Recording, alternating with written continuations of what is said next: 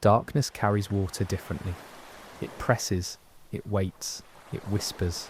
Tonight, you step aboard, not in calm, but in the breath between gusts, where silence feels heavier than thunder. And before we sail, answer this. Where are you listening from, and what hour folds around you? Speak it into the room, then let it vanish. Engines thrum low, steel trembling like a warning. Lines slip free, lights of the pier dissolve, and distance swallows land without effort. Orders echo sharp, lash gear, test pumps, trim ballast. Men laugh anyway because laughter steadies hands. Yet something lingers, subtle as iron on the tongue. The air thickening, the barometer edging lower, the sky knitting its black cloth.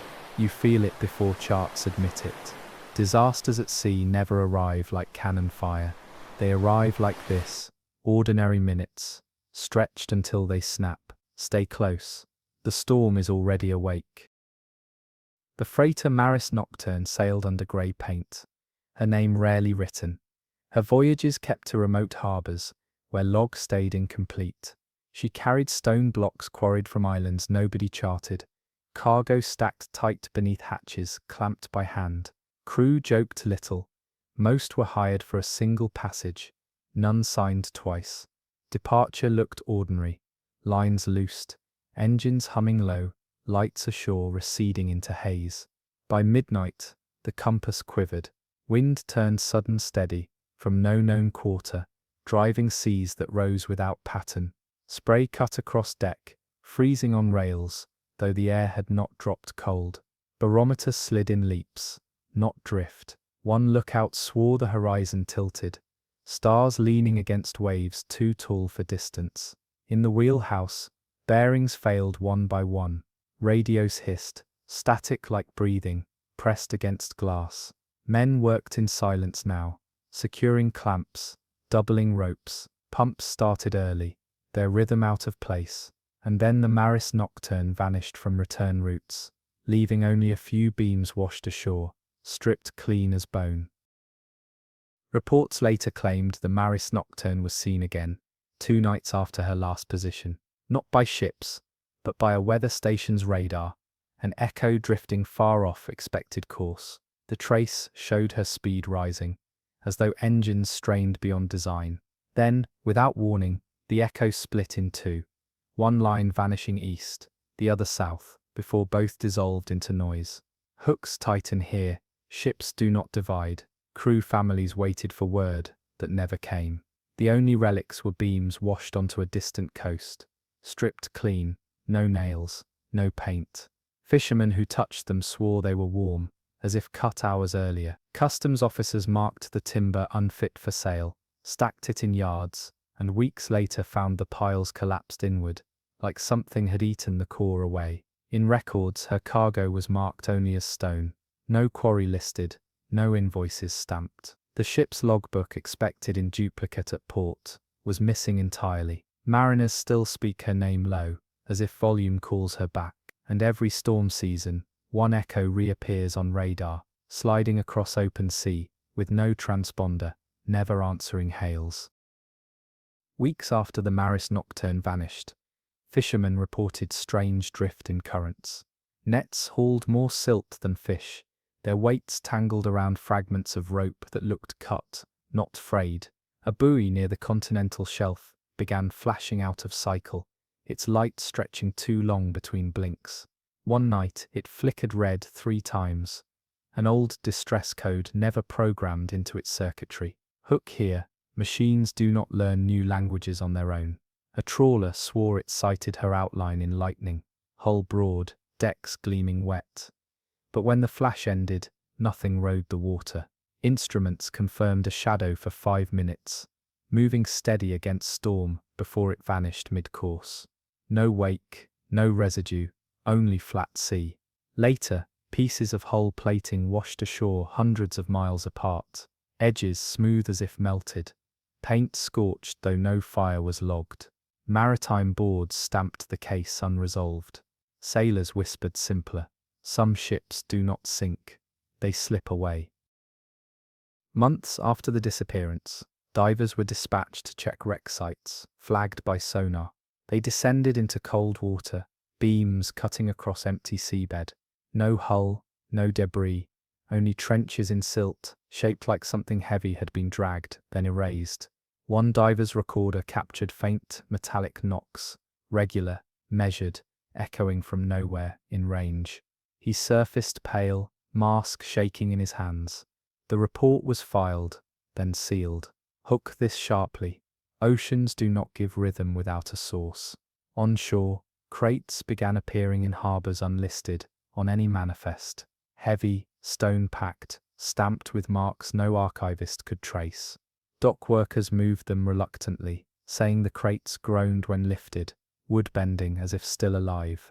Those who signed bills of lading admitted later the ink smeared days after drying. The Maris Nocturne's registry was struck from books. Insurance declared her a fabrication, a ship that never sailed. Yet her payroll remained, names, signatures, wages, deducted. Families swore men left home and never returned, uniforms still hanging in closets. Maritime museums refused donations of her fragments, citing authenticity in doubt. Still, radar echoes drift each storm season, a single shadow moving steady against seas no vessel could endure. Years later, a salvage crew claimed to have raised part of her stern bell, bronze green with age, name faint but readable, Maris Nocturne. The bell rang once as it cleared the water, though no hand struck it. Witnesses swore the note hung too long, low and heavy, vibrating in teeth. By morning the bell was gone, vanished from the deck where it had been strapped.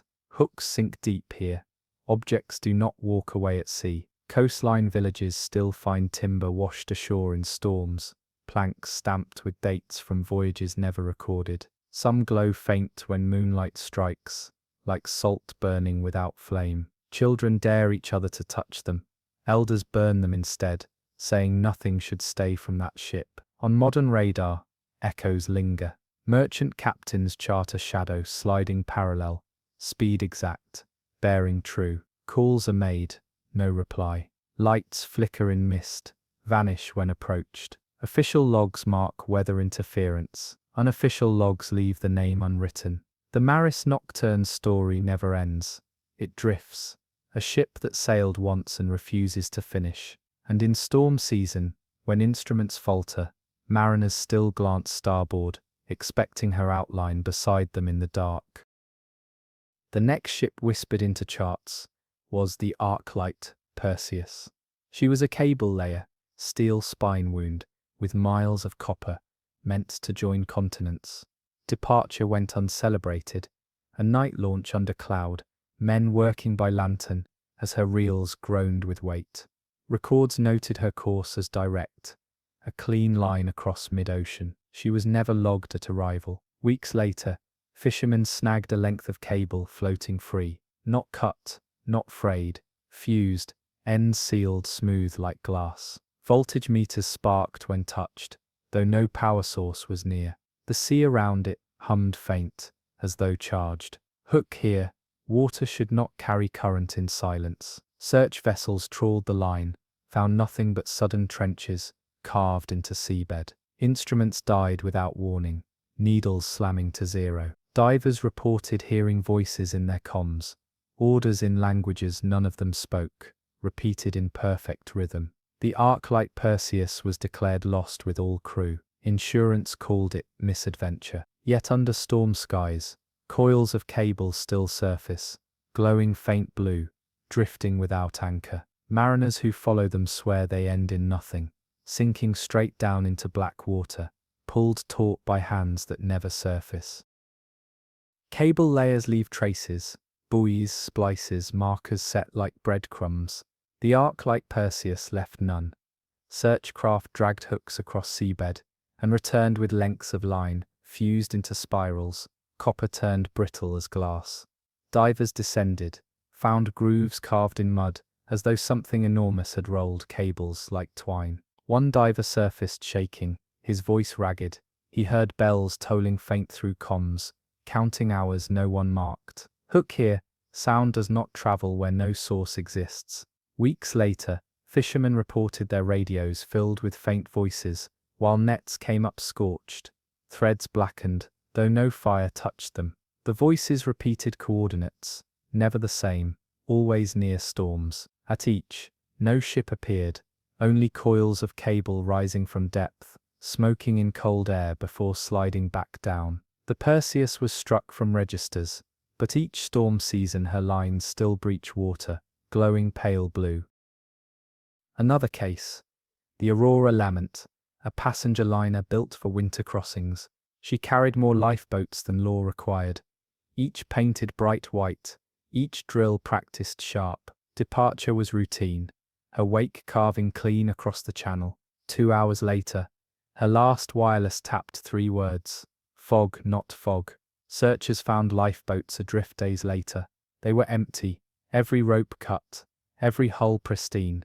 Soup still steamed in tin cups inside, untouched. Deck chairs were folded, blankets folded beside them, as though passengers rose in perfect order and walked away. Hook into this people vanish, but meals do not finish themselves. Her hull was never found. Mariners swear fog banks drift unnaturally in that passage still, carrying outlines that dissolve when chased. Some speak of hearing footsteps on their decks when mist closes, boots striking wood in rhythm not their own.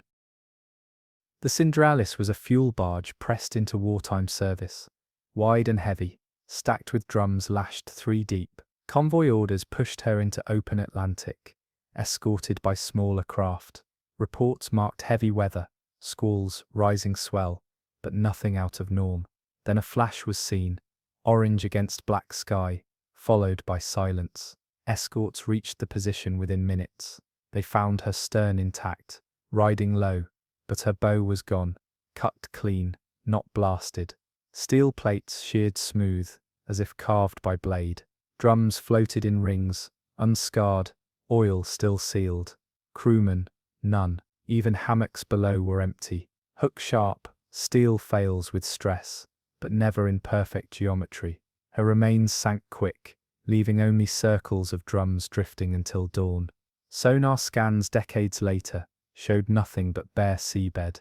Yet freighters still report sighting a barge adrift under half moon, stern floating proud, bow erased, always vanishing before approach. The Halcyon Star was a research vessel, fitted with sensors, hydrophones, and loggers, meant to record storms themselves. Her mission: sail deliberately into cyclones, document, survive. For months she succeeded, radios alive with data, voices clear. Then one day her transmissions changed. Logs grew strange, coordinates repeated in reverse, times written backward, instruments recording values that did not exist. Barometer entries listed negatives, pressure below vacuum. Hydrophones captured heartbeat-like pulses, regular, steady, too slow for any creature. Hook here, seas measure storms, not lungs. Her last broadcast came as a whisper, storm inside storm. Then silence. Search planes found an oil slick in perfect circle, no debris. Instruments flown overhead, malfunctioned, dials freezing until outside the ring. Mariners still note her name in caution. When 2 storms overlap in maps, their eyes may hide a third unseen, waiting. The Mersey Vale, a hospital ship marked with bright crosses, travelled with convoy protection. She was seen last at dusk, smoke trailing, speed steady. At midnight, escorts realized her lights had vanished.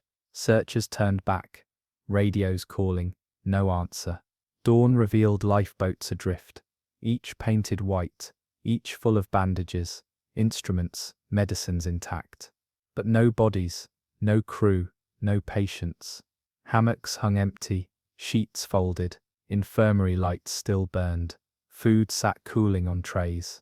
One gramophone played soft, until its needle wore grooves in silence. Hook ships empty themselves slowly, never in one breath. The Mersey Vale was declared lost with all souls, yet reports persist. Convoys claim to see a pale ship glide parallel in fog, red crosses faint in moonlight, vanishing at approach. Her shadow remains marked in some war logs, crossed out by hand, but never erased. Another entry, the Eidolon's Wake, a salvage tug known for chasing wrecks too deep for others. Her log noted a mission toward coordinates supplied anonymously, far off normal lanes. Crew were veterans, silent, efficient, trusted. Last radio contact made, hauling. Weeks later, fragments surfaced. Not hers, but others. Plates, beams, even anchors from ships lost decades earlier, dragged fresh to the surface. They showed no rust, no growth, as if lifted straight from yesterday. But the Wake herself was gone. Hook here, Salvage returns cargo, not itself. Coastal villages swore her horn sounded in fog, low, drawn, mournful. Divers following cables found nothing, except grooves where something heavy had climbed upward. Her registry ended with a single stamp, location unknown. Mariners call her name when sonar pings back echoes where nothing should be, waiting in deep corridors. The Sanctum Belle, a tanker pressed into ice service, was last logged in northern waters. Her deck froze quick, her crew hacked at rails with axes, their voices hard in static. One log noted, ice turning black. Last words received. Searchcraft found channels carved in flows, long and straight, leading nowhere.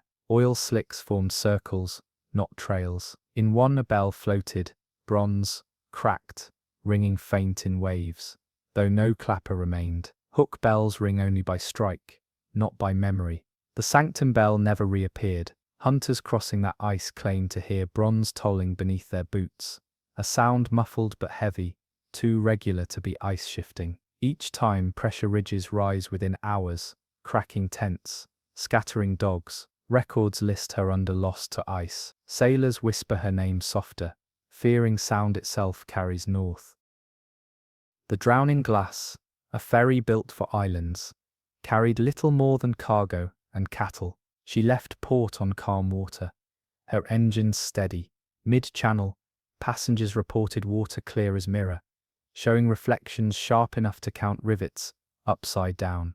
Then depth vanished, seabed gone, sonar pegged blank. Her last call, water like air.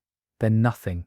Days later, life buoys drifted ashore, their paint flaked not by weather, but as if dissolved from inside. Logs washed up too, blank pages, ink lifted away though bindings intact. Hook sharp, paper fades in sun, not in sealed ledgers. No wreck was found. Mariners crossing that channel avoid calm days, preferring chop. They claim glassy water waits traps, showing perfect reflections of ships above before swallowing them whole, leaving only stillness. Some nights, lanterns glow beneath surface, steady, never surfacing.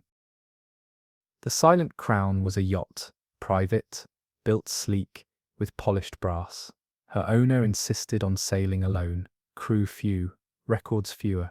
She was seen last anchored at dusk, lamps glowing gold. By morning she was gone. Searchers found her flag floating, fabric stiff, edges unburned yet brittle as ash.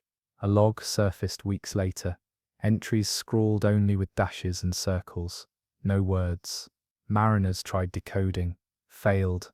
Hook here, writing hides thought, but shapes hide more. No debris marked her end. Yet yachtsmen whisper of a vessel with brass, shining under moonlight, silent, sails full though no wind blows. Approach too close, they say, and your compass pins north. Radios flatten to single tone. Then she fades into fog. Registers closed her case with owner presumed drowned. The sea closed it with silence. Currents fold against the hull, pressing harder now. Water-carrying fragments that glimmer briefly before vanishing in foam. Crew note them, splinters of painted timber, lengths of rope still wet with tar, markings not theirs. Engines answer with uneven pitch, as though labouring against weight unseen. Spray lashes rails, and ice feathers form along ladders, though air stays too warm for frost. A hand touches steel and recoils, heat and cold, war inside the metal. Hook here, ships lie, not always in words, but in temperature. Voices trade on radio, clipped, hurried. Distress bursts break through static. Coordinates mismatched, names half spoken. cut away mid-sentence. Someone records them, ink running crooked on damp paper. Another ship mentioned, or many, all tangled in overlapping channels. And above, clouds knit darker, folds upon folds, horizons erased. Men tighten their belts, secure gear again, though they already did hours ago. Instinct repeats what charts cannot. Intich, witintit, what charts cannot. Wind veers again, sharper now, carrying fragments that strike hull with dull knocks. Men lean over rails, lamps cutting across foam, catching glimpses of wood shape too neat to be drift. Some swear they see names etched, letters almost legible, before waves pull them down. No ship nearby admits loss. Radios hiss, a dozen voices overlap, then fall silent in unison. The helmsman's hands tremble on wheel, compass needle, swinging wider each gust, as though refusing to choose. Pumps cycle more often, numbers jotted with quicker strokes. And always, that sense the air pressing, metallic, lungs dragging, as if each breath must be purchased. Below, engineers walk knee-deep, water rushing in thin sheets along plates, not flooding, but never draining right. They pause at seams that pulse faint with warmth. One bends, presses ear, swears he hears knocking inside steel. He looks at the others, no one speaks. Silence becomes another log entry, written invisible, but understood. Hours stretch, without measure. Lamps flicker, swinging wild, their glow smeared across condensation, running like veins. Men hold mugs without drinking, steam long vanished, knuckles white on porcelain. Talk fades to fragments, coordinates, bearings, questions clip too short to matter. One lookout swears he saw lights paralleling them, faint, steady, too high above water to belong to hulls. Others dismiss him, though every man turns his head more often toward horizon. Waves build rhythm now, 3 in succession, each heavier, each third loud enough to jar teeth. Bow slams, stern lifts, groan runs through deck, like low voice repeating itself. Water sheets green across hatch crowns, drains slow, leaving ice feathers in grooves. The smell thickens, ozone, iron, something burnt though no fire burns. A radio burst cuts sharp, 2 syllables only, clipped, never repeated. The log notes them anyway, space left blank for what none could spell. Midnight folds in, but sky never clears, only darker layers stitched across darker seams. Stars erased, moon erased, horizon, a single bruise. Engine pitch rises, then falters, vibration climbing into bones. Decks rattle with every slam, clamps strain, voices bark short orders to check, recheck, lash again.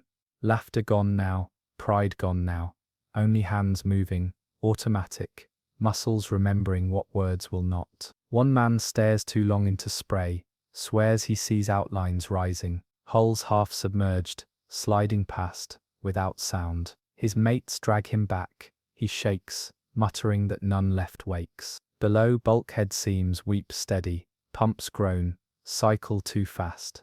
Engineers argue over gauges that spin without cause, valves that hiss without pressure. One drops his spanner, bends to fetch, freezes, fingers hovering above steel too warm, warmer than flesh. He backs away, leaves tool where it lies. Some storms speak in heat, where cold should reign. Shifts in rhythm announce themselves before eyes. Confirm them. Engines stutter half a beat, then correct, leaving silence heavy, as if sound itself hesitates. Mugs slide though deck lies level.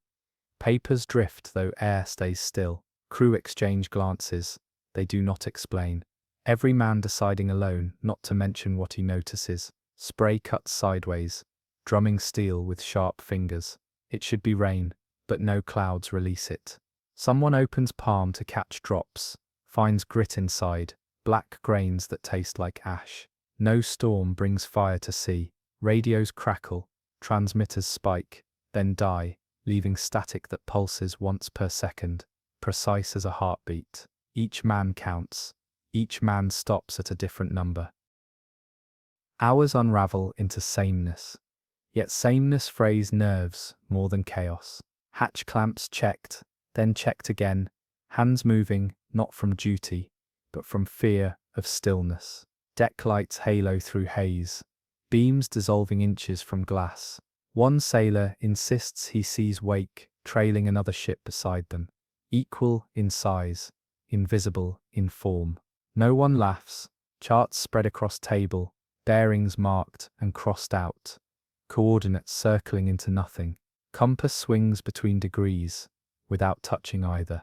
Pump cycles, stammer, logs marked with too many corrections to trust. Air tastes metallic, lungs drag as though breathing through cloth. Silence becomes its own language. Every clang a word, every groan a warning. Some voices whisper that they feel watched, not from sky, from below. When swells finally break formation, relief does not follow. Each crest arrives without pattern. Angles cross. Hull lifts awkward. Steel groans, new notes. Galley plates hum in locked drawers. Spoons tap rhythm none invented. Above, mast lights flicker. Surge, burn brighter than design allows. Electric, but not from generator. Engineer confirms output steady, gauges flat. Crew step back from rails, claiming they hear whispers rising through spray. Not voices, not words, only tones shaped enough to mimic intention. Radios cough life, then transmit nothing but their own static, played back louder. Captain grips wheel harder, his silence permission for no one else to speak. Sea slams broadside, shoving shipyards off course. Bow steadies, but men know steadiness lies. Past midnight, sky folds heavier. No stars, no horizon, only depthless bruise above. Watchkeepers lean on rails, slick with freezing spray, lamps catching outlines adrift. Planks, barrels, crates, each marked with numbers not theirs. They drift close, vanish before touch, surfaces shining clean as though new. Fear deepens not from violence, but from absence. Every minute passes too slowly. Clocks marking hours nobody believes. Compass points south though course runs north. Sextant useless without stars. Below engines labour against drag. No one can name. Screws biting thicker water. Crew jot numbers. Strike them. Jot again. The record grows crowded. Ink blurred by damp. And through all, the sense grows storm not approaching. Storm already here, yet unseen. Clocks argue with experience. Minutes stretch too long, yet watches end too fast. Crew begin noting phantom times. Log entries stamped out of order, then corrected, then wrong again. One man insists he saw sunrise, pale and red, though midnight still ruled. Another swears he counted bells that no one struck. Steel plates groan at uneven rhythm, rivets ticking like metronomes set by unseen hands. Breath hangs heavy, lungs drag against air thick as wet cloth. In silence one thought stirs. Storms are not weather alone, they are pressure given memory. When the gale sharpens, men expect violence, but receive absence instead. Swells flatten, air grows still, lamps burn steady. Relief tastes strange, copper on tongue, then sound vanishes. No wind, no sea, no vibration from engines. The silence presses harder than noise ever did. Crew exchange looks, afraid to breathe too loud. Instruments stay frozen, dials unmoving, needles pinned in place, as though glued. A mug slips, strikes deck, yet makes no sound. Every man feels heartbeat louder than storm. Silence breaks in a single slam. Bow drops hard, steel screeches, rails shudder. Water sweeps decks without warning. Black, thick, rising not from waves, but from beneath. Engines roar back alive, gauges spinning mad, with no reason. Radios scream static, louder than voices. Men stumble, shout, point at portholes, where darkness glows faint green. Shapes drift past, outlines too tall, too narrow for wreckage. They glide without wake, vanish as soon as eyes focus. The ocean holds more than waves. Now chaos blooms, swells reappear, steeper, crossed, each crest stacked jagged atop another. Ship jerks side to side. Plates rattle loose. Pumps run constant. Logs scribbled frantic. Crew lash themselves with rope. Eyes fixed on rails. Lightning cuts across sky. Blinding, yet clouds remain black after. One sailor screams he saw himself. Face, coat, boots, walking deck outside, though he never left his post. Others drag him away. His eyes remain fixed. Storms do not just strike hull, they rewrite sight. Compass needles spin, then point down. Bearings collapse into nonsense. Log entries overlap. Coordinates, doubling as if two positions recorded at once. Captain grips wheel steady. Orders short, clipped, repeated twice, to stay real. Crew obey, because obedience anchors them more than rails. Hull lifts, then drops, steel crying out in chords, no manual prints. Galley gear smashes walls, benches slide, lamps burst. Some men whisper names, though no one answers. Pressure climbs invisible, pressing ears, pressing thought, pressing hope. Hours grind without release. Men pace to keep blood warm, but frost still grips hands. Ice feathers bloom on lashes. Water continues rushing under hatches. Pumps keeping line just below panic. A locker bangs open. Charts scatter. Pages soaked. One map shows coastlines erased. Nothing but white sea, where land should be. Crew refuse to touch it. Outside swells rise higher, each crest groaning like floorboards beneath giant weight. In mist, shadows flicker, hulls drifting, lights glowing faint, dissolving when shouted at. Dawn refuses arrival. Horizon stays black. Clouds fold thicker, air pressed down. Engines grind but hold. Men silent, hands roar on ropes. Every minute drawn long, yet storm shows no fatigue. Captain marks log with a single phrase. We continue. Crew read it, steady themselves, nod once. The ship moves, battered, waterlogged, but not gone. Behind, wake trails short, fading quick as if sea heals instantly. Ahead, nothing visible, nothing promised. Storms give no closure, only endurance, and endurance becomes story. She keeps moving because stopping feels like sinking in place. Engine tone holds a bruised note, deeper than charts predict, edges grating when swells shoulder past. Lamps cast halos on fog. Halos crawl closer until glass looks wet with stars. Deck teams recheck lashings. Hands memorize knots by heat through gloves. A wrong warmth in steel. Pumps thrum a nervous pattern, almost speech, then fall back into duty. In the mess, spoons rest in bowls untouched. Steam wanders out, finds no mouths. A man lifts his cup, lowers it, listens to bulkheads breathing shallow. Radar paints a smear, unwilling to settle. Bearing steps sideways, not forward. Compass trembles like an animal held too tight. Wind climbs without flags moving, pressure swelling in ears. Voices shrink to gestures. Orders become touch on shoulders. Underfoot, faint taps proceed. Nobody agrees on. Someone says they come from beneath the keel, not cargo or frame. Another claims he hears two vessels under them, one near, one far, knocking in argument. She trims a fraction, bow angled against cross seas, inventing angles.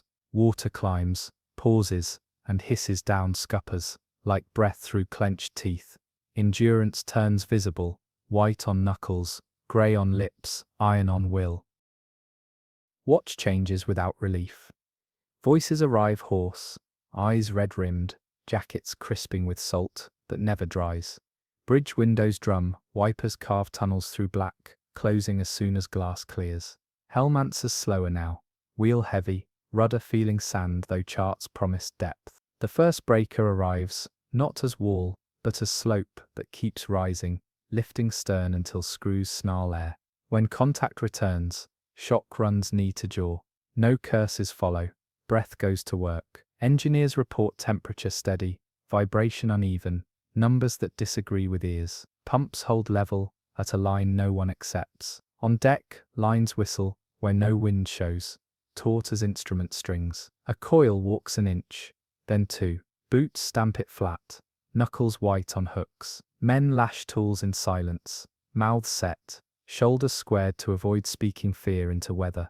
Every light feels too bright, every shadow too deep. Someone claims the sea glows faint green, a moment before each slam. Others pretend not to notice, save for heads turning together. Below, a valve hammers, then quiets with a sulk that feels personal. The log receives another honest line. We continue. Honesty steadies more than comfort ever did tonight too. Night stacks thicker, black pressed on black, until lamps seem swallowed whole. Deck plates quiver under boots, though swells measure less than sound implies. The helmsman leans harder, shoulders stiff, his breath fogging glass that trembles with each strike. Charts blur under condensation, pencil marks bleeding together. A new voice on radio breaks in, clipped, strained, calling numbers that do not exist. Latitudes south of land, longitudes off any globe. The call repeats, then cuts in half, then vanishes mid-word. Hands linger above dials, long after silence returns. A mug slides across table, reaches edge, hangs suspended longer than gravity allows, then drops, shattering louder than storm. Every man looks up. Pumps still run but rhythm shifts. 4 beats, then pause. 4 beats again, a pattern impossible to ignore. Below, a mechanic swears water pulses with tide of its own, lifting inside plates then falling away. No gauge records it, yet boots confirm. Hours bend into sameness that strains thought. Crew swap posts, faces pale with salt crust, eyes unblinking too long. Meals grow cold, spoons idle, voices clipped. Hull groans a long cord, as if bent by unseen hands. Aft, a locker door bangs open, swings wide, stops on nothing. Inside, charts stored dry show blurred coasts, shorelines warped into loops. Someone slams it shut, ties latch twice. Radar chirps once, paints echo broad as island, then wipes itself clean. The captain writes quietly, ink smearing on damp page, bearing uncertain, engine willing. Men steady on that note more than any compass. One sailor insists he heard bells beneath the sea, counted 7, each louder than the last. No one laughs. A breaker hits broadside, rails vanish, deck cants hard, boots scramble. When balance returns, silence deeper than before fills wheelhouse. Pressure presses ears, skin, thought itself. The storm speaks without words. Every gauge insists nothing is wrong, yet nothing feels steady. Hull leans a fraction too long before correcting, steel humming at pitches not charted in manuals. In the mess, lamps burn halos tight, their glass trembling though hands stay still. Soup cools untouched, steam drifting toward corners where breath already waits. Crew glance at one another, not in conversation, but in confirmation. Each seeing the same wrongness, none willing to speak it first. A hatch bangs below, clang too sharp, then repeats softer, measured, almost deliberate. Men freeze mid-motion. One mutters it's just metal, another shakes his head. Silence folds around the denial. On deck, swells stack crosswise, forcing feet wide, rails spraying with green fire as lightning tears through sheets of sleet. No thunder follows. The sound is replaced by a low hum, growing inside ears, thick as pressure. Instruments twitch, freeze, twitch again. Someone grips a pen so hard it breaks, ink running across log like blood. Companion voices on radio fade until only static remains, then return broken, out of order. Sentences backwards, words clipped, laughter sliding into sobs. The captain orders silence on channels, though men listen harder than ever, each syllable repeating in skull long after transmission ends. Aft, a locker bursts open, ropes spill across deck, wet though they were dry moments earlier. Knots untie themselves as if cut, coils sliding toward scuppers. Crew leap, grab, lash again, hands raw, eyes wide. In wheelhouse, compass needle points down, then sideways, spinning until helmsman closes cover. His hand trembles not from cold, but from refusal to look again. Pumps below hammer without pause, their rhythm frantic, water already climbing above boots. One mechanic swears the bilge smells sweet, not salt. He says it once too quietly, and no one asks again. Silence spreads thicker than storm. Hull groans low, as if sea presses not from outside, but from within, steel holding something back. Hours collapse into fragments. Men forget whether bells rang twice or not at all. Watches overlap, crew trading posts, without memory of time. Deck pitches high, crashes down, spray solid as stone. A man braces, looks outward, swears another ship parallels them. Black hull, windows glowing faint. He blinks, it's gone, yet wet prints mark. Deck beside him, boots larger than his own. He doesn't speak, his silence speaks louder. Radar paints nothing but storm, echo thick, smearing across screen. Bearings scribbled on chart, overlap lines, spider webbing, until Captain tears page free. He draws only one word, continue. Orders reduced to nods, touches on shoulders, grip on rails. Someone laughs suddenly, sharp, wrong, cut short. Sound folds back into pressure, pressing ears, until men swallow against ache. Then a breaker rises, taller than bridge, crashes broadside. Ship rolls, groans, rights again, slower this time. Every man feels it, resistance less sure. No dawn comes, only thicker black, a bruise spread endless. Lanterns burn dim, oil sputtering though tanks full. Crew hold mugs like anchors, eyes hollow, knuckles white. Below, engines cough, stammer, recover. Vibrations climb into ribs, teeth, skulls, a resonance beyond sound. Pumps hammer, water climbing inch by inch, each cycle shorter. A mechanic shouts numbers. Captain nods once, writes nothing. Records no longer matter, when survival itself is record. Spray carries grit sharp as glass, cutting cheeks, leaving lines like writing. One sailor stares at his reflection in porthole, swears it blinked when he didn't. He drops wrench, backs away, never looks again.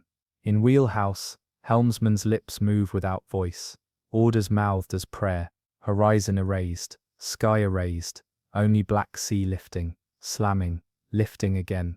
Endurance shrinks, to hands gripping rails, bodies braced, eyes refusing to close, and still the log, ink smearing on damp page, whispers the same line. We continue. Time stops behaving. Watches overlap. Bells ring without hands moving. Crew jot hours in log that do not exist. Numbers scratched out, written again, all wrong. Deck tilts too long, a pause that stretches hearts into throats before balance stumbles back. Lamps dim, flare, dim again, as though sharing lungs with storm. Radio sputters, half a voice, then static, then the same voice again, but pitched, lower, stretched. Men freeze, every head lifting like dogs, hearing tones beyond human range. Someone whispers, that was me, but no one dares confirm. Pumps below hammer constant, one cycle too loud, the next barely there, as if water chooses tempo. Aft hatch bangs, metal ringing like knuckles. One man grips handle, feels it pushing back. He lets go, says nothing. Silence fills wheelhouse heavy as oil. Engines groan, screws thrash foam, and still horizon shows nothing. Black on black. The only light is their own, shaking. Pressure mounts invisible, crawling into ears until jaws ache. Men swallow hard, chew without food, anything to relieve what won't release. Bulkhead seams sweat, warmth, not water. One engineer presses hand, yanks back, swears steel beat once beneath palm. Galley floods with cutlery dancing. Forks rattling rhythm that doesn't stop when hands hold them down. A sailor mutters that storm laughs. Another clamps his shoulder, silence heavier than denial. Outside swells crest without foam, surfaces black as glass. Reflection sharp, too sharp. Men see ship mirrored perfectly, every rope, every lamp, but no crew. It rides parallel for moments, then vanishes when bow crashes down. Fear thickens into obedience, men gripping rails, waiting orders not given. Captain stares forward, lips thin, hands steady though compass spins. He writes 3 words in log. Sea still waits. Men read it later, each swearing letters shifted after. Writing should not move when eyes close. Storm grows teeth. Swells arrive jagged, crossing from angles too near to chart. Hull takes hits broadside, plates wailing like voices dragged through iron. Deck pitches steep, boots slip, hands seize ropes like veins. Lightning slashes horizon white, showing nothing but walls of water stacked endless. Thunder never comes, sound replaced by hum that lives in teeth, in chest, in memory. Crew stumble, shout, voices cut short by pressure pressing lungs flat. Radar flickers, first blank, then sudden bloom of dozens of echoes circling, holding distance, vanishing at once. Men stare too long. Captain switches it off. Eyes only, he mutters, though none want to look outward. Below pumps whine constant, water over ankles now. Logs smudge with wet fingers, ink bleeding across pages like veins. One man scratches symbols instead of words, loops and circles repeating, hand trembling but unwilling to stop. Others pretend not to notice. Hours dissolve into blur. Men lose sense of watch, eat without tasting, sleep standing between rolls. Deck reeks of salt, oil, sweat, metal hot though air stays freezing. Hull groans louder, pitches lower, vibrations running marrow. In mess, a mug tips, rolls uphill before falling. A man sees it, swears the ship leaned wrong direction. He says nothing. Lightning shows shadows of hulls drifting parallel, black outlines taller than sky, lights glowing faint, gone before thunder fails again. Crew hold tighter, eyes darting but not meeting. Pumps keep hammering, but water climbs knees now. Engineers shout numbers clipped, voices ragged. Captain writes one more line in log, pressure rising. His pen splits, ink spilling across page like tide. No one bothers to blot. Outside, swells slam broadside again. Ship rolling too slow to recover quick. Rails vanish, spray hisses down, decks shine black, and silence returns, worse than sound. Darkness thickens, until lamps feel smaller than candles, halos pressed back into glass. Deck creaks louder than storm itself, each groan a voice struggling against weight. Men work with jaws clenched, boots slipping on ice that forms too fast to fight. Spray lashes faces raw, but what unnerves more is the silence between swells, an empty pause too long, too heavy. Then water slams, broadside, ship staggering sideways, rails kissing trough, screws thrashing air, pumps below rattle faster, strain sharper, water creeping above ankles, sloshing with each roll. Engineers curse, slam valves, nothing steadies. Compass lies dead, needle twitching against glass. A sailor swears he hears bells tolling under sea, not church bells but deeper, slower, echoing. Others pretend not to hear, though their eyes flicker at each pause. Captain grips wheel tighter, orders clipped, repeated twice, though no one forgets. Some storms roar, this one whispers, and whispers cut deeper. Horizon vanishes fully now, sky black pressed on sea black, no seam between. Radar paints a bloom again, hundreds of marks circling, then wipes itself blank. Radios hiss, voices rising, half sentences, half screams, languages no one speaks. Men hold breath, listening harder, as if meaning might bloom in static. Deck pitches again, bow slams deep, water rushing green across hatch crowns. Hatch dogs strain, threads creak like bones. Pumps hammer constant, then falter, rhythm broken. Engineers bang housings with fists, as if anger fixes iron. A mug slides, stops halfway across table, then shatters as if crushed invisible. No hand touched it. Fear fills silence thicker than storm. Aft a locker bursts, spilling ropes coiled too neat to be natural. knots tied in patterns. No crewman learned. One sailor refuses to touch them, mutters they're not for hands. Another drags coils out, flings them overboard, watches sea swallow rope without ripple. Dawn refuses to arrive. Sky remains bruise black, sea hammering steel without pause. Men stare at lamps, begging light to stretch farther. Engines groan low, vibration rough, shuddering frame, each slam. Captain writes in log with hand steady but letters crooked. We continue, no horizon. Crew cling harder to words than ropes. Pumps roar, water climbs mid-calf, sloshing with each heel. Engineers shout, sweat freezing on brows, eyes wide. A man collapses, muttering he saw himself standing aft, smiling. Others drag him upright, slap his face, command him forward. He stumbles, obeys, but never speaks again. Deck pitches harder, bow slamming deep, stern high, screws thrashing air. Each recovery slower, rails lower. Compass spins, needles tapping glass like desperate insect. Radios shriek, cut, silence. And still captain repeats orders clipped, voice firm. Men answer with hands more than words. Endurance shrinks smaller than ship itself, smaller than hope, but not gone. Engines hold, but only just. Their pitches lowered, like throats hoarse from shouting too long. Each revolution dragging through water thicker than design ever considered. Vibrations crawl along beams, through plates, into marrow. Men feel it more than hear it. Boots trembling against steel with every groan. Lamps still burn, halos trembling, but light refuses distance. 5 steps out, fog swallows everything. Beyond that, there might be horizon, or nothing at all. Charts lie open in wheelhouse, pencil marks bleeding into one another, bearings circled, crossed, rewritten. The compass needle refuses alignment, twitching at glass, pausing as though listening. Helmsman grips wheel with jaw locked, body steady, but eyes betray strain. Each glance toward captain, seeking anchor words. Captain nods once, silent, a gesture more solid than instruments.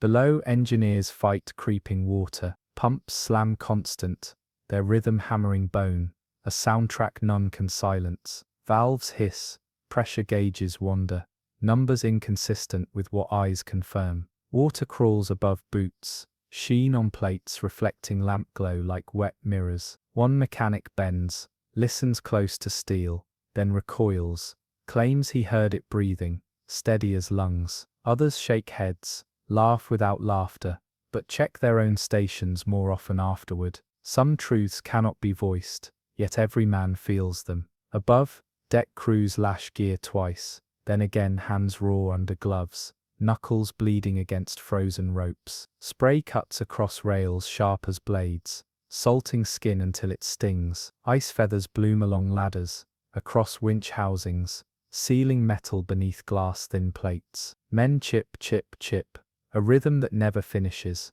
ice forming faster than arms can fight. Someone mutters the ship grows heavier with every wave. Another nods, eyes never leaving horizon erased by black. A third spits, says nothing. Spit freezes before deck swallows it. In the mess, mugs slide along tables, though ship lies steady for moments. A spoon rolls uphill, hesitates, drops back. Soup cools untouched, plates sweating condensation though galley fire still burns. Voices whisper, clipped fragments, bearings, prayers, jokes too brittle to survive. One sailor stares at lamp glass, until his own reflection stares back, blinks though his eyes never moved. He pushes chair back hard, clattering loud, every man freezing at sound sharper than storm. Fear spreads not in waves, but in silence deeper than any sea. Radio bursts again, static thick, then words half words, then full. Voices speaking coordinates nobody recognizes, times impossible, latitudes overlapping. One phrase repeats, stretched across static, storm inside storm. Captain snaps set off, orders silence, but men heard it. They keep hearing it even after radio dies. One whispers it into mug, lips brushing porcelain, as if echo steadies hand. Another scratches it into log margin, then smears it out, but stain remains. Hull groans long, lower than thunder, metal singing deep. Rivets tick, plates shift, beams bow, all subtle, all constant. Ship lists, then writes, list returns, never perfect. Engineers report ballast trimmed true, but deck disagrees. Pumps hammer faster, still water climbs, mid-calf now, sloshing with each roll, rhythm louder than voices. Helm turns slow, bow answering late, ship dragging as if something clings beneath, unseen, weight refusing release. And then, the pause, swell builds slower, longer, lifting hull into height too tall for memory. Men brace, heart seizing, bow hangs, then drops. Impact cracks teeth together, jars spines, scatters mugs. Lights dim, surge, flare brighter than day, then falter, returning weak. Every man freezes, waiting for next. Storm waits too, cruel impatience. Silence folds tighter than noise ever could. Ship breathes once, steel sighing like body pressed too far, then steadies. Nobody speaks. Captain writes one line in log and continues. Engines strain, their tone climbing higher, desperate, as if urging steel itself forward. Each revolution feels longer than the last. Vibration coursing through bulkheads, rattling lockers, making every loose bolt hum like a struck string. The ship shoulders into swells that no longer look like water, but walls, green-black, ridged with spume that catches lightning and burns white for seconds before folding back to black. Deck pitches steep, rails vanish, scuppers spit torrents. Men brace in silence, eyes wide, boots sliding in water that never drains quick enough. Below, the engine room roars louder than storm above. Heat presses in, oppressive, steam mixing with spray blown down through ventilators. Engineers hammer valves with wrenches, sweat freezing on brows the instant they surface. Pumps scream, pounding without pause, but still water rises inch by inch. Gauges jump, needles snapping, as though struck by unseen hands. One man shouts. He hears knocking from beneath, steady, measured, too precise for storm. Another swears he feels steel flex under boots, as though hull itself breathes against weight crushing from both sides. No one argues.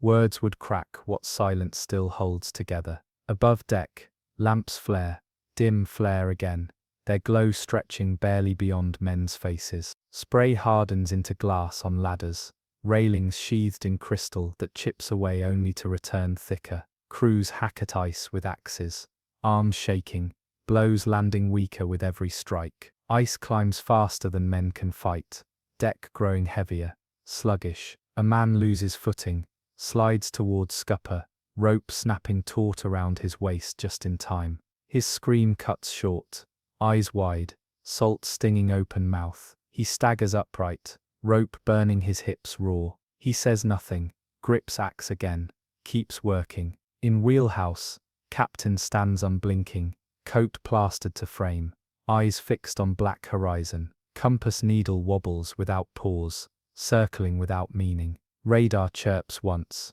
paints echoes wide, then wipes itself blank, screen hissing white. Helmsman mutters bearings under breath, repeating them like prayers, though none align with reality outside glass. A chart lies open, edges soaked, pencil marks bleeding into one another until coasts blur, seas blur, names unreadable. Someone tears page away, but stain remains in memory. Midnight deepens, yet blackness grows heavier still. Storm no longer roars, it groans long low, pressing into chest until lungs falter. Men swallow against ears filled with weight. No thunder follows lightning now, only silence too deep, too final. Every strike splits sky wide, reveals swells stacked like staircases, then seals shut again, leaving memory sharper than sight. Hull lists longer each time, correcting later, slower, never perfect. Water sloshes waist-high below now, engineers slogging through waves inside steel. Wrenches clatter,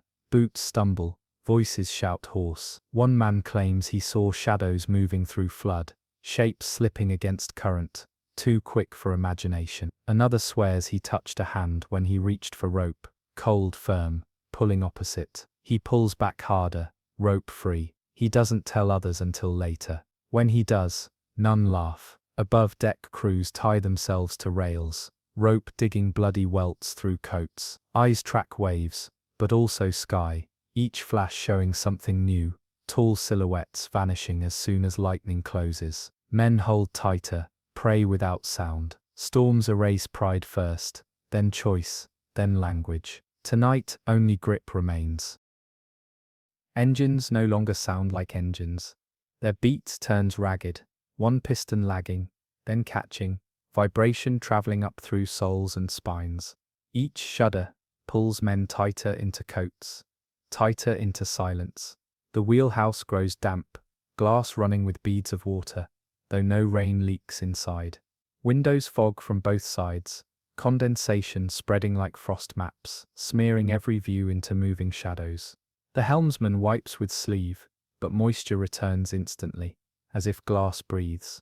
On deck, ropes stiffen into rods, ice knitting around each strand. Men swing axes slow, arms weary, chips falling, reforms already sealing wounds they made.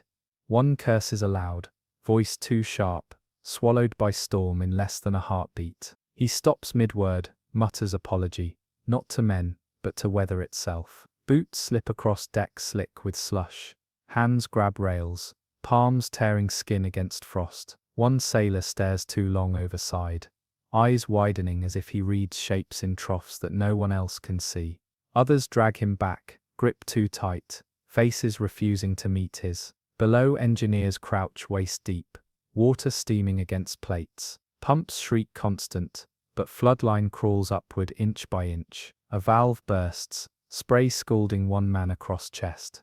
He screams, sound cut short by engine roar. Others drag him up ladder, skin blistering, but eyes fixed downward, as if heat itself frightens more than pain. A second mechanic swears he hears scraping along hull, steady, deliberate, like claws tracing steel. He spits, mutters, crosses himself. No one argues. Superstition steadies better than fact. Radio bursts sharp, louder than storm. Voices shriek coordinates, repeated too many times, too fast to be human. Men clap hands over ears, yet still hear words inside skull, not outside. Captain twists dial, static silenced, but echoes remain in marrow. No one dares speak first. Silence claims wheelhouse again. Lightning splits sky, white arcs tearing across green-black walls. For one instant, everything reveals itself. Sea peaks stacked endless, spray frozen mid-air, and silhouettes,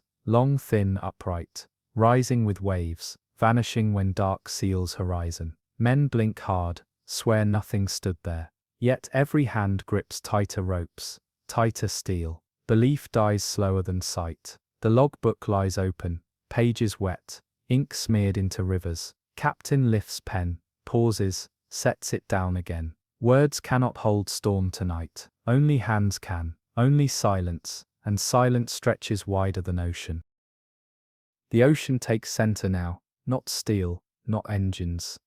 Only roar, endless, rising, collapsing, repeating until sound itself feels alive. Swells rear higher than memory, green-black ridges capped in torn white, shouldering across one another, like beasts fighting unseen. Each crest folds into trough, with violence, too heavy for words, spray shooting skyward, as if sea hurls itself into cloud. Every slam shakes marrow, every roar swallows thought. Men on deck cling to rails, yet their grip seems tiny against walls alive. Wind funnels between waves, shrieking like knives, bending spray sideways until air tastes only salt. Breath burns raw, each inhale filled with foam. Boots slide across decks awash in flood, water running knee-high before scuppers spit it back over. Lightning splits sky wide, not lines but webs, each flash exposing towers of water stacked on towers. The roar grows stranger, lower, deeper, echoing inside skull, as if storm hums bones. Hours stretch with no relief. Waves pound without rhythm, chaos beating hull from every angle. Some rise so tall men stare upward, as though gazing cliffs. Others collapse before striking, smashing into mist that blinds worse than dark. Roar drowns shouts, swallows radios, even pumps below seem muted. The ship vanishes in noise, swallowed whole, only small within throat of sea. Men feel it, ocean not striking steel, but claiming it, wrapping it inside voice that never ends. And still, wave after wave, roar after roar, storm devours silence until silence no longer exists. Ocean does not whisper here. It roars until thought itself shakes loose. Walls of water rear, hurl themselves forward, then fold like cities collapsing, each impact striking deeper than bone. No two swells arrive alike. Some lift ships slow as if mocking, others snap fast, slamming hull broadside. Noise layers upon noise, roar over roar, until ears ache from weight alone. Men move as shadows inside spray, boots swallowed by floods that run waist-high before draining away. Rails vanish, return, vanish again. Lightning cuts sky into shards, webs of light reaching horizon to horizon. Each flash reveals waves taller than masts, troughs deeper than buildings. For that heartbeat, sea seems endless mouths opening, black throats swallowing whatever enters. Thunder never follows, only roar continuing, so constant it feels like silence turned inside out. Spray blinds, salt grinding into eyes until tears flow without choice. Breath comes ragged, lungs burning as air itself tastes brined, thick, as though sea has already climbed inside body. Men cough foam, spit salt, swear they hear water speaking in groans long before next crest arrives. Horizon erased, sky blends into sea, no seam to guide. The world becomes noise, salt, weight. Engines feel tiny here, their thrum lost under tide's roar. Orders collapse into gestures, shouts torn apart before reaching ears. Only eyes carry meaning, pointing, nodding, gripping tighter when waves shoulder higher. Fear shows not in screams but in silence. Men keep, jaws locked, every breath fought. Storm shows no rhythm, only hunger. Each swell a new strike, each strike louder than last. The ocean does not care for steel, nor names nor voices. It sings only with volume, and tonight that song deafens everything else. Noise has weight now. A crushing mantle that drapes across shoulders, seeps into chest, coils inside skull. Every surge adds another layer, until men walk bent though decks lie flat. Roar fills marrow so fully that silence, if it came, might shatter them. Waves hammer broadside, not in rhythm, but with hunger. One folds across deck entire, green wall tumbling, swallowing boots, ropes, axes, everything not lashed. Men cling to rails, lungs screaming as water pours over, then drains away slow, reluctant to release. Some cough foam, some gasp silence, all tremble at truth. Sea tried to keep them, and it will try again. Each crest announces itself, not with sight, but with sound. Roar climbing low to high, deeper than thunder, longer than breath. Swells shoulder each other, colliding, merging into chaos towers. Deck angles steep, screws claw air, hull shivers under weight. Ship feels small as driftwood, swallowed whole inside chorus of storm. Men stagger upright, eyes bloodshot, bodies moving not by strength, but by need. Roar steals command, every shout drowns before leaving throat. Orders become grips, nods rope jerks, language stripped back to survival. Above sky fractures into glimpses, lightning flashing silver canyons, walls of water revealed as cliffs, falling in slow violence. Each flash blinds, then erases. Eyes ache, pupils too wide, too small, never right. In darkness between, men see shapes towering, sliding past, outlines broader than swells, moving with tide yet separate. Some swear they hear those shapes roar back, deeper than storm, layered beneath ocean's throat. None admit it aloud. Roar presses inside ears, until equilibrium breaks. Men stumbling though decks steady. Some gag, clutch stomachs, retch salt. Others shake heads wild, fists to temples, begging sound to lessen. It never does. It only grows. Pumps below vanish under noise, their hammer lost, their effort reduced to faint tremble beneath louder ocean voice. Engineers slog knee-deep through flood, mouths opening wide, not in words, but in animal bellows that match storm outside. It steadies them, keeps lungs moving, though hearing fractures further. Above, men lash each other to rails, rope burning skin, rope saving lives. Swells rear taller than bridge, strike bow, roll aft, crush deck, green smother turns black, black tears white, then releases. Every strike ends not with impact, but with raw doubling, tripling, until brain pulses to rhythm not its own. Storm rewrites pulse, breath, thought, hours lose identity. Watch bells do not ring. If they did, no man would hear. Clocks tick unseen, drowned under constant voice. Men forget night, forget day, live only inside raw. Every slam feels final. Every recovery, a trick, another second borrowed. Ocean never tires. Ocean never ends. Storm consumes silence, consumes sound, consumes memory itself, until only raw remains. And men know they belong to it.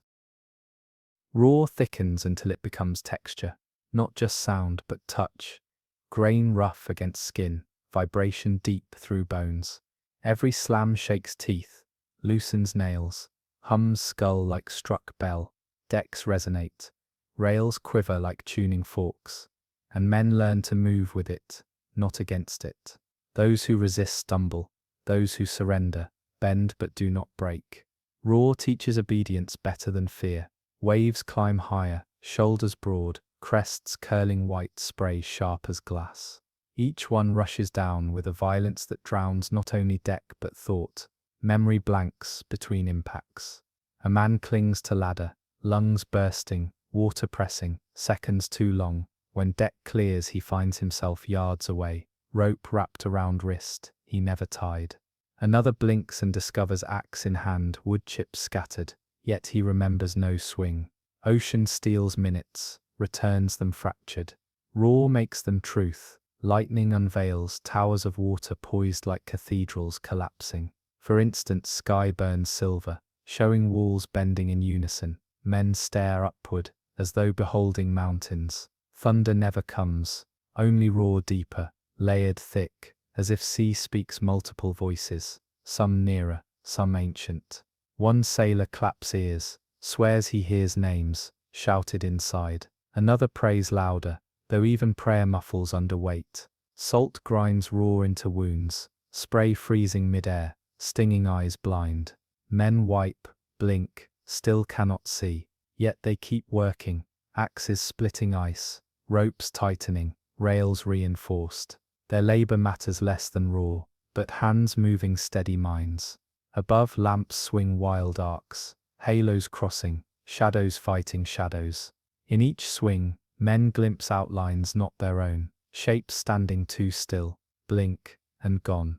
The storm laughs, raw rising harder after each trick. Below, flood rises waist deep, pumps shriek, engineers shove wrenches until palms split. They cannot hear each other, cannot hear themselves. They move by sight, by nod, by shoulders colliding in dark steam. Water churns black, then green, then back, reflecting lamps into kaleidoscopes. One mechanic swears the flood pulses, heart beating separate from sea outside. He mouths the words but cannot hear his own voice. Men see his lips, understand without sound, eyes wide in echo of fear. Hours blur again, measured only by exhaustion. Raw sustains itself, eternal as tide. No man remembers silence. They wonder if silence ever existed, or if ocean has always been raw, waiting to reveal itself. Hands grip ropes tighter, eyes stare forward, unblinking. They surrender thought, surrender language,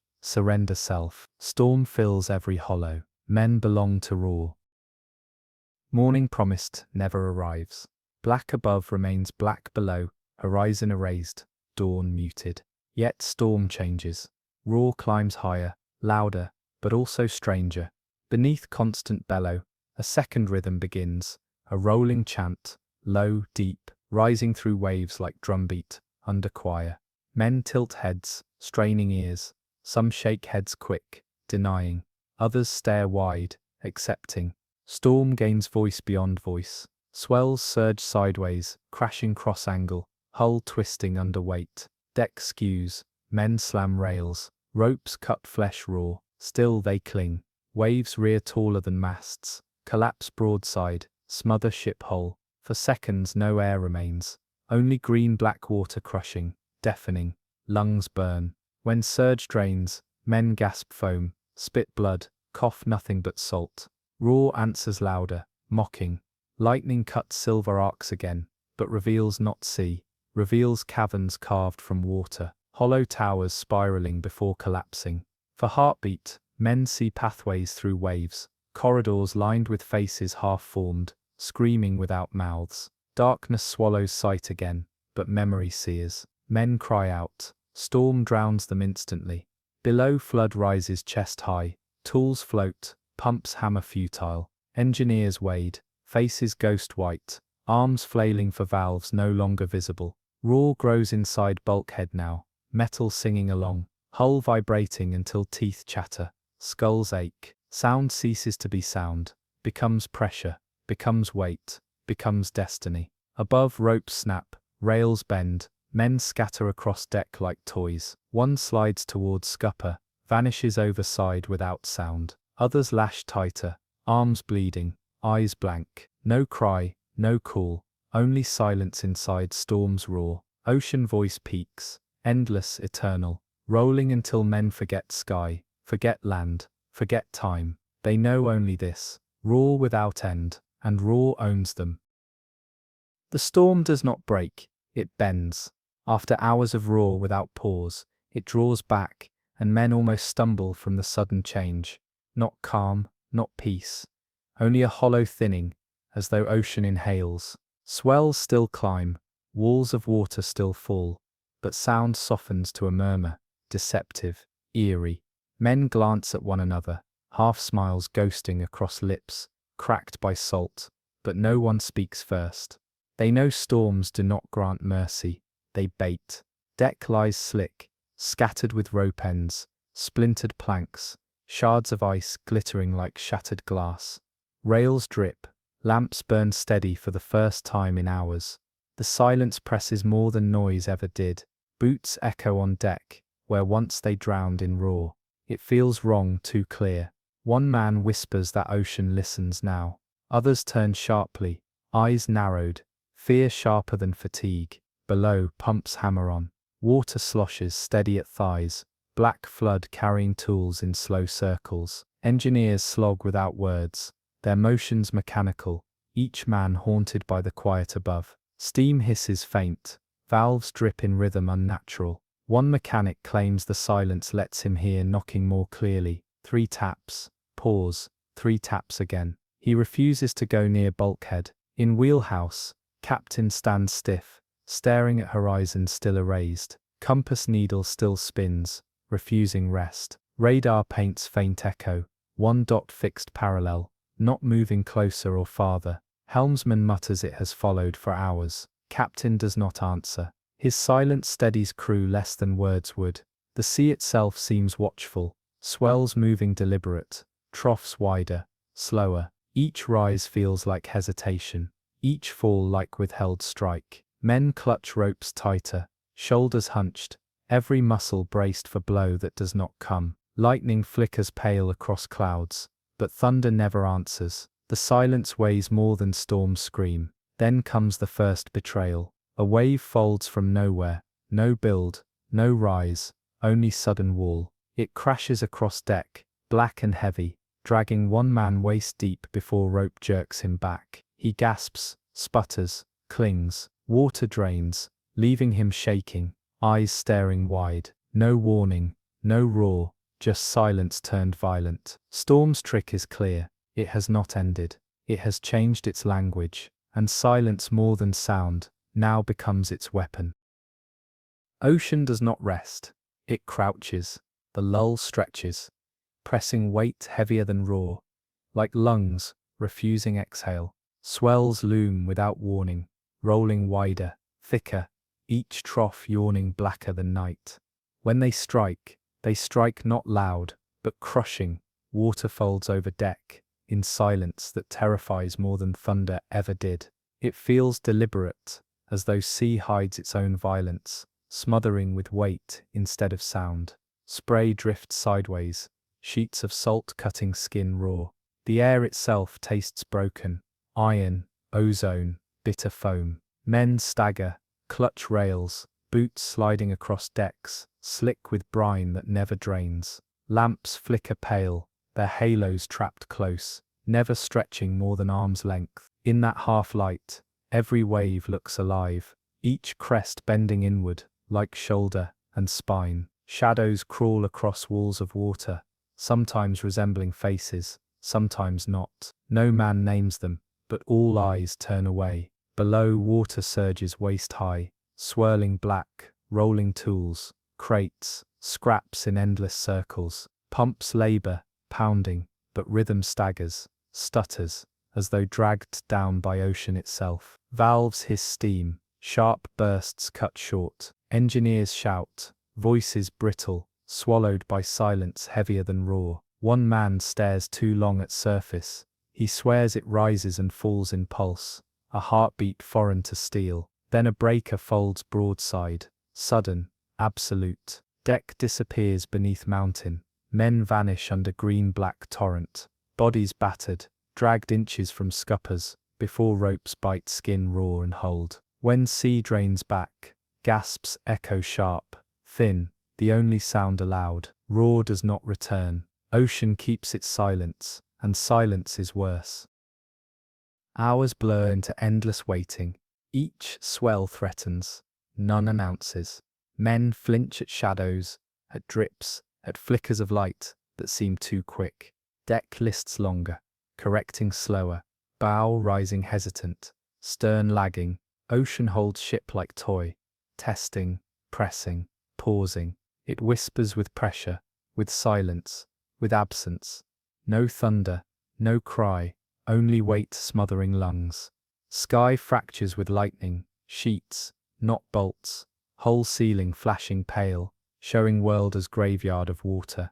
For heartbeat, men see corridors carved between waves, towering walls leaning inward, faces etched in foam. Then black returns heavier, for having shown truth. Some men mutter prayers, others grind teeth, eyes wild, waiting next trick. Radio bursts again, faint, stretched, half a word repeating until it breaks, then nothing. Compass needle jerks south, then east, then dies still. Logbook pages smear, ink bleeding shapes, unreadable. Captain does not write anymore. His silence steadies less than words ever did.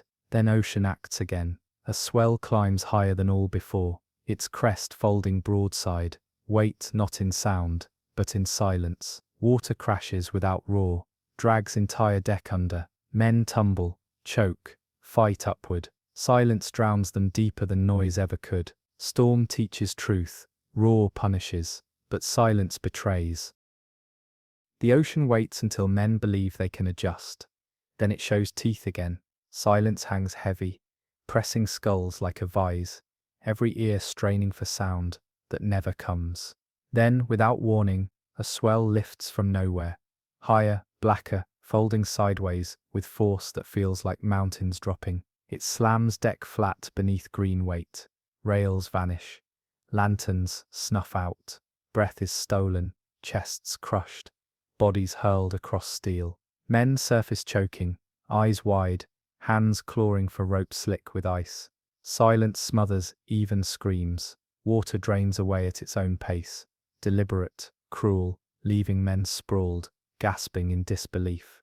Sky fractures open with lightning again, but what it reveals is worse than dark. Waves tower like walls closing inward, spiraling corridors of black, curling edges frozen white.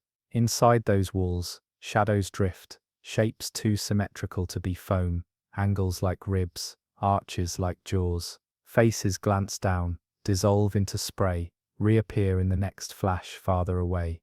Men blink hard, swear nothing was there, but their fingers tighten around rope until skin splits.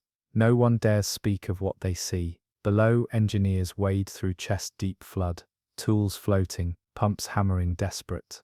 One man stops moving, stands stiff, eyes fixed downward. Others shout, tug his arm, but he jerks away, muttering he hears singing. No words, no tune, only soundless vibration rolling through water, coaxing him deeper. They drag him up ladder by force. His throat bleeds where he bit himself resisting. He whispers only once, "It wanted me." No one asks what it was. Deck groans louder than storm, hull twisting under unseen grip. Rails bend inward, screws strain, yet silence blankets every cry. Even thunder refuses answer. Every slam feels final, every rise a trick. Storm hides its voice now, but not its power. Ocean proves it does not need roar to destroy. Silence itself is weapon enough, and still the ship endures, lashed together by rope, muscle, fear, stubbornness. Men stand hunched in darkness, soaked, shivering, eyes fixed outward. They do not ask when storm will end. They know storms do not end. They only change their shape. Tonight, the shape is silence. Tomorrow it may roar again, and every man understands either way. The ocean never gives mercy. Engines dragged louder now, their thrum echoing inside steel like a heartbeat in a skull. Each revolution translated into a low, patient vibration that walked along frames and stringers, found the hollow places in bulkheads, and made them sing. Men had felt engines before, the comforting, predictable growl that meant propulsion and rhythm. But this was different. The sound arrived as if through double thickness, as if there were a second, deeper engine beating in sympathy somewhere beneath the keel. Every vibration ricocheted through beams, rattled lockers, hummed under molars. The men clutched rails not for balance, but as anchors against the strange resonance that filled marrow. Instruments that mapped mechanical life, tachometers, lube oil pressure gauges, and the engine order telegraph, registered readings that made sense on paper and betrayed an uneasy mismatch with bodies on deck. The tack showed nominal revolutions per minute, yet men felt each stroke as if the propellers labored through thicker water. Pumps below hammered steady, but their rhythm bent faint, pulled into sync with something else, something larger, deeper, rolling under keel. Engine room engineers glanced at one another, across the sweating bulkheads. Their silence was admission. This was not a storm dictating tempo, but a presence beneath the hull. They read instruments by rote, wrote down numbers in logbooks. The man at the mic spoke into the recorder in clipped tones. Hours, bearings, temp of lubrication oil, feed water pressure. Those numbers entered the ship's official history in ink, neat and official. Yet when men later compared the logs to their recollections, the logs remained impartial. The men's memory did not. Water rose. It crept past boots, licked thighs, reached mid-chest in the lowermost compartments. A black flood sloshed against plating with a weight that felt deliberated, rather than simply the product of wind and sea. Valves hissed, spray stung skin, heat pressed against muscles when it should have chilled. One mechanic, a man never given to fancy, swore he had heard lungs inside steel, inhaling and exhaling. His mates only narrowed eyes. They were practical men who did not speak of heard breaths, unless they wanted superstition to spread. No one answered him, and silence became its own kind of survival. Above, the deck groaned under the weight of green-black walls folding broadside. Rails bent, standing rigging groaned as if ropes were the bones of some larger animal. Lines parted with a sound like paper tearing. Men lashed tighter, arms bleeding raw where rope had cut, faces blanched by salt and strain. Lightning visited in faint, too accurate flashes that drew the sea in crystalline detail. Swells unfolded into arches and cathedrals of water, their symmetry too precise for chaos, too architectural to be random. For a brief beat, a heartbeat perhaps, the crew saw corridors cut between waves, spirals of foam forming pathways that led nowhere, as if someone had run an instrument through the water and carved avenues that obeyed geometry rather than weather. Thunder never followed. Silence smothered again the way a hand might press a mouth. One sailor swore aloud that he saw a hull drift parallel, a black shape taller than the mast, outlined for a pulse of light and gone before lightning closed. His words died within his throat. Eyes alone confessed the belief. In the wheelhouse, The captain labored at old habits and new panic both. He wrote a single phrase in the ledger, pressure mounting, and the line smeared as water leaked from seams that should not have been weeping. Paper absorbed a stain where the wick of ink pooled and feathered. The compass needle spun dead like a mind whose bearings had been removed. The gyro compass, that more faithful instrument that read true north by inertia, rather than magnetics, jittered, then lay stubbornly east for a time before wobbling back, indecisive, as if a force had tugged at truth itself. Radar painted echoes broad and then wiped blank. Seb-band saw lines of return that arced and resolved into improbable patterns before collapsing like misremembered charts. Men stared outward, vision blurred by salt, by fear, by truth they refused to say. The storm was not only above them, it came from below. They tried technical remedies first. The sound man suggested a hydrophone listen. Someone ran to the recording room and patched output through the ship's main amp into the deckhead speakers. A slow, low hiss answered, then a pulse, not of prop cavitation but of measured pressure steps that rose and fell at intervals inconsistent with machinery cycles. The sound engineer, practical and not given to superstition, ran a spectrogram on the playback. There were harmonics there, lower than whale song, structured in bands. The pattern returned again and again as if a vast piston were striking water at tedious intervals. Men watched the waterfall display with cold, rational eyes that began to betray personal terror. This could be measured, but measurement did not reduce fear. The console printed the trace and someone folded it into the log with trembling hands. Paper took numbers more stoically than men did. Attempts to reassert control were ritualized and earnest. Pumps were throttled up. Ballast shifted fore and aft to attempt to change how hull met sea. Crew moved weight down low, braced against the mainmast, muttered old sea prayers. One engineer descended to the bilges with a meter and found pressure differentials that made no hydrographic sense. The strain gauges on the keel showed compression spikes that did not correspond to wave impact, but to a sustained loading that rolled under the ship like machinery into which the hull had been partially meshed. He recorded pressure in kilopascals, wrote ambient temperature and conductivity readings in the margin. The conductivity did not always rise with water because the water here was not homogeneous. Pockets of warmer, saltier filaments threaded cold brine. Heat pockets bloomed along hull seams and collapsed in the space of minutes. The men tried to speak about these readings as if numbers could stitch reality back together. The data only confirmed the mismatch between instrument and narrative. The ship's own recordings were correct and yet incomplete. When a man dove overboard to retrieve a fallen line, he returned with a face gone white, mouth full of salt and air, and eyes that had seen something else. He screamed that something had pulled the line opposite, cold as stone, deliberate as a hand. His crewmates dragged him clear and slapped him until he breathed. He whispered only once, "Not alone," and then silence closed his lips as if on hinges. Men carried him to the bunk, pressed poultices to his trembling hands, and argued in low voices whether the shock had unhinged him or whether what he had seen was indeed real. In later testimony, the man's voice remained steady but his hands told another tale. A fork trembled when he ate, his fingers still keeping time with a pulse that did not belong to him. The chemical smell that arrived with wind shifts, iron and ozone, something burnt though no fire burned, became the second language of fear. Men described the breath of the sea as metallic, as if they were inhaling a world wound tight with wire. Lungs dragged as if through cloth.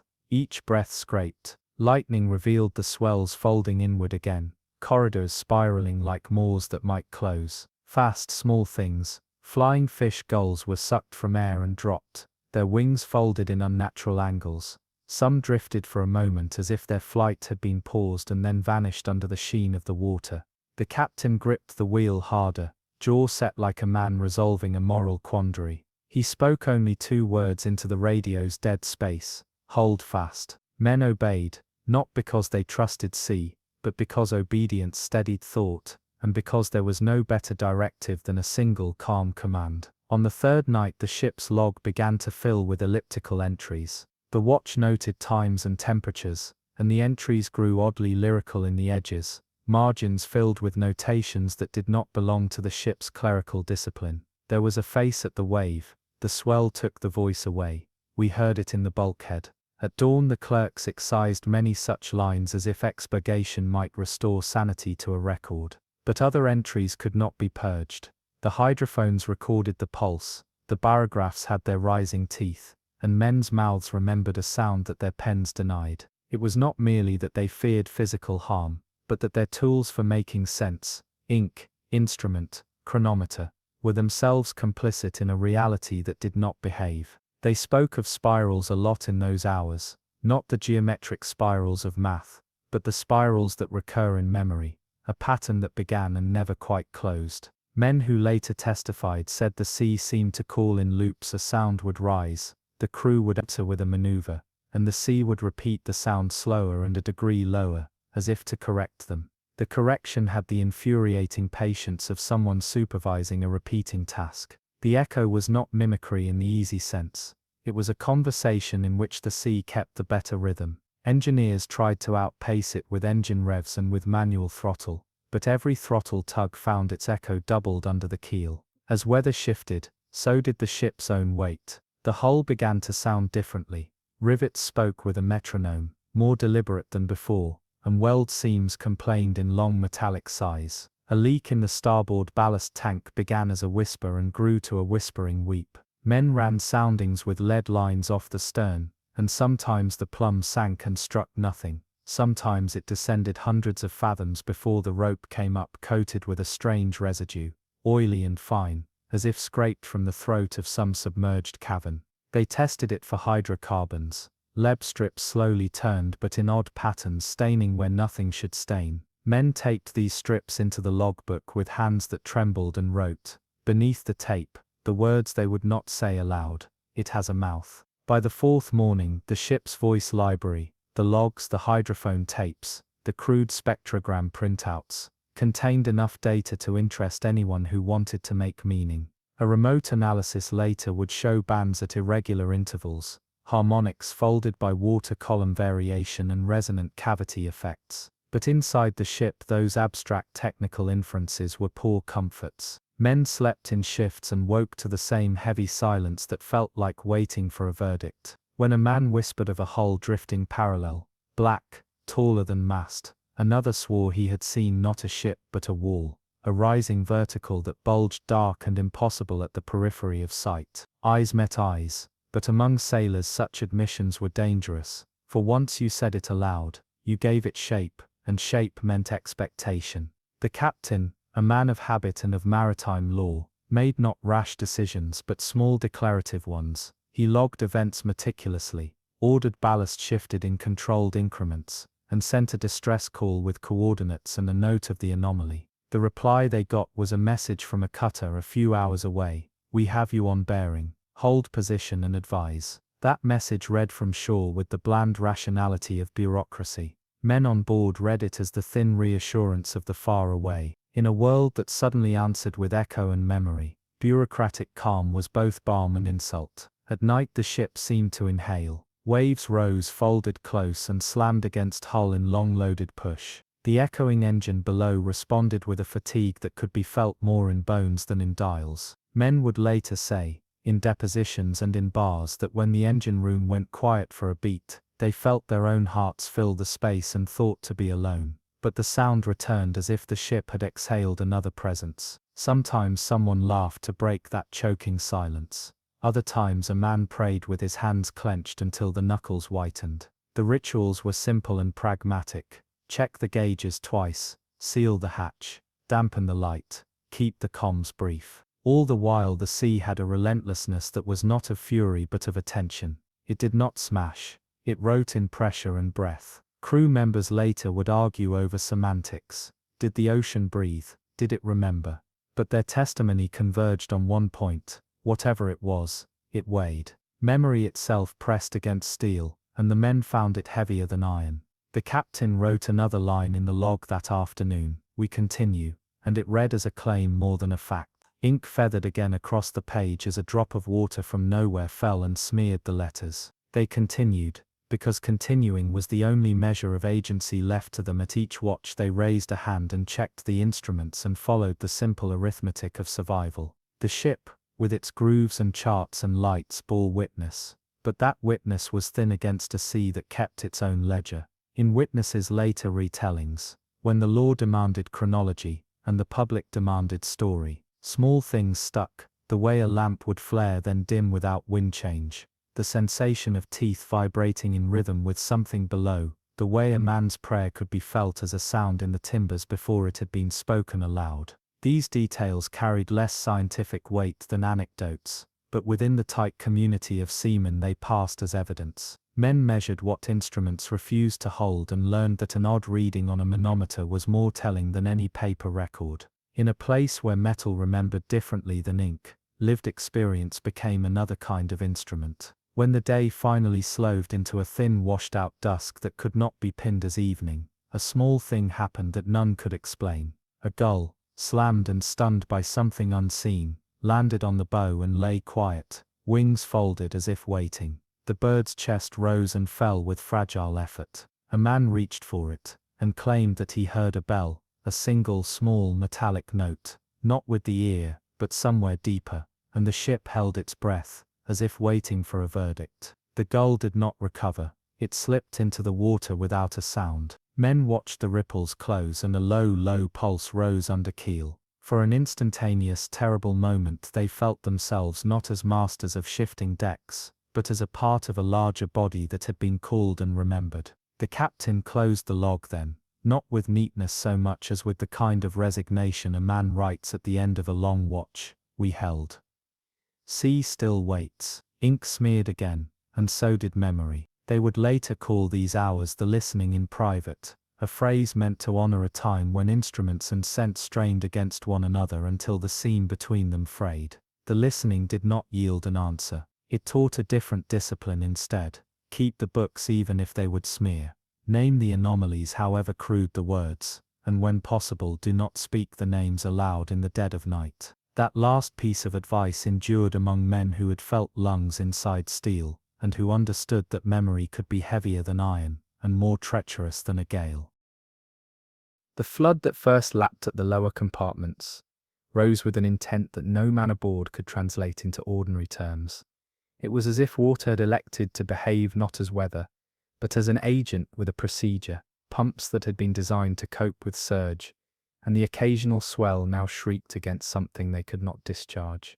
The centrifugal blades cavitated in an anxious rhythm, and housings glowed hot with friction, where bearings fought to hold, oil smoking thinly into a haze that stung eyes. Wrenches slipped from cool used hands and vanished under a current that reversed direction with a deliberateness that made discipline feel foolish. A man dove, reckless, after a rope pulled into the bilge and surfaced screaming in a voice made raw by salt and terror. He claimed something had taken his line and tugged back, not randomly, but with intention, a coldness not of water, but of stone and will. Those who had known oceanic hardship, and could still joke about it later, corroborated the severity of that scream. It was a sound that broke a man's cadence, that made others' lungs contract with sympathetic fear. They dragged the diver clear, slapped life into him until his chest rose and fell like a bellows. He whispered, once, a word that was at once denial and proclamation, not alone. The whisper then sealed into silence like a closed valve. Others hammered valves harder and faster, knuckles splitting on rusted steel, the pain becoming a metric for the effort. Eyes widened.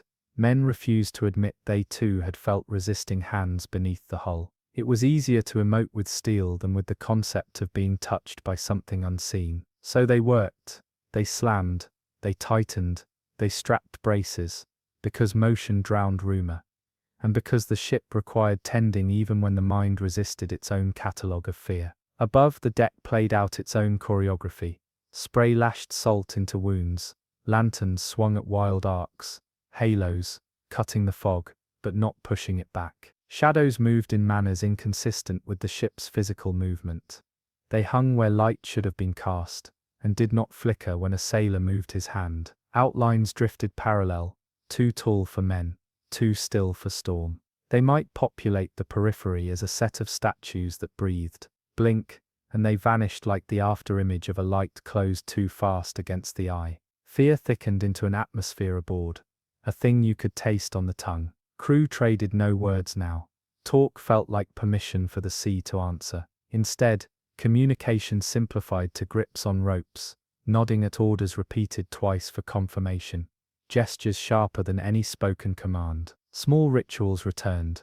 One man muttered prayer with lips moving without sound.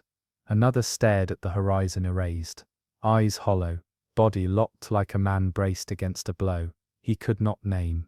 The wind veered sharp once, bringing with it a smell that none could place definitively. Iron and ozone, yes, but other notes too. Burnt sugar, the faint copper tang of old blood, the metallic sweetness of a machine warmed beyond its design. Breath tasted metallic, lungs drag-like through cloth. A cough scraped the throat raw. Lightning revealed swells that folded in on themselves, corridors spiraling like maws ready to close. At these flashes, the captain, grim and precise, gripped the wheel tighter, jaw set and pale. He spoke only 2 words, clipped and weighty: hold fast. They obeyed, not for any faith in command, but because obedience kept thought from unraveling into panic. At the core of their compliance lived a smaller logic. When everything else disagreed, the discipline of hands and orders kept the ship moving, as if the world still followed its old rules. Below the deck, gauges told a complex tale. The pedometer recorded flow past the hull that sometimes resembled eddies drawn by a passing hull, and at other times reported a column of water that seemed to lift the ship with slow, polite hands. Temperature probes registered heterogeneous patches, pockets of water warmer than the ambient, their thermoclines sharp and abrupt, layers folded into each other as if the sea itself had been pleated. The engineers tried to reconcile readings, conductivity jumps, pressure surges and salinity variations that did not conform to tidal models. On paper the math could be squeezed into equations and reported to the Admiralty as anomalous stratification. In the engine room it felt like someone had rearranged the rules without notice. Radio, that brittle wire to the outside world, betrayed them too. Bursts would come sudden and layered, voices like ghosts in chorus chanting coordinates that were impossible for their current position to service. Latitude, latitude, longitude, longitude, syllables overlapping like a chorus whose conductor had been distracted. Men would clamp hands to ears, but the sound seemed to get into skull bone directly, into the inner ear, where varnish met marrow. Static died when the captain killed the set, yet an echo lingered behind the bones like a tolling in the temporal lobe. The men muttered, some in delusion, and some in truth, that they had heard their own names, shouted back to them from the water. That confession strained credulity for the shore-bound official who read the transcript years later. For the men who made it, the confession was a datum.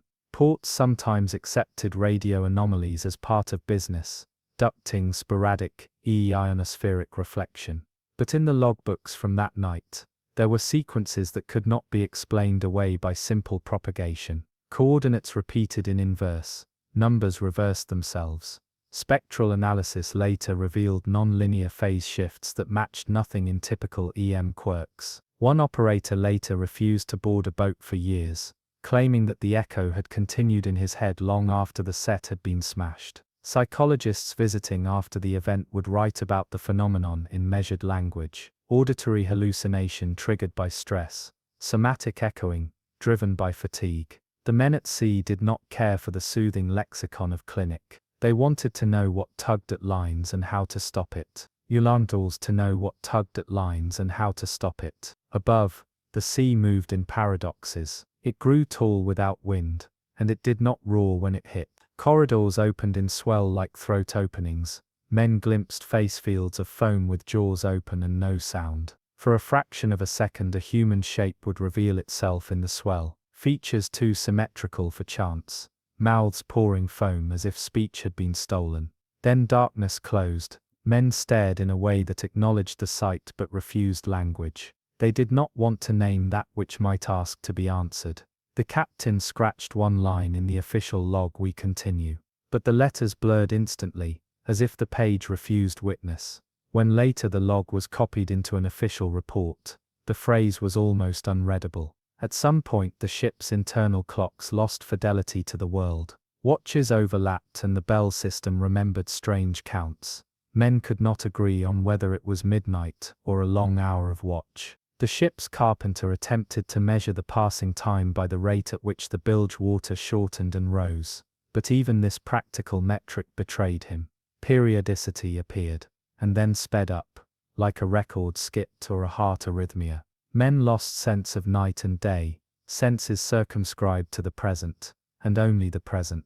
The loss of temporal anchoring undermined plans, and made small details, the position of a tool, the number scrawled on a bulkhead, into emergency reliances. The crew began to mark things twice, names etched into flatties of wood, counts written, and then written again. These redundancies were practical sorcery, talismans against memory unfurling. One of the younger sailors, perhaps because he had read more novels than seamanship manuals, knelt and tried to hum a tune over the engine room din. Humming was an attempt at humanizing the air. The song carried, oddly, and returned as a low harmonic, matching the hull's timbre. Men fell into it, not as choir, but as a practice of presence.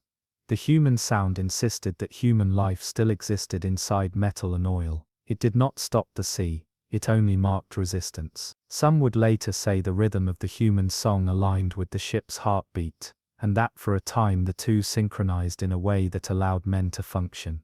The effect was fragile. Any failure to sing, any lapse, and the uncanny pulse resumed its dominance. Throughout these hours, no one made spectacle of grief. Men sobbed silently, or not at all. The sea's memory was not theatrical. It did not invite performance. It worked in pressure, in delayed echoes, in the way rivets ticked under load. If there was a language to learn, it was not one of explanation but of attention. The chief engineer learned to read a hitch in a rope like a forecaster. A shiver in the rigging could mean a change in pressure below. A taste of metallic air on the tongue could predict a lull in radio distortions. And a certain blue-green sheen on the swell meant corridors would form. These were observational rules imperfectly built on terror and experience, but they served. When a man finally collapsed from exhaustion, eyes glassy and hands shaking with cramps, he whispered that he could feel bells under his tongue. Another man laughed, then a short, brittle sound. The laughter was half alive, and it died quickly. They were beyond superstition. They were in an economy of endurance. They tightened lashings, checked their knots, and every time a new man took the watch, he read aloud a line from the master's log, as if recitation might anchor the world. The practice resembled a liturgy in its insistence, and because it worked, it became ritual. At dawn, which came without ceremony, and with little light, the crew found themselves thinner at the edges. Faces had gone drawn, hands had new nicks. It was the small things that told the story. A glove shed in the alleyway, a watch face cracked, a ledger page blotted beyond reading. The captain would later note in a formal deposition that the ship had not been damaged in any way commensurate with the fear felt. Engineers would say in interviews that the strain on the pumps and bearings had been extreme but not catastrophic. But the men, they would all agree in private, had been reshaped. What happened below the steel had redrawn limits in them. The ship might have been seaworthy in the strict technical sense. The men would not have agreed. When the first outside vessel came within hailing distance, the voice on the line sounded as if from far larger throat, measured, steady, businesslike. The cutter asked for a situation report. The captain read numbers, speed, heading, damage, fuel, and then almost quietly, admitted the truth that made any bureaucratic response inadequate. We have seen shapes. We have heard our own names called. The reply was competent and thin. Hold position, assistance en route. The men listened to the paper calm of rescue with the kind of gratitude that makes for strange silence. It was not that they no longer feared. It was that some other measure had bound them. The knowledge that whatever the sea kept, it kept now in their bodies as well as on their logbooks. Long after the ship limped from the quadrant that had folded and unrolled like a living thing, the men told the story in a register that mixed professional sobriety and the language of dreams. They could not agree on causation, currents, resonance, acoustic phenomenon, but they agreed on the fact of attention. That insistence became the first protective teaching. When a ship sensed something under its keel that had intent, document every gauge and witness. Do not erase the smudges in your log, and do not say names aloud at night without a purpose. The rituals they left behind were pragmatic. Double check valves, patch logs with hydrophone prints, take heed of the metallic smell. But apology and superstition slid together. Neither, in the end, was useful against the thing that had learned to move in pressure and breath beneath iron. The man who had first shouted "not alone" never spoke of it again in formal testimony, but he returned to sea, for the ocean was all he had known. People asked him why. He answered with a shrug that contained more honesty than any speech. We make our living where the world has its own answers. You either learn to listen, or you leave. That was a kind of courage not everyone possessed. For those who stayed, the lesson lasted. Ships could be instruments of measurement, but men must also be instruments of attention. And somewhere below, the pressure kept mounting. The hours fractured into shocks that could not be reconciled with ordinary watches or with the accustomed cadence of a ship's life. Clocks became decorative rather than functional. Men learned time by the arrival of shocks that rattled steel, and by the slow, inexorable rising and falling of the flood. Watches overlapped, bells were forgotten, and the ship's internal rhythm slipped into an atonal time that made normal tasks, cooking, patching, checking oil, feel like rites performed in a different language. Men lost the sense of night and dawn. Only darkness remained, or rather a darkness that could not be named, because it folded both day and night into an indistinguishable pressure. Deck pitched steep, and then strange. Rails vanished beneath waves, folding broadside. Sails tore in patterns that suggest a neatness to damage no storm should produce. The hull shuddered with a weight heavier than storm should bear. Metal flexed, and then settled as if having given and accepted some bargain it did not wish to explain. Lamps flared and dimmed and flared again.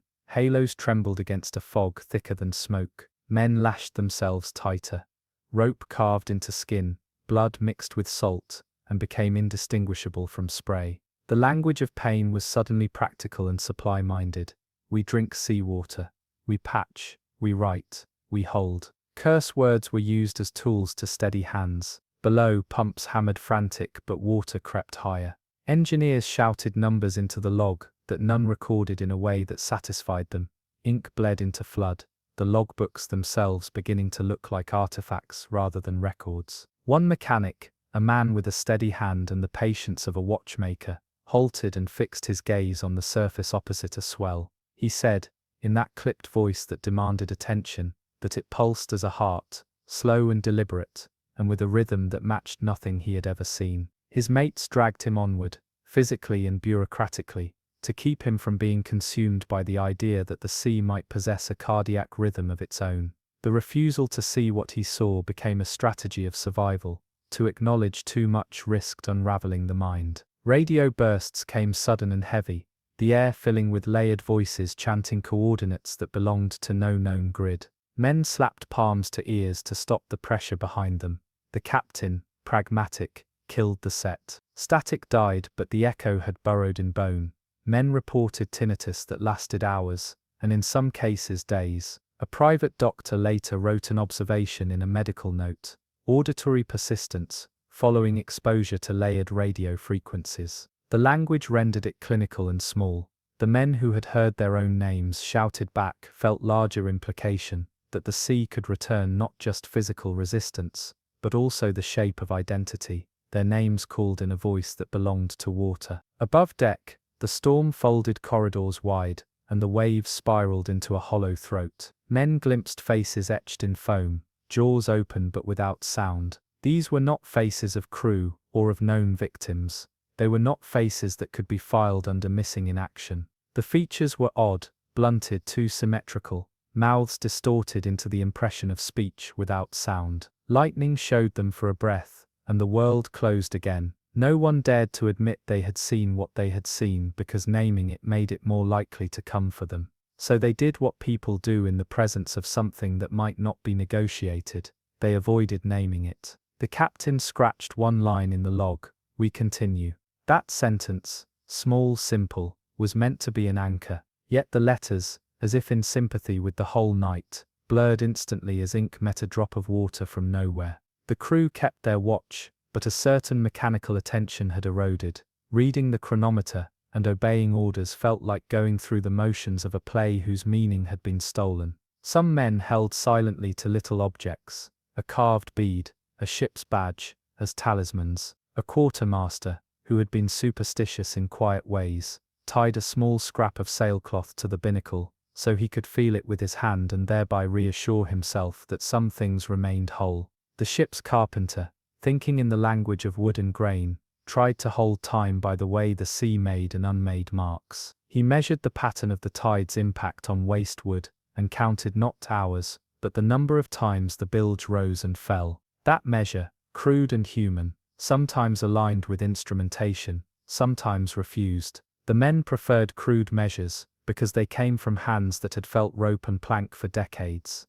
Instruments were great for making maps, but hands learned to live through anomalies. One of the engineers began to keep a private journal in the engine room, using grease pencil on oilcloth. He sketched the waveform of what he believed to be the pulse under the hull, and labeled it heart note. He tried to describe in words the sensation of being in a cabin when the vibration passed up through the floor, a pressure that seemed to compress memory, a sense that certain recollections slid slow, and then were gone, as if the pulse were a filter that tested what humans carry. He wrote that the effect was not like sleep, it was like an editing hand. In time, when his journal was read in an official inquiry, an analyst would note that the man's language was metaphorical, and that metaphors may deceive.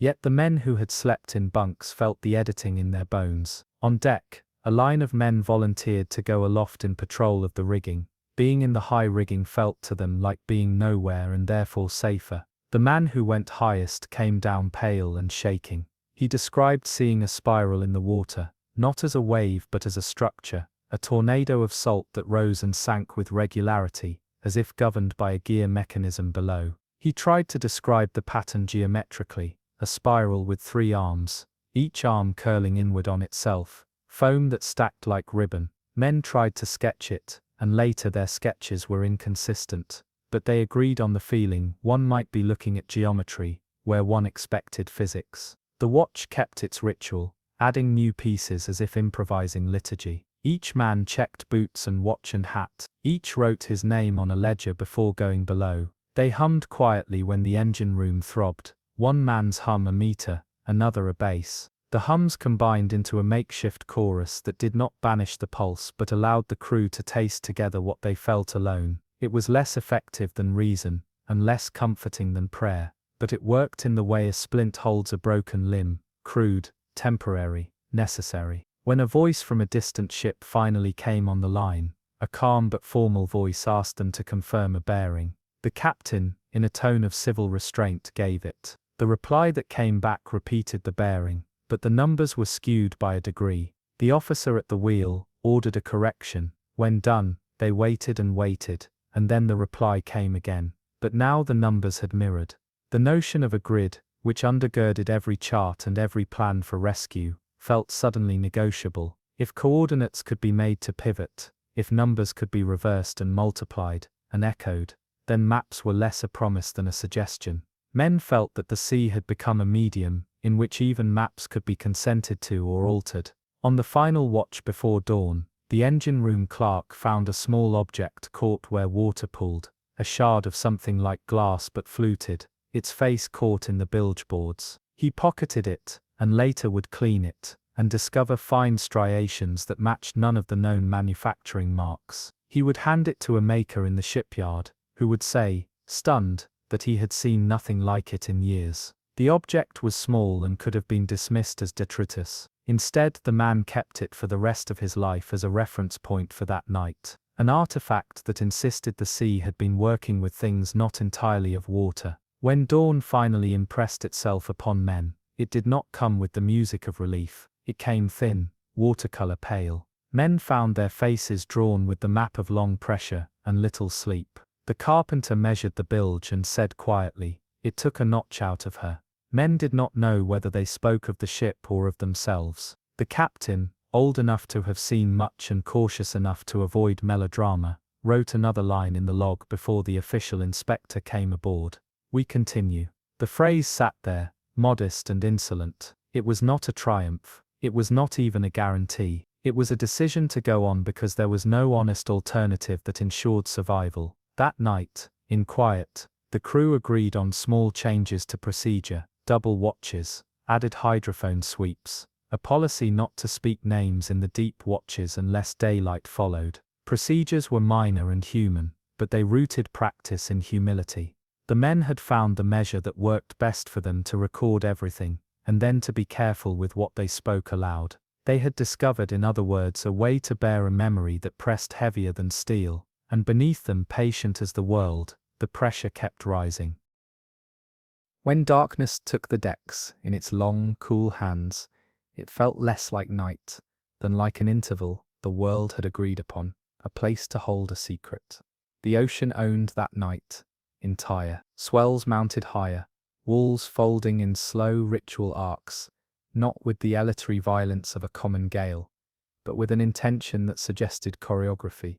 The raw, the honest, uncomplicated roar of a tempest did not return. Instead, silence pressed harder and heavier, as if the storm breathed inward and kept its breath like a held instrument. Deck groaned beneath the weight of water that crashed, deliberate and green-black, consuming men whole in its roll, and then draining as if someone had pocketed them. Ropes tore palms raw, men lashed themselves tighter to rails bent inward.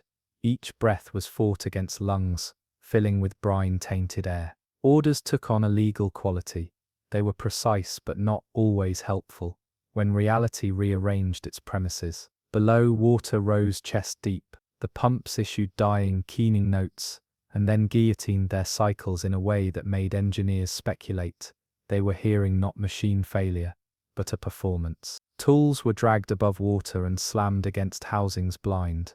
Steam blistered skin in one place while frost kissed the rail above. A man collapsed with eyes rolled white.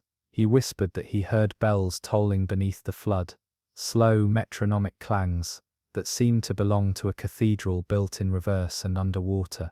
Others dragged him away, and his words hung louder than the storm itself, as if the image of tolling could be more terrifying than any wave. Lightning unveiled a cathedral of water rising over the bow, the swell arched like a roof. In that flash the crew glimpsed silhouettes inside the swell, upright, motionless, too symmetrical for chaos. For an instant mouths opened and foam poured out as if voice had been stolen, like someone drawing breath and finding only the edge of silence. Darkness sealed itself again, and men sobbed silently, their tears mixing with salt spray, until no texture separated human grief from oceanic presence. Someone on the lee rail made the sign of a cross without pomp, and then laughed softly, a sound like a throat unmooring.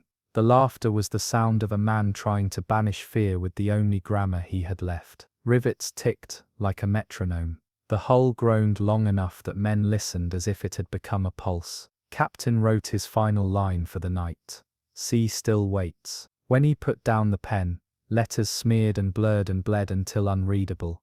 The ink might have been ink at first, but by the time the inspector tried to transcribe it, the words had folded into blotches. One man later attempted to photograph the page, and in the negative, the blotting became a faint spiral, as if the smear itself had been organized. Photographs could not be trusted to save truth, and paper could be made to refuse bearing witness. They endured like that, holding tighter and waiting a dawn that refused. Waiting had become collectively practiced as an operation, rationing breath, measuring fuel, checking valves, noting every slight change in bilge rate. They did not expect rescue, they prepared for survival. When the engine finally coughed and the throttles responded with a reluctant heave, men sang out with hands on the wheel, as if reciting a psalm.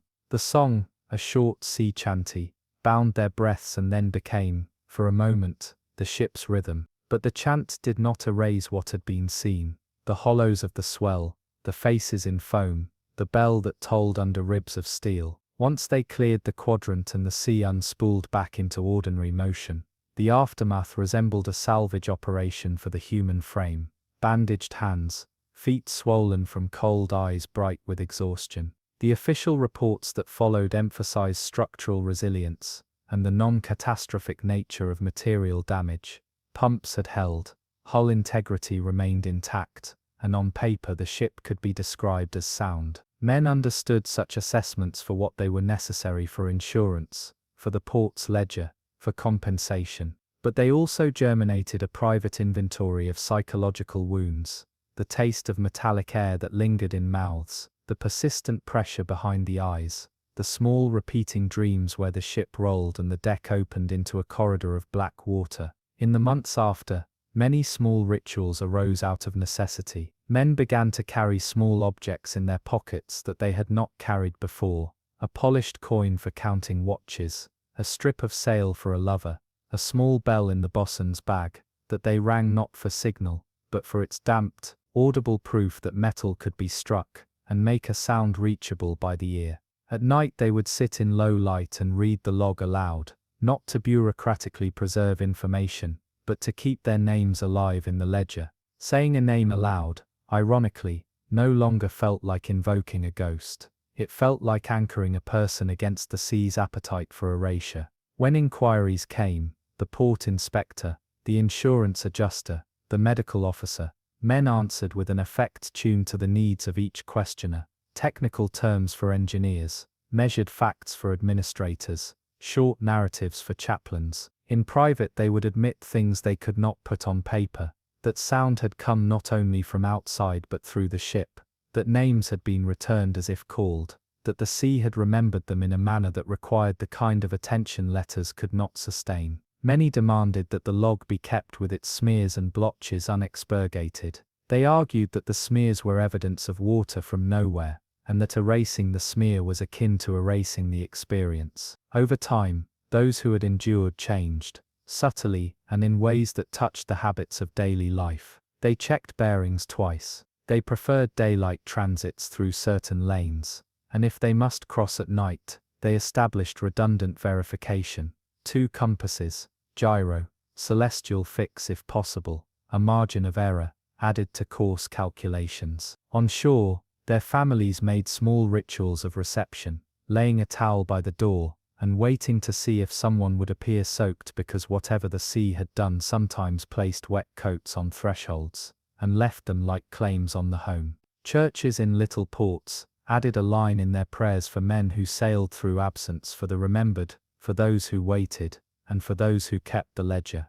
That night, with its battered engines and its remembered bell, did not tidy into a single explanation. Engineers would later argue for resonance effects and for fluid structure interaction phenomena that combined could explain a great many of the mechanical readings. Psychologists would discuss stress-induced perceptual changes. Clergymen would speak of mystery and mercy. All these accounts had truth, yet truth, as it turned out, had room for more than one register. The men who had been there knew that instruments were useful but incomplete, and that the work of keeping, the log, the prayer, the ledger, mattered as much as any thermodynamic equation. In the last pages of the ship's log, scrawled in reluctant, tired script, the captain recorded what might be called a residue of the night. We continue, for now. Keep record, say names, proceed with caution. The document would be placed in boxes, appended to reports, consulted, and then shelved. But among the men who had lived the night, there remained a habit. They filed away the odd notes, kept an extra ledger in the captain's chest, and taught fresh hands that if the sea ever pressed like that again, there were small human things to do: record, name, and move on with the care of those who had been remembered. The memory of the ocean would not be erased, it would be kept, and kept carefully, like a ledger in a damp file that no one wanted to touch lightly. The storm does not relent. It mutates. Hours spent inside roar and silence carve men thin, leaving them hollowed yet awake, their eyes burning red in lamplight halos that refuse to stretch beyond arm's reach. The horizon is gone, a race so long that memory itself doubts it ever existed. Above, sky drapes black over black, no seam between sea and cloud, no star daring to pierce. Deck plates tremble with every swell, vibrations running marrow, while pumps below hammer futile rhythm against water climbing higher than boots can manage. Engines fight, their pitch strained to breaking, a grinding thrum that feels more alive than machine. Each revolution drags, slower, heavier, as though screws bite not water but tar. Engineers wipe gauges slick with condensation, numbers sliding across glass, never steady. One man shouts the dial, spins counter to pressure. Impossible, but his eyes swear truth. Others shake heads, refusing to look. In storm, sight betrays more than silence. Deck crews lash themselves tighter, ropes carving wounds into coats already stiff with salt and ice. Spray blinds, freezing mid-air, cutting cheeks with shards finer than glass. Lightning unveils towers of water curled like claws, white caps folding inward like hands ready to close. For heartbeat, faces seem carved in foam, eyes hollow, jaws stretched, hair whipping in strands of spray. Then black swallows them whole. A sailor mutters he saw a coastline in that flash. Cliffs black, peaks jagged, no maps ever showed. Another clamps his mouth shut, before words grow legs. In storms like this, speech feeds vision. Better to stay silent, let the ocean whisper its lies without help. Below, flood rises chest deep. Tools float in slow circles. Crates knock against ankles like bodies adrift. Pumps scream, choking with every cycle, yet water refuses to fall. One mechanic swears he hears voices in flood, orders barked in languages none of them know. He clamps jaw tight, but his lips tremble as if repeating words against his will. Others drag him to ladder, force him up deck, eyes wide with fear that water now speaks. In wheelhouse, captain writes one line in log, black horizon, no stars. Ink runs, smearing letters into black smear across page, as if paper itself absorbs storm. Compass needle jerks south, then east, then spins lifeless. Radar chirps once, paints a smear broad as continent, then dies silent. Captain closes cover, nods once. Men grip ropes tighter, trusting hands more than eyes. Storm thickens, waves folding inward like corridors spiraling toward throat. Men glance into black, see movement larger than swells, shadows gliding parallel, silent, steady. Some blink, denying, others stare, accepting. Both choices taste same, fear sharper than salt, silence heavier than raw, and still, captain repeats order clipped, voice hoarse yet firm, hold course. The ocean presses closer, tighter, its horizon erased, its sky erased, its memory itself stretched black. Men realize truth, they sail not on water now, but inside something else. Noise dwindles, but weight remains. The ocean presses harder with silence than roar ever did. Each swell rolls deliberate, shoulders broad, cresting without foam, collapsing without thunder. The ship rides them like toy in hands too patient. Lifted, lowered, held too long between. Men stagger on decks, slick with brine, boots cutting wakes across standing water. Lanterns sputter dim halos, light collapsing inches from glass, swallowed by fog dense as iron. Ropes creak under strain, ice sealing knots into statues. Every motion becomes labor. Arms swing, axes sluggish, chips fly only to reform instantly, rails frosting faster than men can fight. Voices shrink to murmurs, orders repeated twice, then clipped, eyes searching for confirmation in silence more than sound. A sailor drops his hammer, watches it roll uphill, freeze mid-deck as though caught in unseen hand, then vanish under flood. He stares long, lips trembling, then clamps jaw, refuses to speak. Men saw, but none record. Words give memory shape, best leave it shapeless. Below, water climbs chest deep, black tide circling plates in rhythm not theirs. Pumps shriek, hammer frantic, yet each cycle shorter, weaker. Engineers curse, slam valves, sweat dripping salt into eyes raw from steam. One bends low, ear close to plate, rises pale, claims water pulses with heart slower than storm, deeper than steel. His mates yank him away, muttering prayer under breath. Faith steadies more than fact ever could. Lightning rips sky into silver web, revealing not horizon but caverns carved of water, walls spiraling, hollow corridors, leaning inward. Faces etch across foam, open-mouthed, screaming without sound. Eyes wide, jaws stretched, gone before men blink. Black seals everything again. One sailor vomits salt, muttering coastline again. Cliffs jagged, peaks sharp, then clamps lips until blood drips from teeth. He will not speak again. In wheelhouse, compass needle lies dead, pressed flat, as if wake crushed it. Radar paints echo once, broad smear spiraling outward, then dies. Captain scratches log, bearing unknown. Ship holds, ink spreads, pages bleed, smudged into shapes unreadable. Helmsman grips wheel, arms trembling, breath shallow. He mutters bearings under breath, none real, repeating like prayer. Captain nods once, silent steady anchor, where truth would break. Storm shows no mercy, but neither does it show violence. It waits, deliberate, corridors spiraling deeper, black swallowing black, horizon erased, until men doubt dawn itself. The ocean has turned not into battlefield, but labyrinth, and labyrinths do not release what they hold. Time bends. Minutes stretch hours, hours collapse, seconds, clocks lying as badly as compass. Watch bells ring without strike, or not at all. Men glance at each other, confirm nothing, record. Log lies open, soaked, ink bleeding until words vanish. Only smudges remain, black streaks like tide across page. Captain no longer writes. His silence steadies less than orders, but men prefer silence to truth. Deck sways wrong. Ship lists, then writes, then lists opposite.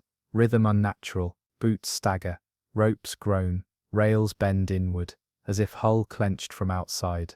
Lantern halos jitter, beams cutting faces pale, eyes wide, jaws locked. One sailor swears he hears chanting beneath swells, low, deep, steady. He presses palms to ears, shakes head until blood drips nose. Another grips his shoulder, shakes hard, mutters louder than storm. Nothing there, but silence admits more than denial. Below, flood rises throat high. Engineers wade, boots dragging heavy, arms bruised from slamming valves. Pumps shriek ragged, hammer faltering. One bursts, steam hissing, metal cracking like bone. Heat sears, water boiling patches across flood, yet frost seals rails above. Opposites breed inside hull, ice and fire, silence and roar, weight and absence. Men stare hollow, eyes red, bodies moving without memory. Radio bursts, voices chanting coordinates never mapped. Too fast, too many, layered like chorus. Men clap ears, but words remain inside skulls, echoing marrow. Helmsman mutters. He heard his name repeated back, deeper, slower. He grips wheel harder, refusing to blink. Captain switches set dead, silence thicker than sound. Men avoid eyes, refusing to confirm. Lightning shows corridors of water spiraling inward, towers curling like jaws. Inside, silhouettes upright, still too symmetrical for chaos. Men blink, pretend darkness lies, but hands clutch ropes harder, bleeding through gloves, refusing release. Fear spreads quiet, sharper than noise ever could. Ship drags heavy, hull resisting, screws biting thicker water. Deck groans, rivets ticking like heart too slow. Captain stands steady, jaw tight, eyes forward. He speaks only once. We endure. Men nod, silence steadier than prayer. Horizon remains erased, sky erased, memory erased. Only black labyrinth remains. Morning never comes. Black above presses black below. Horizon erased into bruise that stretches endless. Storm no longer strikes, it holds. Waves mount deliberate, not violent, folding inward like corridors, spiraling throat. Silence smothers deeper than roar, pressing ears until jaws ache. Lungs drag, men stagger on deck, boots sliding across floods, waist high, ropes carving skin raw. Lantern halos quiver, reflections shimmer on black water smoother than glass. One sailor stares too long, sees ship mirrored perfect. Every lamp, every rail, but no men. He sobs once, then clamps lips shut until teeth bleed. Below, engineers drown waist deep, pumps shrieking final. Gauges spin mad, needles breaking glass, fragments vanishing under flood. One man screams, valve hisses song, words shaping from steam. He rips wrench, smashes housing, silence heavier afterward. Others watch hollow, nod once, continue work that will not save. Water pulses tide opposite storm, heart slower, deeper, deliberate. Men feel it more than hear. Silence grows voice, lightning fractures sky silver, revealing faces etched across walls of water, screaming without sound, jaws wider than sky. Black seals again, leaving memory sharper than sight. A sailor mutters coast again, cliffs black, peaks sharp. Another clamps his mouth with rope, until lips bleed. He does not speak again. In wheelhouse, captain scratches one line in soaked log. Horizon gone. Ink smears, pages blur, words vanish. Compass needle dead, radar blank. Clocks frozen. Helmsman grips wheel tighter. Eyes hollow, lips muttering bearings not real. Men nod at silence, obedience steadier than truth. Storm closes corridors tighter, waves folding inward, like jaws sealing throat. Men understand, this is not storm, not sea. This is memory of ocean itself, weight too old, too deliberate. And labyrinths hold what they swallow. The ship endures, but endurance feels lie. The storm no longer thrashes with violence alone. It begins to echo. Every strike of water against steel seems to return, not just as sound, but as memory replayed through the hull. The crew feel it before they hear it. The sensation that waves are not new but rehearsed. Each slam a repetition of something endured before. Engines keep straining, their thrum deepening into a hoarse growl, vibrations climbing into ribs, shaking bones as though the ship itself now breathes with lungs larger than the sea. Men speak less, because their words feel trapped. The storm repeats them back, not through air, but through pressure curling inside the hull. A joke whispered by one sailor is heard again moments later, muffled in the plates below, the cadence exact, the humor gone. He stops laughing after that. Below decks, the pumps work in steady protest, hammering rhythm into the flood. Engineers slog waist deep, their hands trembling, wrenches slipping on bolts slick with brine and grease. The water is warm in places, steaming where it should freeze, carrying with it the stench of iron and something sweeter, almost cloying, as if rot lived inside steel itself. One man bends close to a bulkhead, listening for leaks, but he straightens pale, insisting he heard his name spoken, syllables drawn slow and deliberate. His mates drag him away before fear breaks his silence further. The ship itself feels heavier, as though memory weighs more than cargo. Above, lightning rips across sky, turning walls of water into cathedrals of glass for a moment. Men on deck swear they see the ship's own outline mirrored against those towering curtains. A ghost vessel sailing beside them, rails and ropes identical, lamps glowing in sync, yet no crew moves across its deck. The image vanishes when blackness returns, but every man feels the echo of his own footfall afterward, delayed half a second, replayed by a ship that should not exist. The captain keeps his eyes forward, jaw locked. He writes one line in the log, "The sea remembers." The ink bleeds down the page, as if memory itself refuses to stay written. Horizon has long disappeared, but now even direction seems meaningless. The compass lies still, pinned against glass, while charts blur from damp until coastlines run like spilled ink. The helmsman grips the wheel with both hands, his knuckles white, muttering bearings that belong to no ocean. His voice wavers, but he does not stop, because repetition is anchor. It keeps him from listening too closely to what echoes return through the hull. Every command, every grunt, every breath seems caught and replayed. Seconds later, stripped of warmth, heavier, as though the ocean itself keeps a log parallel to theirs. On deck, silence sits heavier than the storm. Lanterns glow dim but steady, their halos failing to push back the dark. Water sheets across planks, rushing ankle deep, then knee deep, refusing to drain fast enough.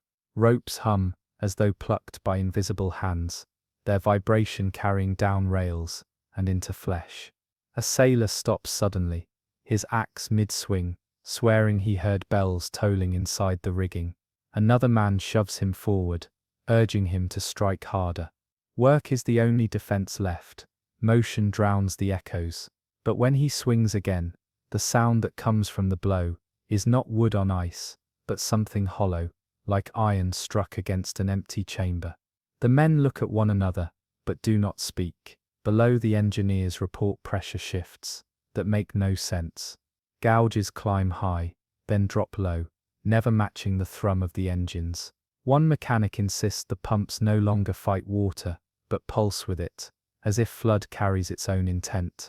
He shows his mates by resting a hand on a valve, letting them feel the rhythm. 4 steady beats, pause, 4 again. None argue after that, but none mention it aloud either. Silence becomes their pact, the only way to keep sanity from bending under repetition. In the wheelhouse, the captain scratches another line into the log. The sea keeps count. The ink spreads in circles, as if dragged by unseen hand. No one watches him write, but every man knows the words without reading them. They've already been spoken, somewhere inside the hull, hours before. The ocean grows stranger still, not louder, not wilder, but more insistent, as though it is listening harder than before. Every sound from the ship returns, transformed. Footsteps echo too long on steel. Hammer strikes repeat, minutes later, in faint percussion below. Even the pump's hammering comes back at different tempo, as if a second set, deeper and slower, follows theirs from somewhere in the flood. The men begin to walk softer, to speak quieter, as though reducing input might reduce reply. Yet the echoes persist, independent now, building their own rhythm. One lookout swears he sees lights astern, faint but steady, pacing them through fog. He calls once, his voice thin, and in reply hears his own words repeated, shouted back across waves, with perfect mimicry, only deeper, as though another throat carried his sound. He falls silent after that. The crew begin to avoid calling out at all. Orders reduce to gestures, rope signals, touches on shoulders. The ship grows mute, while the storm speaks louder, through imitation. Below, flood rises higher, chest deep now, tools drifting like wreckage. Engineers wade slow, torches dimming in steam that clings too heavy. One claims he saw shadows moving through water, shapes upright, faces blurred, vanishing when he blinked.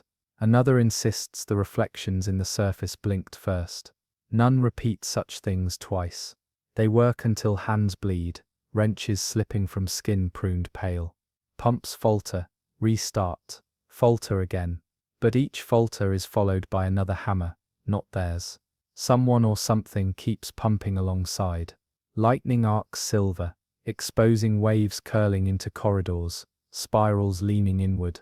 For an instant the crew see vessels drifting parallel, hulls upright, outlines sharper than clouds, vanishing when dark seals back. A sailor grips rope harder, muttering that ships lost before still sail beside them. His mates say nothing, but each glance sideways, more often after that.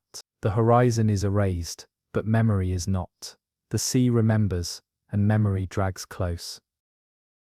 The night stretches beyond itself, hours stacked without relief. Men stand hunched, eyes hollow, their bodies lashed to rails, as much for restraint as survival. Silence is not empty, it is crowded. Every movement returns, every word repeats, every groan of steel carries reply. They feel less like crew aboard a ship than echoes aboard an echo, their presence replayed until truth itself thins. One sailor finally breaks, shouting into storm, demanding it stop. The words vanish into dark, then return seconds later, identical, shouted louder, deeper. He ties his mouth shut with rope after that. Below, the engine room becomes cathedral. Flood rises nearly shoulder high, black water lapping against boilers, steam hissing across ceiling. Engineers wade slow, their eyes glazed, their bodies mechanical. Pumps hammer still, but their sound has changed, rhythm fuller, layered, as if joined by machinery never built. One mechanic stops, staring wide, swears he hears laughter woven in. His mates drag him up ladder, but he sobs long afterward, claiming the sea now finds humor in their struggle. The captain keeps to wheelhouse, coat plastered, hair dripping salt. He writes one final line in the log for that night. Memory has weight. His handwriting tilts, letters bending, ink smearing. When dawn refuses to arrive again, the men realize truth. They are not sailing forward through storm. They are sailing deeper into memory itself, and memory never lets go. In later investigations, survivors from nearby convoys described the way bearings failed during that storm. Compasses that once swung with steady rhythm began to turn erratic, not in the abrupt fashion of magnet disturbance, but in slow circles, as if the needles themselves had grown tired of choosing. Deck logs preserved in water-stained ink showed officers marking headings that contradicted each other, hour by hour. One line in a captain's handwriting recorded a due north course. The next, written less than half an hour later, placed the vessel 90 degrees east. The vessels themselves could not have moved so fast, yet the records agreed in their disagreement. Navigation, once trusted, had become unmoored. Witnesses aboard the support craft later recalled that echoes spread across their radar sets, as though ships multiplied on the horizon. They attempted to hail the vessels, but replies never came in human cadence. Instead, the sets played back their own words seconds after they spoke, slowed down until vowels stretched like groans. Officers swore it was interference, yet log entries still preserved in archives contain transcripts of voices that should not have existed, complete sentences repeating the commands already given. Some officers noted them with calm strokes, others scribbled frantically, but all agreed, the sea answered back. Below decks, engineers fought machinery that betrayed its own design. Pumps labored with double rhythm, each stroke accompanied by another that no man had triggered. Steam hissed in places no valve should have leaked. Testimonies taken afterward mentioned how the men felt vibrations coming not from the floor but from within their own bones, as though they had become part of the machinery themselves. None of those engineers survived long enough to testify directly, but their notes, recovered later from oil-stained pockets, still carried the same line repeated: the bearings lie. The ships were remembered not for the violence of the waves, but for the confusion that settled upon every man who tried to make sense of direction. Survivors from escorting vessels swore that hours seemed to repeat. Watches struck bells twice, though the logs recorded them once. Mugs rolled across tables, stopped, and rolled again in identical paths, minutes apart, as if reenacting their own histories. Such small details appear in margin notes, scribbled quickly and abandoned, but together they paint the portrait of a night where time fractured under pressure. On deck, seamen remembered the feeling of chasing a horizon that no longer existed. Lanterns showed only 5 paces forward before fog swallowed their light. Men who had sailed all oceans claimed they saw shapes gliding alongside them, hulls rising from troughs, gleaming as if freshly painted, vanishing before eyes could adjust. When questioned later, they admitted the outlines were not entirely unfamiliar. One swore he recognized his own vessel, mirrored in every detail, but with no crew standing upon her. Another whispered that he saw the names of ships already declared lost, painted bright on bows that flickered once in lightning, then faded again. The mechanical records tell another part of the story. Pressure gauges refused consistency, their needles jerking between extremes as though caught in argument. Engineers scribbled numbers, crossed them, then wrote them again, unable to reconcile figures that should have been simple. In sealed reports now housed in maritime archives, one inspector wrote that the entries read less like data than like scripture. What he meant was left unexplained, though the pages remain there, preserved under glass. To this day, no modern navigator studying the incident can explain why 3 separate convoys reported their bearings drifting in synchrony across hundreds of miles. Each captain claimed his course was true, yet each arrived, if he arrived at all, days later, and far from expectation. Bearings that once governed oceans seemed, for one night, to have belonged to the sea itself. By dawn, what little light reached those decks revealed damage less visible than structural. Planks lay scattered, but the greater ruin lay in the faces of men who no longer trusted their own memory. Testimonies describe sailors, insisting they had already endured the same wave, the same roll, the same spray cutting across their cheeks. They argued not about direction, but about repetition, whether time had folded, or whether their minds had surrendered to fear. One man confessed that he had counted bells, no officer had struck, and when the others checked the log, the entries stood blank, yet he remembered the sound as clearly as the storm. The records of the engineers deepen the unease. Their notebooks, recovered in fragments, include diagrams of pump cycles, redrawn again and again with notes beside them. Too many strokes, not hours. At least 3 men claimed that water entered in rhythm, flowing with intent rather than gravity. Their words might have been dismissed, had not their handwriting matched across pages, written in different hands, but with identical phrasing. Maritime boards reviewing the disaster concluded it was shared hallucination under duress. Families of the lost, reading those words years later, whispered simpler verdicts, that the sea remembers, and it had chosen to write back. Above decks, what remained of the rigging carried its own testimony. Ropes had frozen into rigid arcs, their ice not random but curved as though moulded into shape. Photographs exist still, showing lengths of line bent into spirals no storm could produce. Sailors burned those remnants rather than keep them. Even the official salvage report noted that the ice cracked with a sound like tolling bells when it shattered. No single loss was declared on that night, for every vessel eventually crawled to port. Yet in archives the incident remains marked differently, not under sunk or wrecked, but under disoriented. The heading stands out even now. The sea that season did not destroy ships with violence, it destroyed their memory of where they had been. Years later, mariners still referred to that winter as the season when bearings drowned. Radar echoes from that time continue to appear in training manuals, shown as erratic blooms that circled vessels without drawing nearer. Old officers, when interviewed in retirement, refused to explain the voices that returned through static, but their silence was itself an answer. One admitted only this: we heard ourselves after we spoke, but not in our own tone. The disaster was not measured in hulls lost, but in confidence.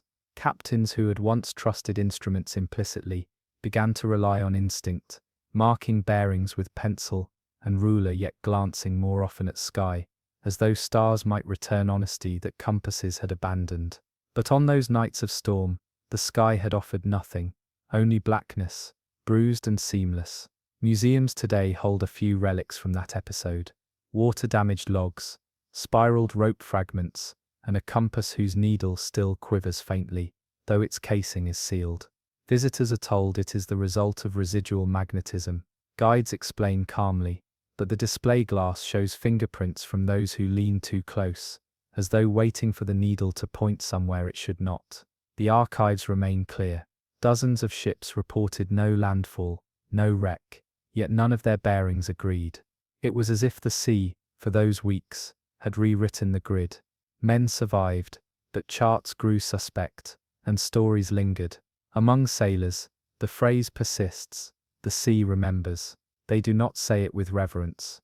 They say it with caution, because once a bearing is drowned, it never resurfaces whole. The war years left behind, records filled with ships, lost to torpedoes, mines, and air strikes. Yet scattered among those volumes were entries harder to explain.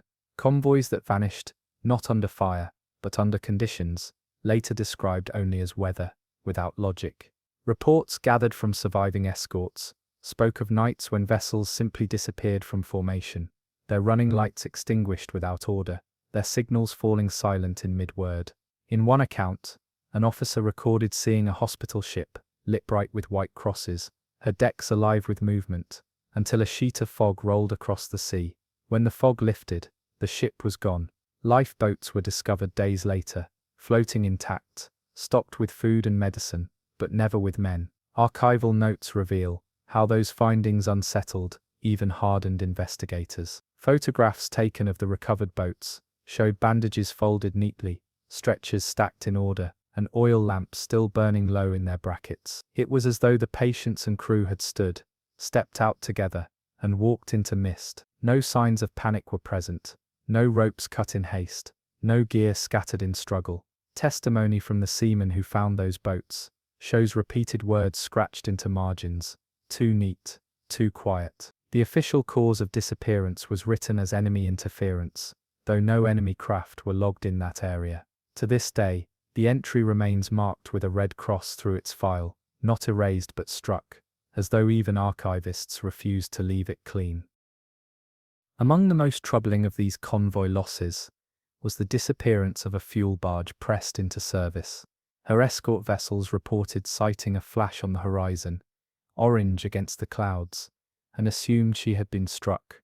But upon arrival, they discovered her stern still afloat, riding low in water, while her bow had vanished as if sliced away. The steel plating bore no jagged edge, no scorch from fire, only a surface sheared smooth as though carved by a blade hundreds of feet long. Oil drums floated free in neat rings, unscarred and sealed, their paint unblackened. The crew, however, was gone entirely. Naval engineers who reviewed the case years later noted how impossible such damage would have been. Explosives tore, twisted, and burned, but they never cut steel cleanly. Some suggested collision with another hull, but no fragments, no debris, and no survivor testimony confirmed it. In sealed memoranda later released, one investigator wrote bluntly, "Geometry does not occur in storms." That phrase was repeated by sailors in bars long after the war, muttered whenever steel groaned too loud in heavy seas. The convoy pressed on without her, recording only that the vessel had broken under strain. But escort logs reveal that for nights afterward, several captains reported sighting a half-barge adrift in moonlight, stern intact, bow erased, gliding steady until it dissolved into horizon. The official files never corroborated those sightings, but the repetition across ships of different flags suggests the image lingered in waters longer than one night alone. Another convoy told of the research vessel Halcyon Star, dispatched to sail deliberately into cyclones to study their force. For months, she had transmitted her findings: barometric pressures, wind speeds, hydrophone readings of the sea's internal churn. Her crew grew confident, even boastful, of their ability to withstand what nature hurled at them. Yet, one season, her messages shifted in tone. Coordinates arrived written backward. Times appeared reversed. Digits flipped as if mirrored on the page. Her barometer readings plummeted past zero, into values lower than vacuum. The strangest record came from her hydrophones, which captured pulses slow and deliberate, spaced evenly, too slow for machinery, too steady for whales. The notes remain archived, repeating at intervals longer than any heartbeat, yet too precise for accident. In the vessel's final broadcast, the operator whispered 4 words before static: "Storm inside the storm." No further message came. Search aircraft discovered only an oil slick spread in a circle, so precise that crews at first assumed it had been spilled deliberately. No wreckage floated, no debris marked her end. Instruments flown above the slick faltered, their dials freezing until they cleared the circle. Even today, the case is taught at naval academies not as meteorology, but as warning. When storm charts reveal 2 systems crossing, officers whisper of a third eye, uncharted, waiting between. The Halcyon Star has not been seen since, yet her records are preserved in locked cabinets, too curious to destroy, too unsettling to explain.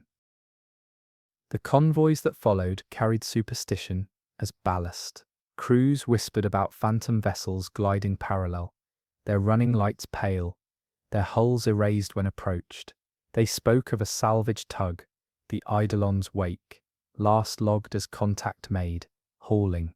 When she vanished, it was not her fragments that returned, but fragments of other ships, anchors, beams, even bells, dragged to surface as though lifted whole from time itself. The tug's own outline was never found, though dockside villagers swore her horn still sounded in fog, a low mournful note carried across ice. Equally unsettling was the tanker Sanctum bell. Her logs ended with the words, "Ice turning black." Search craft traced long channels carved through floes, leading nowhere. In one circle of oil, investigators found a bronze bell cracked down the center, yet still ringing faint against waves, though its clapper was gone. Reports were filed, stamped lost to ice, but hunters crossing that region later spoke of hearing tolling beneath their boots. Bells counted in rhythm until pressure ridges rose, splitting tents, scattering sled dogs. By the time the war closed, archives overflowed with accounts of ships unmarked by shell or mine, but erased by conditions no chart could define. Officially, they were labeled lost at sea. Unofficially, sailors muttered that the sea had grown selective, choosing not to wreck ships with fury, but to edit them with precision. These stories traveled quietly, carried from tavern to tavern, until they formed their own convoy of memory, one that has never docked.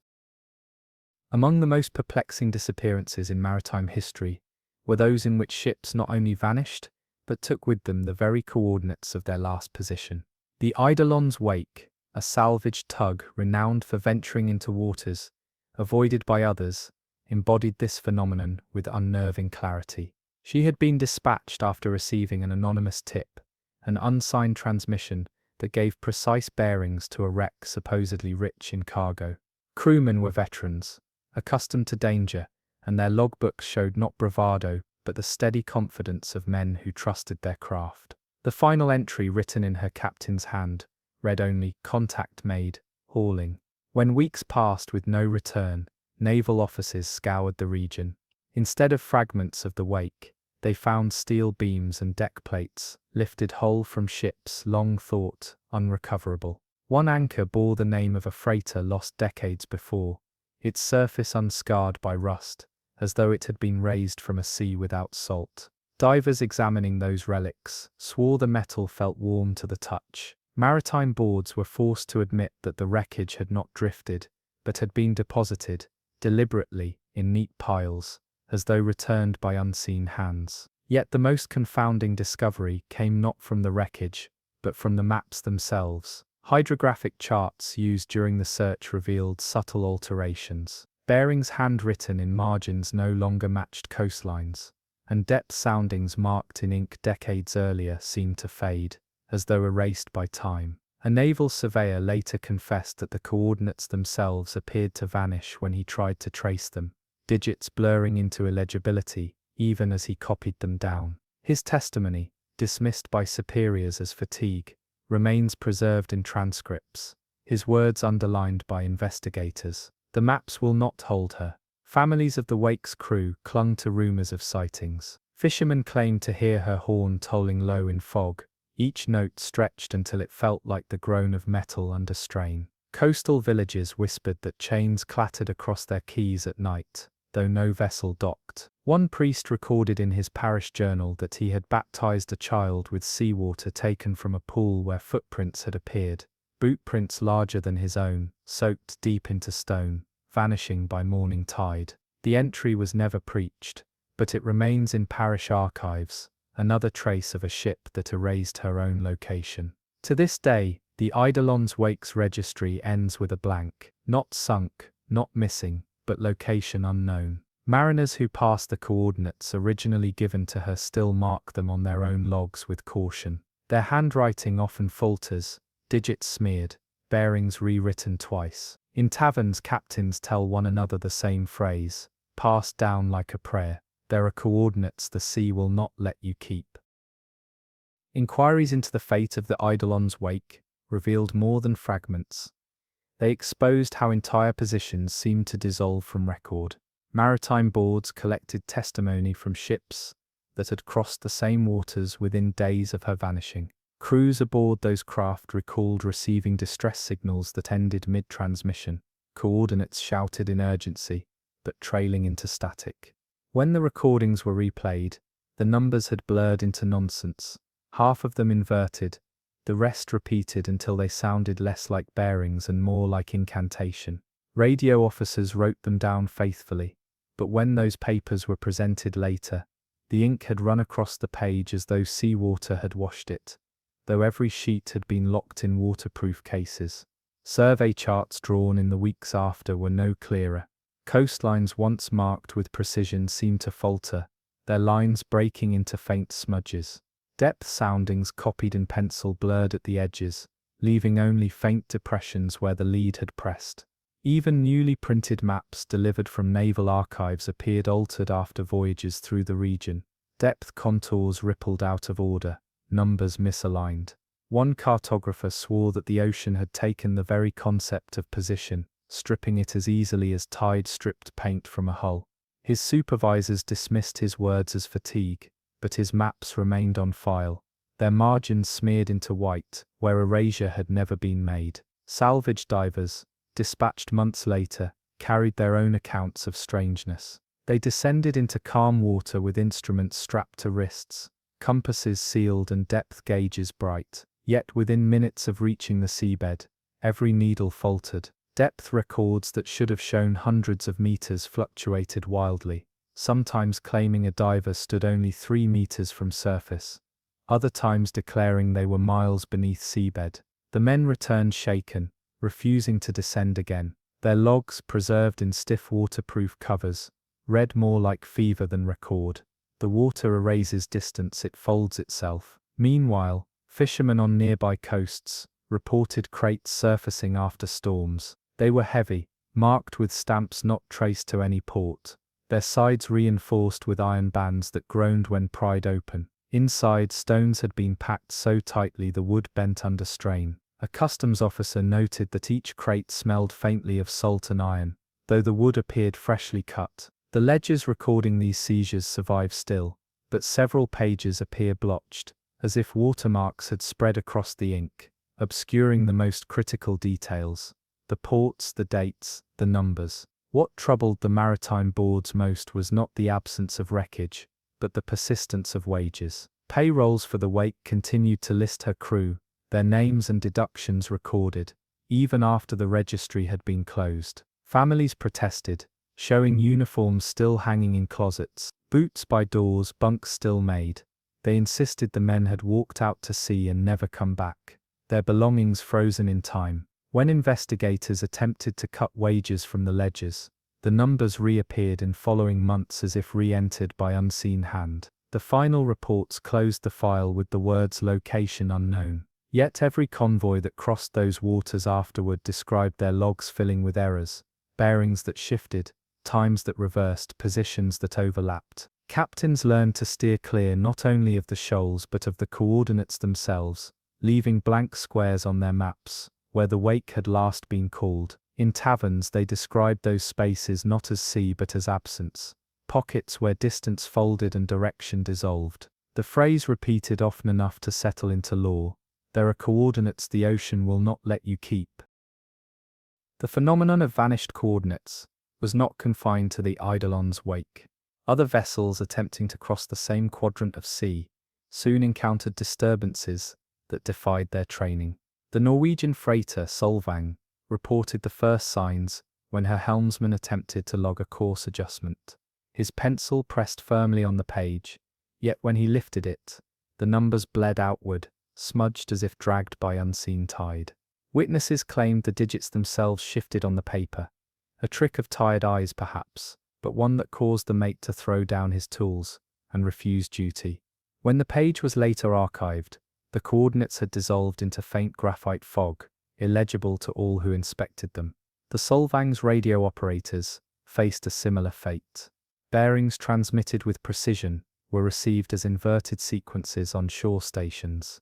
A series of numbers such as 127 East arrived reversed as 721 and repeated twice before trailing into static. Analysts chalked it to atmospheric interference, but the repetition matched earlier cases, coordinates that appeared true until carried back by the sea. Families of the crew insisted these errors proved tampering, yet no enemy navy ever claimed responsibility, and the war record showed no craft operating in those waters at the time. When the freighter failed to arrive at port, search planes combed her projected line. They spotted slicks of oil shaped in near-perfect circles, rings drawn across the surface with uncanny symmetry. In the middle of one slick, they saw what appeared to be a mast, standing upright, as though rooted to seabed. The photographs exist still, locked in naval archives. Enlarged prints show the mast's shadow too dark for its angle, stretching downward as though cast not by sun, but by depth itself. By the time recovery ships arrived, the slick had dissipated, and the mast was gone. Survivors from neighboring ships, interviewed decades later, added troubling anecdotes. A cook swore he had heard footsteps on deck long after his own crew had lashed down and gone below. When he emerged, lantern swinging, he saw boot prints trailing across ice-glazed planks. They led to the rail and stopped cleanly, as though their owner had stepped out over water. He dared not follow, but later marked the spot with chalk. In morning light, no chalk remained, only the faint stain of salt embedded deep into wood grain. Archivists who studied these logs after the war began to note a strange consistency. Reports of vanished coordinates always came with secondary details: ink smudged without cause, bearings reversed in transmission, numbers blurred into fog, or maps that shifted while untouched. One historian famously concluded that these incidents were not accidents, but expressions, the sea itself communicating its refusal to be measured. His peers scoffed, but the phrase entered law regardless. To the mariners who carried those stories home, the ocean was not simply water over depth, it was a keeper of memory, unwilling to be charted.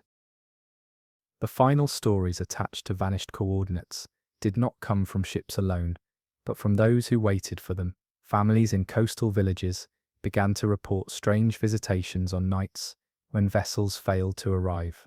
One woman in Galway swore she saw her husband step through the door, water dripping from his coat, boots leaving pools across the floor. He did not speak, only reached for the chair he always favoured, before dissolving into mist as she cried his name. Hours later, word arrived that his ship had failed to make landfall. Its last coordinates struck through in log. Her testimony, ridiculed at the time, found echoes in other accounts. Families across Europe describing the same thing: voices at windows, silhouettes at doors, salt pooling on thresholds without rain.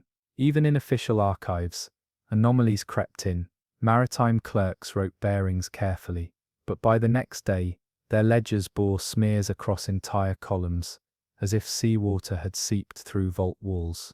In some cases, the ink reversed itself, appearing backward, legible only when read in mirrors. Those ledgers are preserved under glass today, relics of bureaucracies unwilling to admit what their own handwriting showed. Tour guides describe them as curiosities of poor storage. Yet sailors visiting those halls whisper otherwise, that the sea marked its claim even on paper. The legend grew that some coordinates were not lost, but deliberately erased. Captains learned to skip positions in their charts, leaving gaps where digits should have been. They steered by instinct, trusting stars and swells over compasses that betrayed them. A few grew bold enough to tell their crews aloud, "There are places no map will keep," and though laughter sometimes followed, no one dared to write those bearings down. In time, scholars dismissed these reports as artifacts of war, stress, fatigue, error magnified by fear. But the numbers refused to vanish entirely. Radios still picked up mirrored sequences. Divers still swore depths folded upon themselves. Fishermen still brought crates ashore, marked with no port, filled with stones that smelled of salt and iron. These fragments never amounted to wreckage, yet together they formed a convoy of absence, ships remembered only by the void they left in maps. Today, the story of the vanished coordinates remains one of maritime history's strangest chapters. Vessels left no wreckage, crews left no bodies, yet their absence still warps the documents meant to hold them. In archives across the world, there are pages where digits cannot be read, no matter the light. The sea has kept them for itself, and in every sailor's handbook, passed from father to son, a warning endures like scripture: never trust a bearing that refuses to stay written. Some waters will take the ink from your hand before they take the ship from your sight. Among all the accounts collected during the mid-century, the most disturbing were not those of wreckage or loss, but of emptiness, moments when the sea itself appeared hollow, as though volume and depth had been withdrawn from it. The first written case appeared in the log of the freighter Marlowe's Passage, a steel-hulled vessel carrying grain across the North Atlantic. On a night otherwise marked by heavy fog and low winds, her crew recorded a phenomenon that none could later explain. The ocean, which had pitched and rolled with a steady rhythm for days, suddenly fell flat, not into calm, but into vacancy. The ship listed forward, her bow sinking a fraction deeper, not because of storm or cargo shift, but as though she had crested the edge of a basin and now slid into air. Men rushed to the rails, expecting to see shoals or sandbanks. Instead, their lamps cast beams downward into a void that reflected nothing back. Witnesses described the surface below as blacker than storm cloud, unbroken, swallowing lantern light, as though no water lay beneath. The keel struck nothing, yet the ship drifted heavier, as if riding across absence itself. Some sailors claimed they heard echoes of their own voices returning from beneath the hull, distorted as though carried back by cavern walls. One even dropped a spanner overboard. It should have splashed. Instead, every man present swore they heard the clang of metal against stone, followed by silence. The sound carried not across waves, but up through the plates, vibrating in their teeth. The passage remained in that hollow stretch for nearly 2 hours. The log shows frantic entries, engine revolutions checked, pumps primed, soundings dropped. Lead lines descended hundreds of fathoms without striking bottom, yet when reeled in, the lines came up dry, as though lowered into air. A carpenter marked in his own handwriting that the hemp felt brittle afterward, the fibers frayed without touch of water. The captain, fearing panic, forbade his men from speaking aloud of what they had seen, but the log betrays his unease. The final entry before leaving the anomaly reads, "The sea withdrew itself." When the passage at last emerged into ordinary swell, waves struck the hull with sudden violence, as though the ocean had remembered its weight all at once. Men were thrown from their bunks, lamps smashed, barrels overturned, yet relief mingled with the chaos. Better the rage of water than the silence of emptiness. For years afterward, her crew avoided speaking of that night, but fragments leaked out in taverns, tales of lanterns shining into nothing, of hulls ringing hollow, of a sea that could forget its own substance. Those stories were dismissed as superstition, until other ships began to report the same. The next significant report of hollow waters came from the Cassandra Bell, a passenger liner that left Reykjavik, bound for Halifax, with more than 300 souls aboard. She was not a military ship, nor a freighter hardened to war. Her decks carried families, merchants and officials, accustomed to the comforts of liner passage. Yet it was among these civilians that some of the most chilling testimonies were gathered. 2 days into the crossing, when the weather had steadied after a gale, her lookouts noted a line on the horizon, unlike anything they had charted before. The sea appeared to slope downward, not visually, but in sensation, as though the vessel moved downhill, though no swell rose against her. Dishes clattered in the dining hall, furniture slid toward the bow, and passengers clutched rails in confusion. Then the horizon dissolved. Those on deck later described how the line separating sea from sky collapsed inward, leaving only blackness ahead. The ship seemed to glide not into fog, but into vacancy. Passengers reported their stomachs lurching as though the vessel had descended suddenly, dropping hundreds of feet, without splash or roll. Yet the water that should have cushioned her fall was absent. Glasses left on tables did not tremble with the sway of liquid beneath. Instead, they stood perfectly still, balanced on wood that no longer shifted. It was as if the ocean had been removed and replaced by shadow. One steward, whose journal survives, wrote of lowering a lamp by rope over the side. The flame remained steady, unaffected by wind, and vanished into black without reflection. He swore the rope hung slack, no resistance against its weight, as though it dangled into empty air. Another passenger, a mathematician travelling to teach at Dalhousie, attempted to measure the descent by dropping a weighted line. When it struck bottom, he expected splash. Instead, those gathered heard the faint metallic scrape of chain across stone, followed by silence so heavy that even the children aboard stopped crying. The bell drifted like that for an entire night. Survivors said the quiet was worse than any storm. Voices echoed strangely across deck, repeating in tones unfamiliar, as though another audience listened from below. Passengers spoke in whispers, fearing their own words might return twisted. In cabins, families reported footsteps pacing under the floor, though no bilge water sloshed beneath. Lamps burned without flicker, their oil consumed faster than normal, as if feeding something unseen. When the ship emerged back into ordinary waters at dawn, the relief was tempered by dread. Waves struck suddenly, hard enough to split crockery and snap lashings. One child fell, breaking his arm, and his mother later swore she was grateful for the pain. It proved the sea had returned. But not all returned with it. Among the 300 passengers, 8 were unaccounted for. Their bunks were found neatly made, their trunks unopened, their clothing folded. No lifeboats were missing, no signs of departure marked to the rails. They had simply ceased to exist in the interval when the sea had withdrawn. The captain's log reduced it to 4 words: lost in hollow sea. Other vessels confirmed similar experiences in the decades that followed, enough to establish a pattern. The trawler St. Bridget recorded a fishing ground where nets returned empty, not torn, not fouled, but utterly clean, as though lowered into air. Hooks remained baited, weights intact, yet no salt clung to their lines. The crew, hardened men of routine, swore they smelled not brine but dust rising from the winches. One swore he sneezed and saw a cloud rise from the net, as if it had dragged through cavern instead of water. They abandoned the grounds and never returned, but their logbooks preserve the drawings of nets pulled tight in wind, yet dry as cloth, left by fire. The Royal Navy survey ship, Endurance, collected more scientific data, sent to measure thermal currents.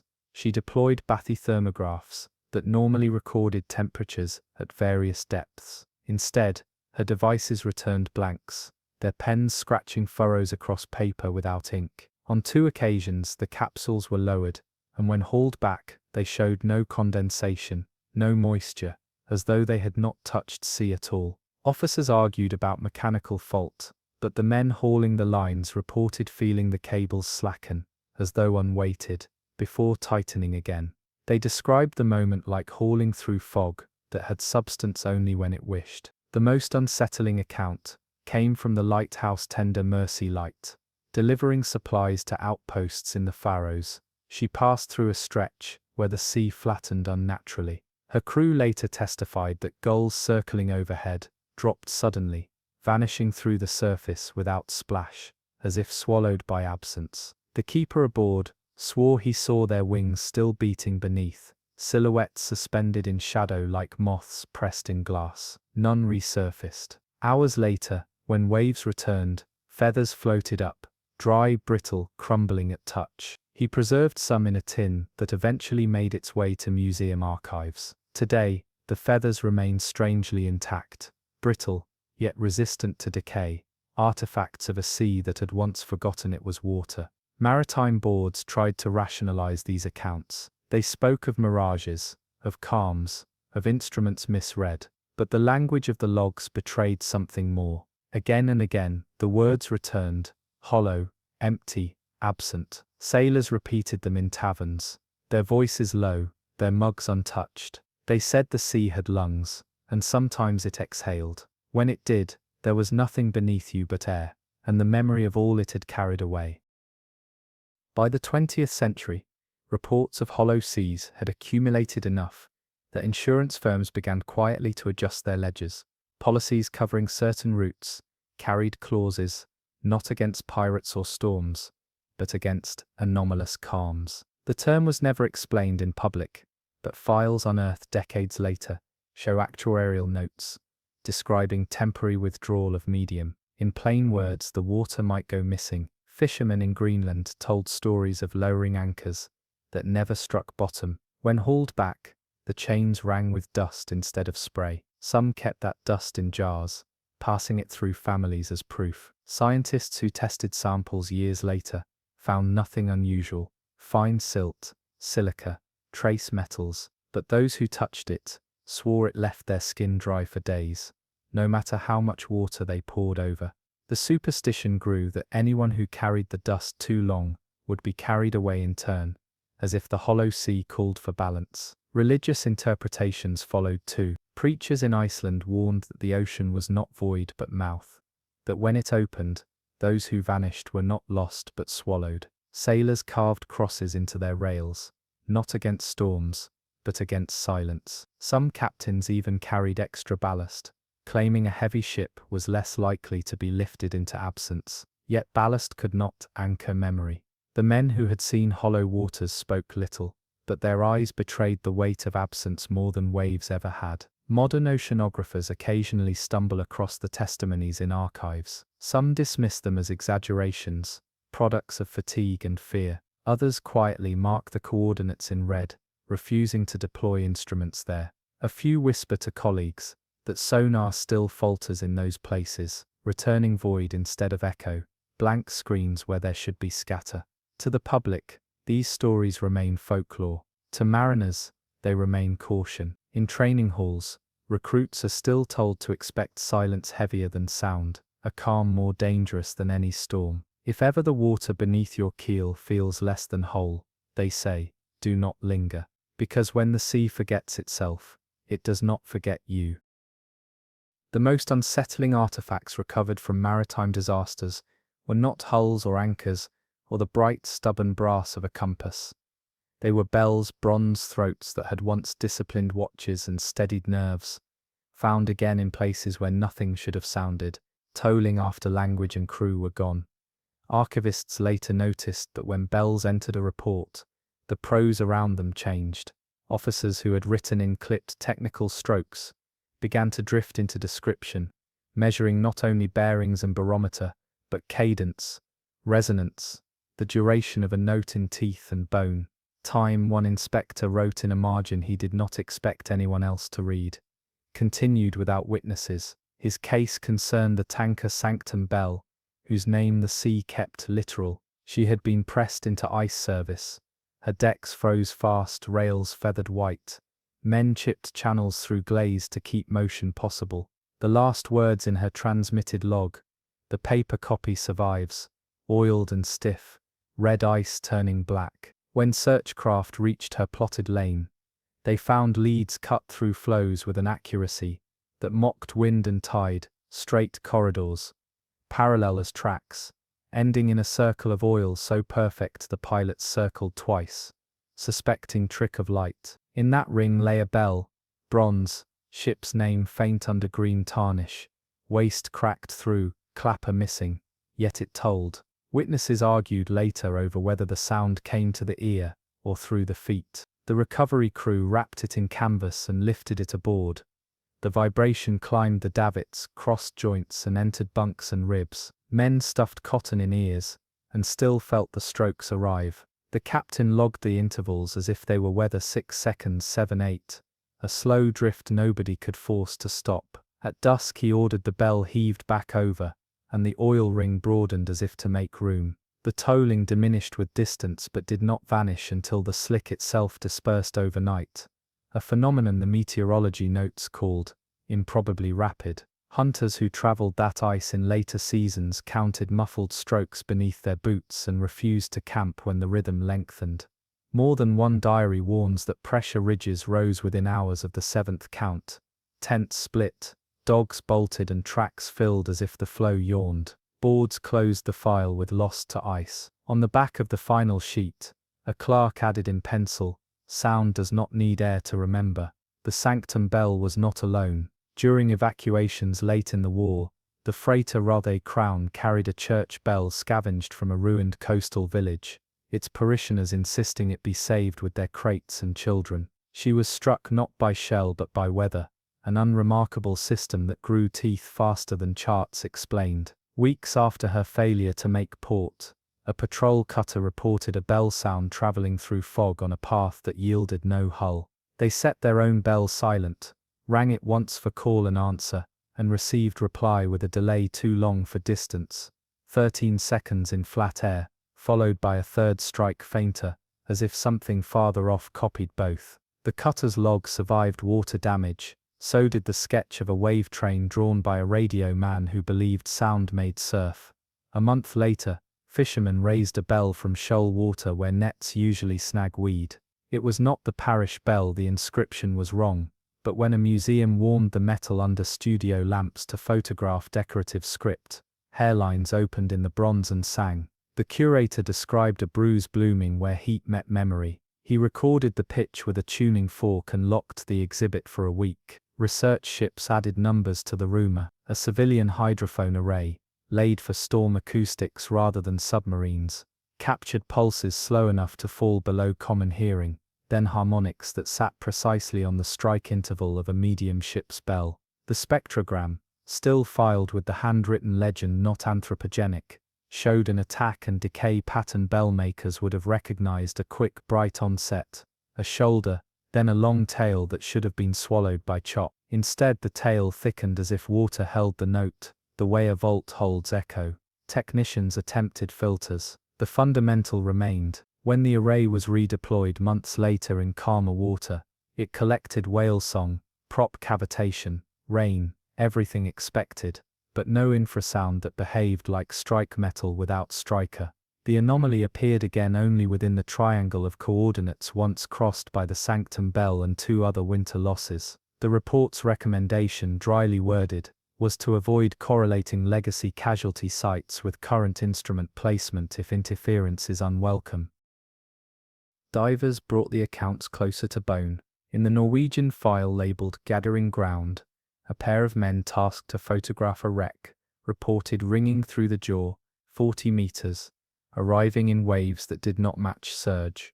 Their slate notes, grease pencil on plastic, speak of a pulse, felt in molars, of a helmet that throbbed. Though the regulator sat steady, they aborted the dive and surfaced with no barotrauma findings. A medical officer wrote anxiety and cold, but one diver insisted, off the form, that he had timed the sensation on his wrist. Counting with exhale, 7 beats, pause, 7 again, no matter his depth or distance from the hull. He had tapped a spanner against the bellhouse plate, to prove to himself it was imagination, and received, 2 beats later, a reply that needed no air. He retired the same season. Harbour masters knew bellbuoys could be moody things. Wind and tide could set them to a kind of mutinous music in heavy weather, and silence them when swell fell. But a series of reports from a chain of shoals off Brittany showed the opposite. The buoys rang in flat calm, and fell dumb beneath gales. A lighthouse keeper logged strikes without swell, marking times as he would, a light characteristic. On 4 nights his entry included an extra datum he did not repeat elsewhere: foghorn silent, bell audible, in stone. He meant the tower itself, thick masonry, carried tone. Inspectors blamed resonance. The keeper, in a letter to his brother, preserved only because the family donated a trunk to the local historical society, wrote, "It came up through my boots, as if the rock below had learned the bell by heart." He was transferred the next year when the station automated. The letter outlived him. Maritime lawyers, grim-eyed vacuum sealers of fact, were forced to accommodate sound into indemnity. After an incident on the Mersey Vale, a hospital ship whose lifeboats were later found neat and entire, supplies in order, hammocks empty, the insurers appended a clause covering non-impact acoustic injury and acoustic anomaly. The depositions include testimony from signalmen who heard orders repeated at delay, not by us, not from land, and from a surgical officer who kept working during heavy sea because the gramophone wouldn't stop. The gramophone needle tracks, still stored in a cotton sleeve, show grooves that spiraled into silence and continued engraving after the record finished, a pattern experts attributed to vibration in the floor. The officer's phrase, "it played itself," slipped into the folklore of that service. Theories accumulated and fell apart under their own neatness. Ice could trap air and release it as flows closed. Brash could shake and toll when squeezed by pressure ridges. Brine channels could speak in pipes. But none of that explained bells that rang in oil, bells that carried through boots on stone, bells that replied across fog with delay more theatrical than physics. Microsisms, those long low drumbeats the earth takes from sea, were invoked to tidy spectrograms, yet microsisms arrive broad and patient, not in the clean attack and decay signature of struck bronze. One acoustician, more poet than his committee liked, wrote in a peer review that the ocean kept a metronome of old discipline, and occasionally set it where ships would feel it. His edit was struck before publication, but the draft persists in a university box, flagged with a librarian's pencil. Retain, marginalia of interest. Museums turned nervous around their own collections. A bell thought to be from the Arclight Perseus, the cable layer that never made landfall, though fused lengths of copper surfaced for months afterward, arrived in a crate that smelled faintly of ozone. The accession record notes odd fatigue among staff during unpacking, a pressure in the jaw felt by 3 people in separate rooms. The conservator who polished the shoulder wrote a discreet memo setting limits on public striking demonstrations after a school group day yielded headaches among docents. He observed that when the bell was warmed for cleaning, an inaudible pulse could be shown on a piezoelectric pickup taped to the bronze, small, regular, unrelated to footsteps or air handling cycles. He placed a folded card beside the exhibit, asking visitors not to touch. Fingerprints nevertheless bloomed on the glass. Bells entered domestic records too. Parish ledgers describe funerals at coastal churches where the tower bell failed to sound on pull rope tight, clapper free, yet the mourners heard a note in their chests on schedule. A rector in County Kerry wrote that he counted strokes by the sway of hats as men bowed, though the air remained empty. He confessed to striking the bell after the mourners left to see whether metal would catch up. The blow produced a silence so heavy, he said he felt the lacquer's pain. He wrote later that a gull fell dead from the tower mid-flight. No sample was preserved to test. Among fishermen the rules were simpler and less hopeful. If a bell sounded from nowhere in fair weather, nets came in and knives were stowed, because cutting web in clean sea was better than dragging it through memory. Counting strokes out loud was discouraged. Numbers made the thing present, and presence made it choose. If 2 bells answered each other, boats altered course even when inlet beckoned, because between 2 bells lay a kind of corridor ships did not always exit. These superstitions, filed by sociologists as occupational narratives, were not admitted into hearings. But when wreck inquiries listed contributing causes as wind, wave, fatigue, the men who had cautioned about counting shrugged in bars and said nothing useful. Not every echo was grim. In one winter patrol, a destroyer recorded its own bell answered by a second strike that matched its tone and interval, but arrived from astern where no hull sailed. The log's addendum, handwritten by a young officer who later taught navigation, remarks that for 5 hours crew on watch stepped lighter, their posture eased, and the mess fell into quiet rather than the brittle chatter that follows fear. It felt, he wrote with embarrassment, he underlined twice, as if someone else kept the hour. He never found a way to explain it in his lectures. He only told his students that sound carried discipline farther than sight. The archive now holds boxes where paper smells faintly of salt. In them lie the oddest tangles of fact, bone-dry ropes curled like snakes after being lowered into hollows without water. Gramophone records scarred by vibrations no ear could hear. Hydrophone tapes that return a bell's breath in pitch too low for lungs.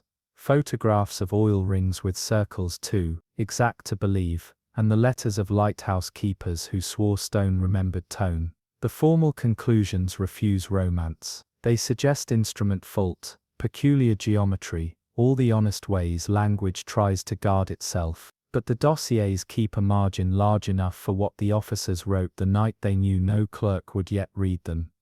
The sea kept the watch on our behalf. We only stood it. And when winter storms stacked deep upon themselves, one system nested in another, so that eyes overlapped and charts became theories. Men noticed that the first sign of the change was not wind or pressure, but cadence. Somewhere within spray and ice and steel's long complaint, a strike would rise, not a hallucination, not a prayer, but a bell note counted in ribs. It did not demand attention, it collected it. Sailors stopped telling each other what hour it was. They knew. The sea for a while had chosen to keep time, and nothing alive had authority to contradict its measure.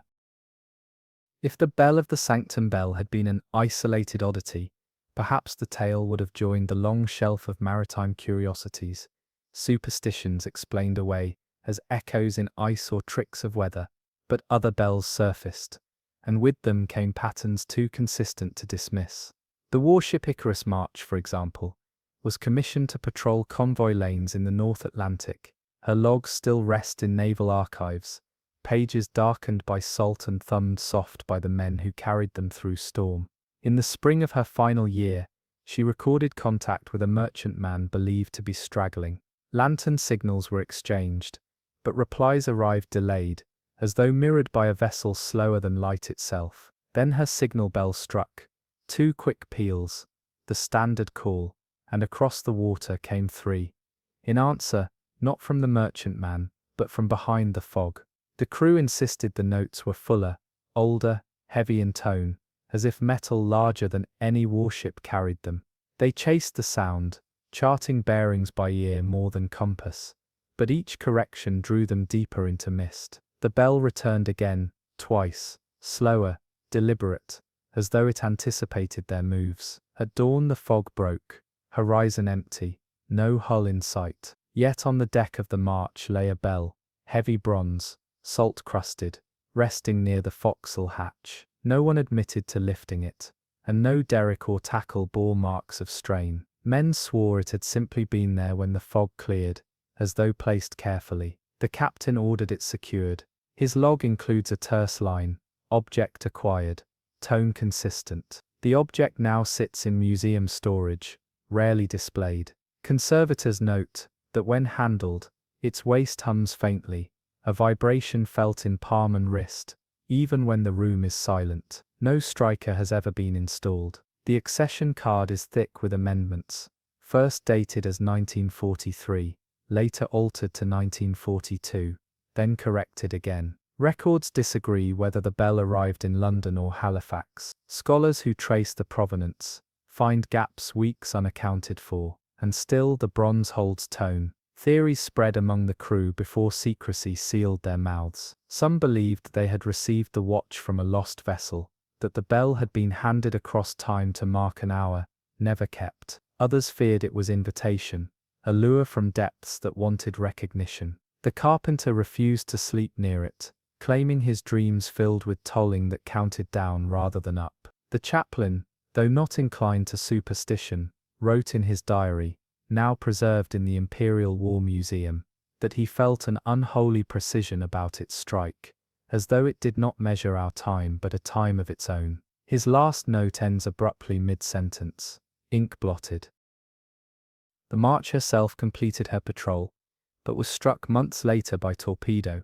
Survivors said the bell, stored below, rang in the instant before impact, though no one touched it.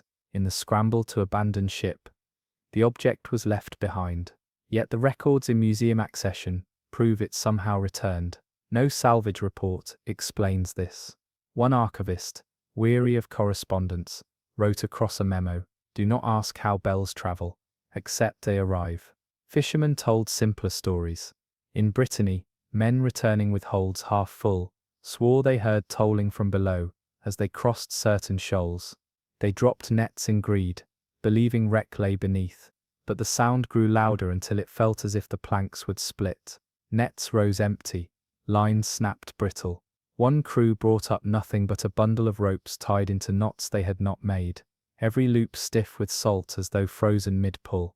Among them rested a bell, no larger than a hand, carved from stone. It produced no sound when struck, yet every man aboard felt his jaw ache as if hearing. They cast it back. Weeks later their boat was found capsized, hull intact, no bodies recovered. Villagers whispered that the bell had been returned to claim them. In Iceland, hunters crossing ice fields reported bells muffled under floes. Dogs balked, ears pressed flat, refusing to advance. One diary describes how the strokes matched steps, each crunch of boot echoed by a deep note far below. They marched through it for hours, until the notes fell out of rhythm and quickened.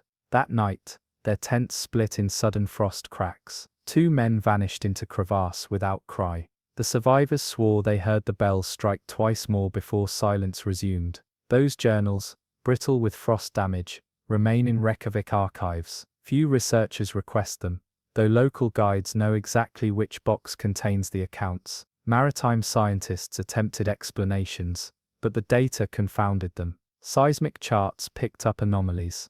Clean pulses repeating at intervals of 7 or 8 seconds, localized in zones where wrecks were known to rest. Hydrophone arrays recorded harmonics too precise for chance, frequencies matching bronze bells within a margin of a semitone. Reports couched in cautious language suggested metallurgical resonance carried by shifting currents, yet the language falters. One even admits the readings had characteristic attack and decay patterns inconsistent with geologic origin. The paper was buried in proceedings, cited rarely, its author retiring early. In private letters, he confessed to a colleague, "The ocean is carrying memory in tone, not mass." Families on land encountered echoes too. Widows described hearing bells toll at night outside windows, though churches stood silent. In Galway, one woman wrote to naval authorities, claiming she had counted 8 strokes, each one followed by dripping water across her floor. She lit lamps,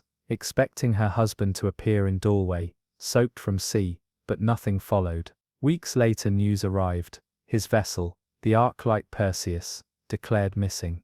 The file contains her letter still, edges blurred by water stains. Investigators dismissed it as grief, but cross-referencing showed several such letters arriving the same week from distant coasts, each claiming tolls heard at night when ships failed to arrive. The phrase entered folklore, bells beneath the water. Sailors muttered it to each other when watches dragged too long, or silence pressed too heavy. It was not curse nor blessing, only recognition. The sea, they said, did not need clocks or sextants. It kept its own watch, and when it chose to toll, men had no option but to listen.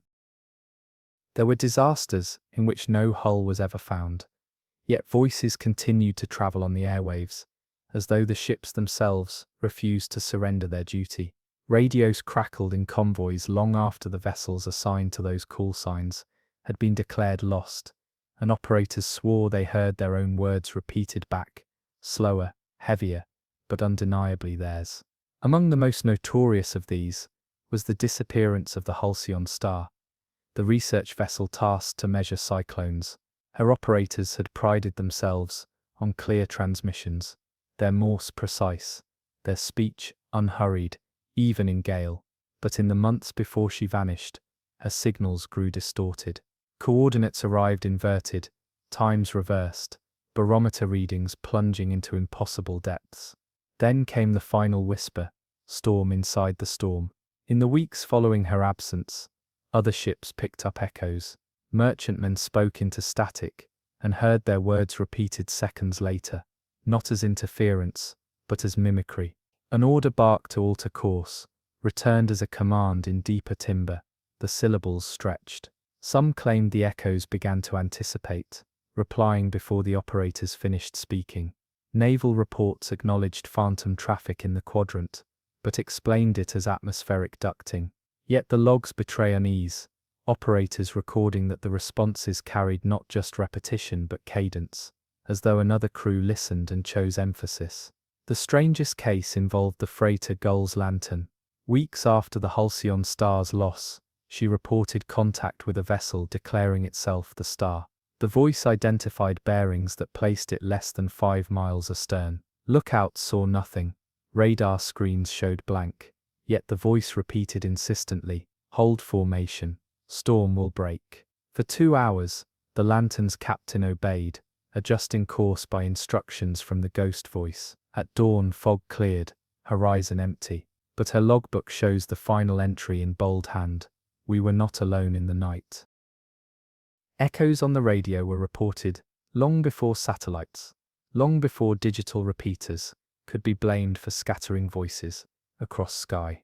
Mariners knew the air could twist sound, yet what unnerved them in the middle years of the century was not simple distortion, but precision. Voices coming back with fidelity, too sharp, delay too measured, as if another hand worked the key. A convoy off Nova Scotia experienced this in 1944, when the tanker Orion Bay transmitted a routine weather report. The words left the operator's lips, in clear cadence: wind south by southwest, barometer falling. 27 seconds later, the same words returned, every syllable intact, but spoken in a tone lower than his own. The officer in charge ordered silence, believing enemy trick, but the phenomenon repeated across 3 frequencies, each with delay measured in multiples of 9. Crews later calculated that no ship, not even a submarine shadowing them, could have intercepted and retransmitted so fast, with such fidelity. Weeks after the incident, Salvage tugs reported hearing the Orion Bay's call sign long after her declared sinking. No survivors were listed. Torpedo had split her midships. Yet radio logs from other craft, still extant in naval archives, show repeated entries. Bay calling, storm coordinates given. The coordinates always pointed to weather already forming, as if the ghost ship read forecasts none could see. Officers who answered found silence. But younger operators whispered that she guided them through lanes too rough to attempt without warning. One memoir written decades later admits, "We steered on her word more than once, and lived because of it." Civilian mariners too collected stories. Fishermen off the Faroes swore that when fog pressed close, their radios carried chatter from ships long absent. The voices named nets by old dialects, called hauls that had not been taken in generations. Some skippers recorded the phrases on wax cylinders. The grooves preserved faint marks but no sound, as though memory existed in etching only. The cylinders today lie in museum drawers, labels faded, yet curators note visitors still complain of ringing in their ears after handling them. Scientists dismiss this as suggestion, but sailors shake their heads. They insist those are the echoes of crews still hauling, still answering. By the 1950s, insurance firms recognized a category they never published: answered traffic. The clause appeared in draft policies, quietly struck in final print, yet the internal memoranda survive. They describe phantom hails, compelling dangerous course alteration, crew fatigue worsened by false repetition, and most strangely, operators unable to distinguish their own voices from response.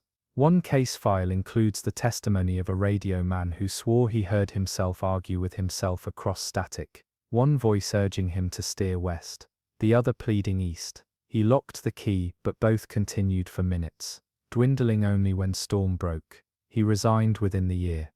These were not accidents. They were not atmospheric tricks alone.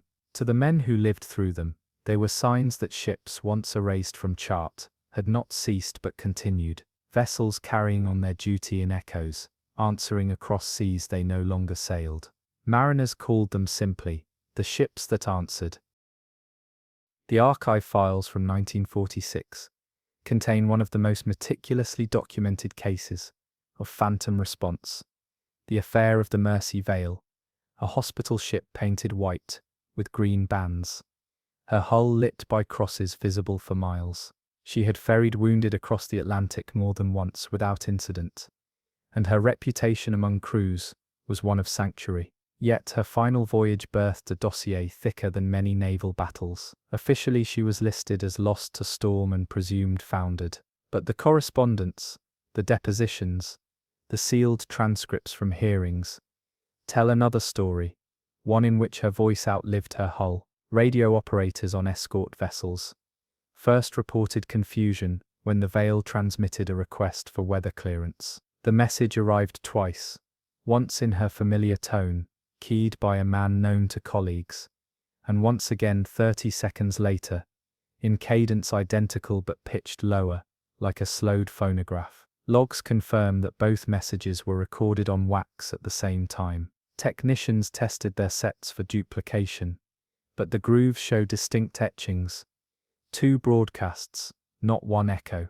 The escort's commander ordered strict silence, fearing deception, but the Vale continued to call. For hours she sent position reports, each one followed by a shadow transmission that named the same bearings, reversed digit by digit. When night deepened, the escorts lost visual contact. Fog rolled thick, radar clutter grew heavy, and the Vale's lights dissolved. Her transmissions became erratic. She reported waves striking starboard, then moments later, port. She declared engines flooded, then engines stable. The shadow voice followed each call, always slower, heavier, as though repeating from deeper water. At 2:13 hours, both voices spoke in unison, ice turning black. Silence followed. The escorts swept the area until dawn, but found only calm seas. The hearings afterwards summoned dozens of men. Some insisted the Vale must have been sunk swiftly, and the shadow transmissions nothing but skip interference. Others admitted under oath that the second voice had answered questions never asked aloud. One operator testified that he thought the words in his head, "Are we alone?" and seconds later the deeper voice had replied, "No." His deposition was struck from the record. Yet the transcript survives with pencil annotations in the margin, believed himself insane, but corroborated by 2 others. Weeks later, fishing boats off Greenland reported hearing the Vale on their sets, calling for clearance. The calls were clear, the coordinates exact, though they led into ice where no vessel could survive. One skipper admitted he followed, convinced rescue lay ahead. He returned days later, nets empty, crew shaken. His men claimed they had heard voices across the water at night, shouting their own names back at them. The skipper swore never to fish those grounds again. The strangest artifacts were the lifeboats found adrift weeks later. They floated intact, provision tins unopened, lanterns still half full of oil. Hammocks had been rolled and tied neatly, as if the patients aboard had prepared to leave in order. Yet there were no men, no bodies, no signs of haste. The boats looked staged, abandoned with ceremony, rather than panic. Photographs exist still, rows of stretchers stacked with precision, a bucket of clean bandages, folded as if awaiting hands. The silence in those images is palpable. In the insurance files the incident was marked under a phrase never used elsewhere: acoustic persistence. It implied that sound itself had survived longer than substance. The Vale had continued as voice, her bell and her radios, carrying on their duty even when her decks were gone.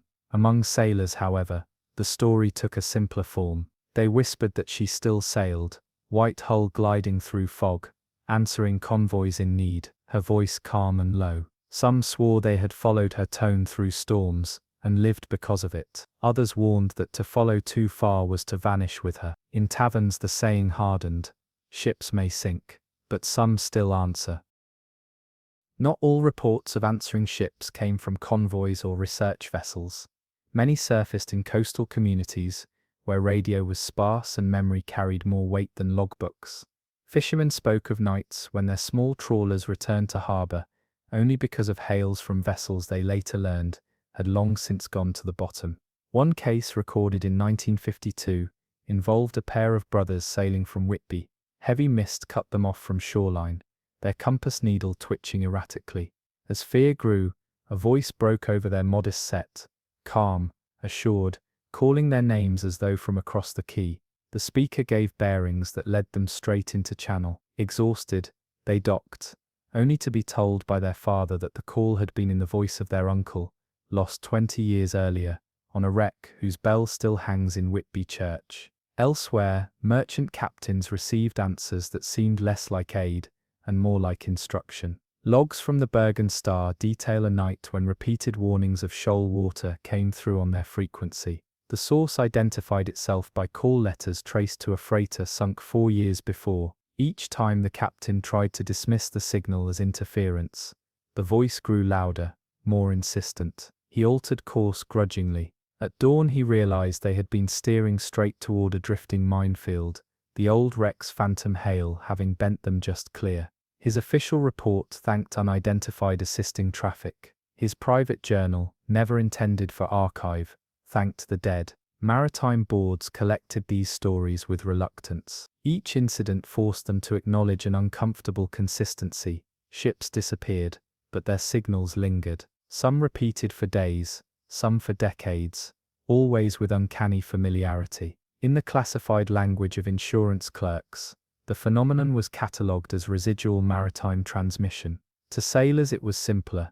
The sea remembered its ships, and the ships remembered their duties. Perhaps the most haunting case occurred in 1961, when the naval surveyor Endeavour Light picked up a hail from the Eidolon's wake. The Salvage tug lost years before. The voice was hoarse but steady, identifying itself by name, reporting coordinates that led directly into storm. Against orders, the surveyor's captain replied. The response came instantly, repeating his exact words, syllable for syllable, but slowed until each sounded dragged across minutes. Crewmen later described it as hearing themselves spoken back by something immense. For hours the call continued, until finally the signal ceased mid-sentence. In his last entry for the voyage, The captain wrote. The sea repeats. We must decide whether to answer. Folklore grew accordingly. Mariners warned each other never to respond too quickly to a hail, for it might be one of the ships that answered. They carried rituals, pausing before striking the key, waiting long enough to prove the silence genuine. Some swore that a delay of 13 seconds was safest, for anything answered quicker might not be living. Among the Newfoundland fleets, men refused to use certain frequencies after midnight, claiming they belonged to ghost traffic. When questioned, they only shrugged. Every sea keeps its channels. By the close of the 20th century, technology had changed, yet the tales persisted.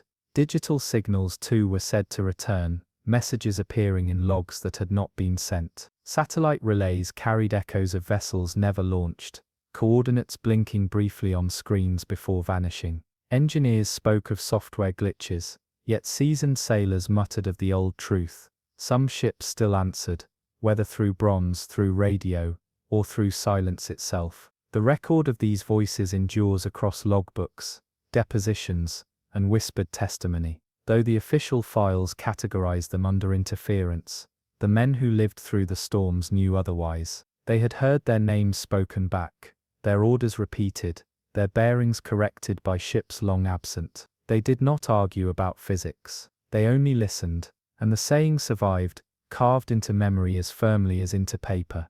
Ships may sink, crews may vanish, but on some nights, when storm erases horizon and instruments lie, you may still hear them answer.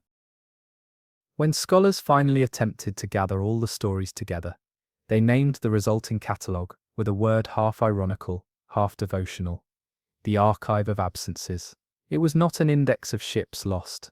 Those records lived in hull numbers and insurance ledgers, but of moments in which the sea had not so much taken as withheld, when instruments and eyewitnesses recorded a hole in continuity that would not be mended by salvage or testimony.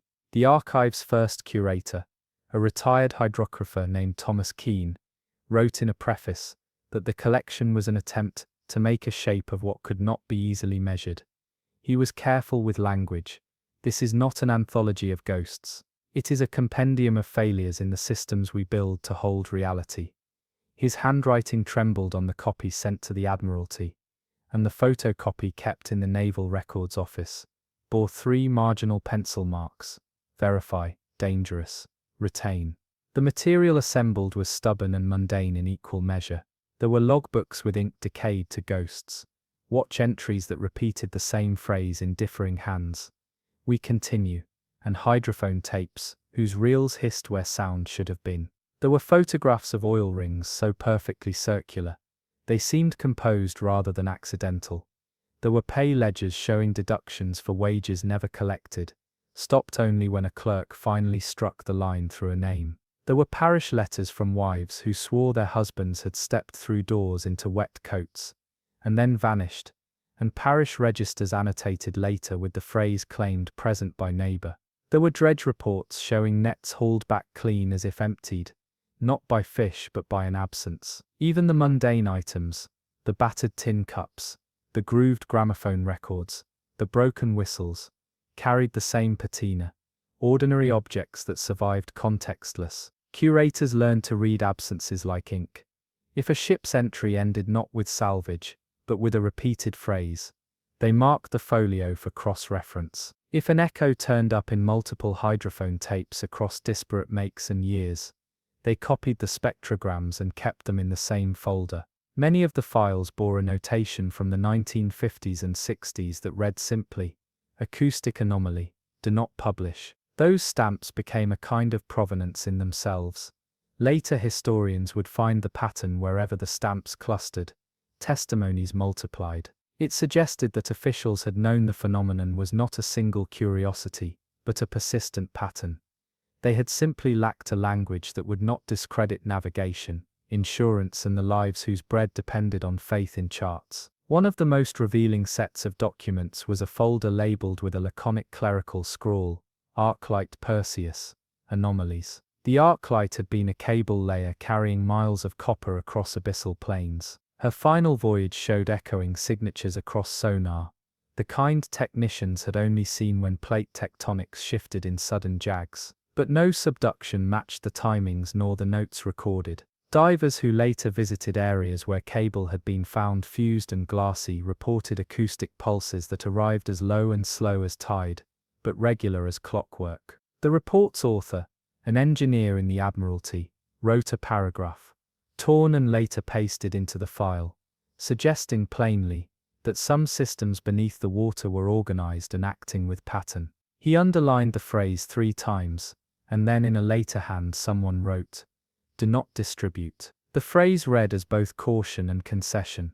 Beyond the technical records, the archive preserved human artifacts of a different kind, letters written in the hush of those left behind. A widow from Company Cork, in thin precise script, had mailed a scrap of the berthing cloth she had found damp by the bedside on the night her husband failed to return. Her line read, "The cloth smelled of sea, though no boat called." Another letter, from a father in Whitstable, enclosed a small metal tag torn from a harness that had belonged to his son.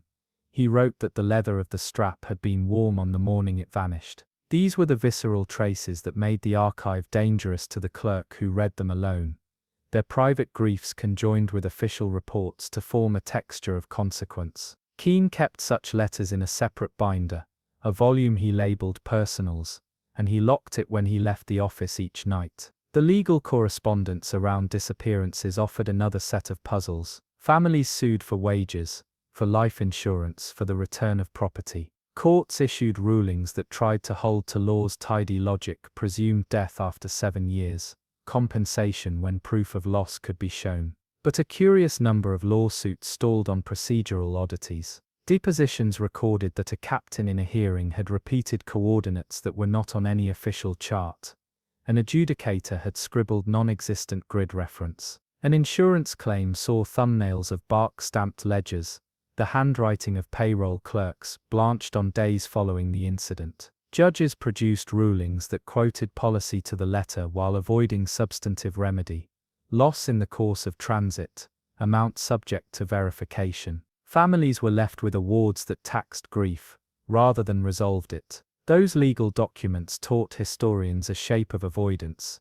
Institutions that needed tidy categories, insurance registry, salvage, could not hold the ambiguous evidence generated by the sea's absences. If a family could not show physical remains, the law required paper to be sham. If paper vanished or ink ran, the law required more paper. The archive, some argued bitterly, became a repository for institutional denial. But the more paperwork was generated in denial, the denser the archive became. The absence paradoxically proliferated proof of itself. Scientific attempts to quantify the phenomena were no less halting. Oceanographers ran repeated campaigns to deploy arrays in the coordinates flagged across the documents. Sonar teams dropped soundings and drew back echo curves. Hydrophone arrays were strung and retraced. Instruments yielded oddities, bathymetric maps that hinted at relief where none should be, cyclic infrasound that matched the intervals of church bells, pressure anomalies that rose and fell with almost deliberate pacing. Papers were written, presented to committees, and then annexed. Hypotheses were suggested, resonant cavities, pockets of trapped gas, unknown biological cycles, only to be ruled insufficient when data did not remain consistent across seasons. The point that worried technicians most was not a failure of measurement, but the way the phenomena concentrated themselves in places already marked by story. The sea, it seemed, had pockets where absence had become a persistent state. The cross-disciplinary correspondence in the archive read like a map of embarrassment. Anthropologists worried that sailors' superstitions might be pathologized. Oceanographers feared that admitting patterns would erode confidence in charts. Lawyers fretted about precedent. In the margins of one inter-office memo, a senior scientist wrote coldly, "We must choose between certainty and livelihood.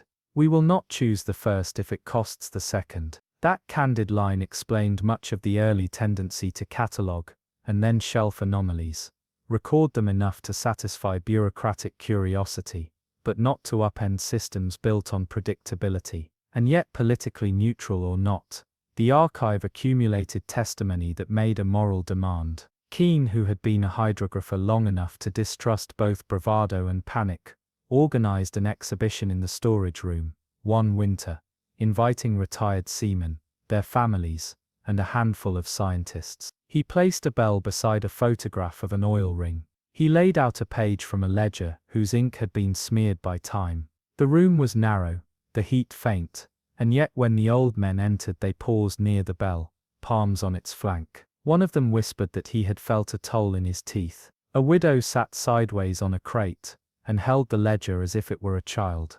When she read aloud a line, "No survivors observed," the assembled group made no sound. The exhibition closed within an hour.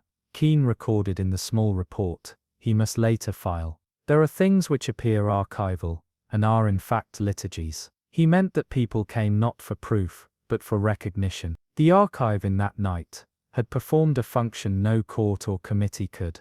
It had gathered a communal witness. By the time the final appendices were being prepared, lists of coordinates, a concordance of names, cross-references to hydrophone spectrograms, the compilers had begun to accept a different vocabulary. They stopped trying to prove a causal mechanism in every instance, and instead concentrated on mapping recurrence. The maps contained grey patches like bruises, overlaid with dates and shorthand. In the center of one bruised triangle, the names of a dozen ships clustered: Maris Nocturne, Halcyon Star, Eidolon's Wake, Mercy Vale, Arclight Perseus, among others. Timelines intersected: a wreck raised here in 1939, a bell recovered there in 1944, a radio echo recorded in 1951.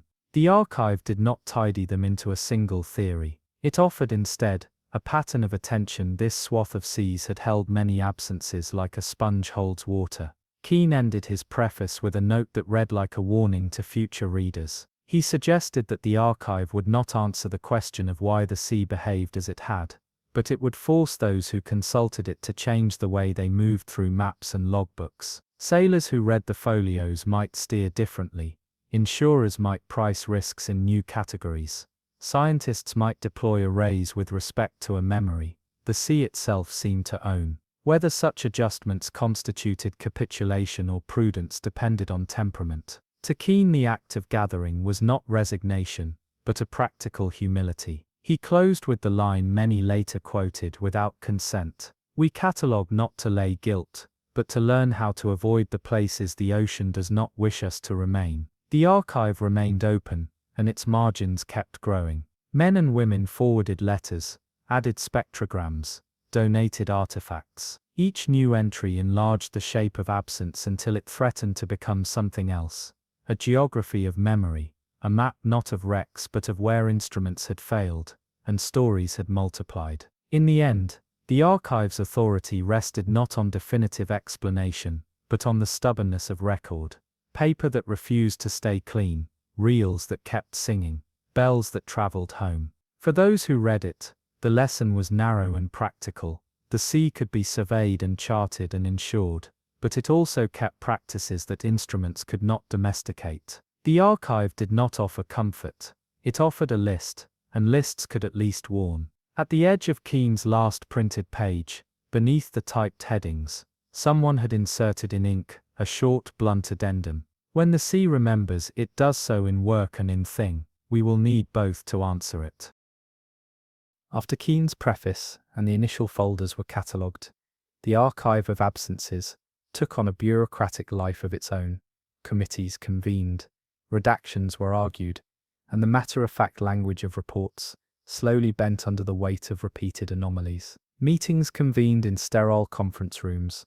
Officers in uniforms and men in tweed argued about the utility of including oral testimony alongside instrument logs. The archivists pushed for preservation of the messy things: ink-stained napkins, where a sailor had sketched a bell's waveform, the hairline crack in a bell's waist, recorded in a conservator's note, while the insurers and admiralty clerks insisted on precise metadata: date, time, depth. The clash between narrative and ledger shaped the archive's character. Where officials wished to index and shelve, families demanded context and story. The result was deliberately hybrid, Each dossier combined a dry registry of coordinates and signatures, with the intimate scraps that made those signatures human. One of the early working groups concentrated on patterns of recurrence. Mathematicians and hydrographers were brought in to test the hypothesis, somewhat blasphemously phrased, that the sea exhibited a memory function, that certain loci acted as attractors for anomalous phenomena. They ran correlation matrices on events, bell recoveries, echo persistence, vanished coordinates, hollow stretches. The maps they produced looked like archaeological surveys, dots clustering into chains, chains folding into polygons, until an older sailor on the panel, with a face full of weather, leaned forward and said very quietly, "They are where memory will not let go." The scientists, embarrassed by the poetic phrasing, nevertheless, couldn't refute the correlations. Wherever stories had clustered, instruments often failed in similar ways in later years. The result unsettled the committees. If a pattern existed, it implied predictability. If predictability existed, then institutions that thrived on certainty were vulnerable to failure in those zones. Policy papers followed. Admiralty directives recommended avoidance of certain quadrants, unless essential. Salvage authorities amended standard operating procedures to note acoustic anomalies as potential hazards. Insurance tables were silently adjusted by actuaries who had seen the archive's ledger of claims and replies. A senior underwriter at one firm wrote a terse memo that read, "We will not underwrite voyages that traverse persistent anomaly zones without supplementary mitigation." The mitigation suggestions were mostly procedural: additional lookouts, redundant bearings, refusal to sail at hours when echo persistence peaked. But they represented a first institutional admission that the archive's contents ought affect practice. Cultural ripples spread beyond regulation. Fishermen's guilds issued unwritten edicts. Do not count the strokes when you hear a bell from nowhere. Do not follow a voice that knows your name until daylight. Religious communities near ports adapted rites. A small chapel in Donegal introduced a bell, old, cracked and unstruck, that parishioners would touch before sailors set out.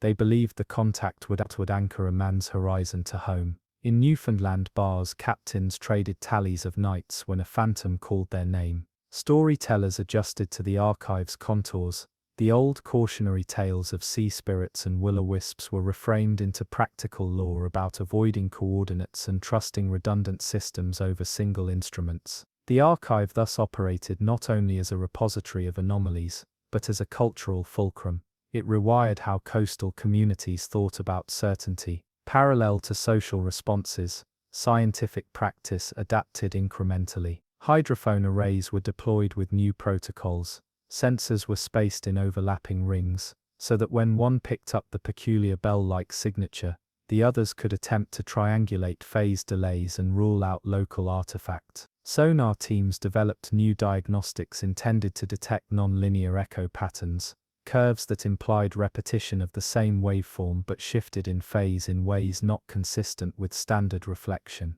These methods yielded data that troubled researchers precisely because the curves repeated across instruments of different manufacture and provenance. Teams of physicists tested for piezoelectric anomalies, structural resonances in hulls, and tectonic squeaks. None of the conventional mechanisms fit cleanly. The data had the stubborn, repetitive quality of cultural memory, evidentiary, but resistant to final interpretation. The archive's political implications were not negligible. Merchant councils quietly lobbied to keep some findings classified, fearing public panic and consequent commercial downturns. Ports whose coordinates lay nearest to the archive's grey patches pressured committees to soften language.